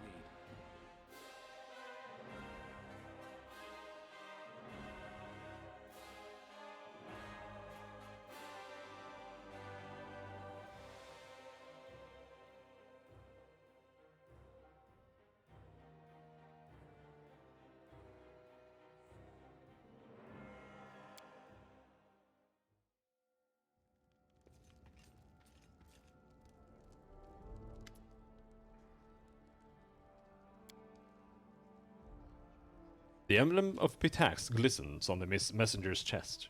She stands proudly and speaks her words bold and clear. Your Highness, Cashew the First, I have a message for you from King Iroveti, King of Pitax. It is an open secret that things are not going too well for your kingdom of late. Bandits and monsters, which you supposedly exterminated, are swarming your countryside once more. You are losing the trust and respect of your subjects. Everyone sees that you are failing to meet the responsibilities of a proper ruler. It's just that not everyone dares to say this out loud. His Highness Irovetti is ready to lend you a helping hand. Reject this unbearable burden of power, kneel to him and abdicate the crown. He will rule the Stolen Lands as wisely and fairly as he rules his own country. His Highness is expecting you at his palace in Pitax, ready to accept your oath.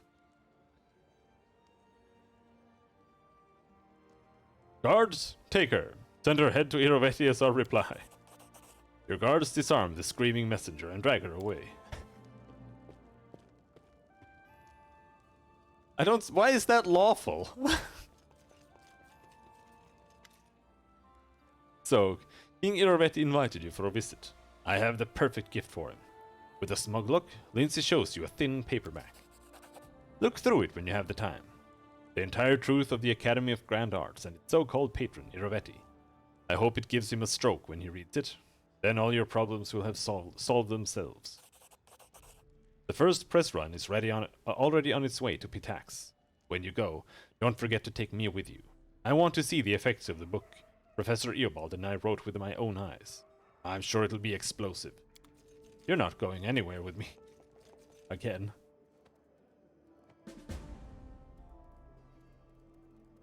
Did Rigongar get actual wings, or is it just bugged and he still has like fly on him?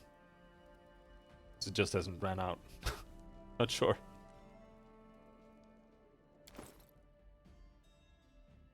Yeah, no, no, he has wings permanent now.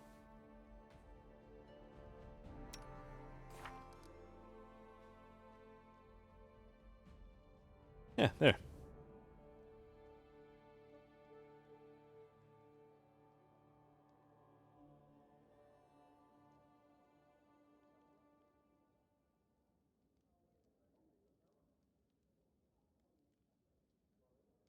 Yeah, he gets some additional heritage things here. These are just spells, all of them.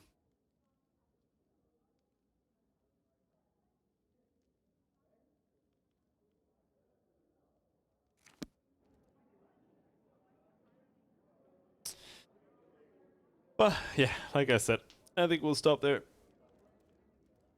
Ooh. I'm running out of power.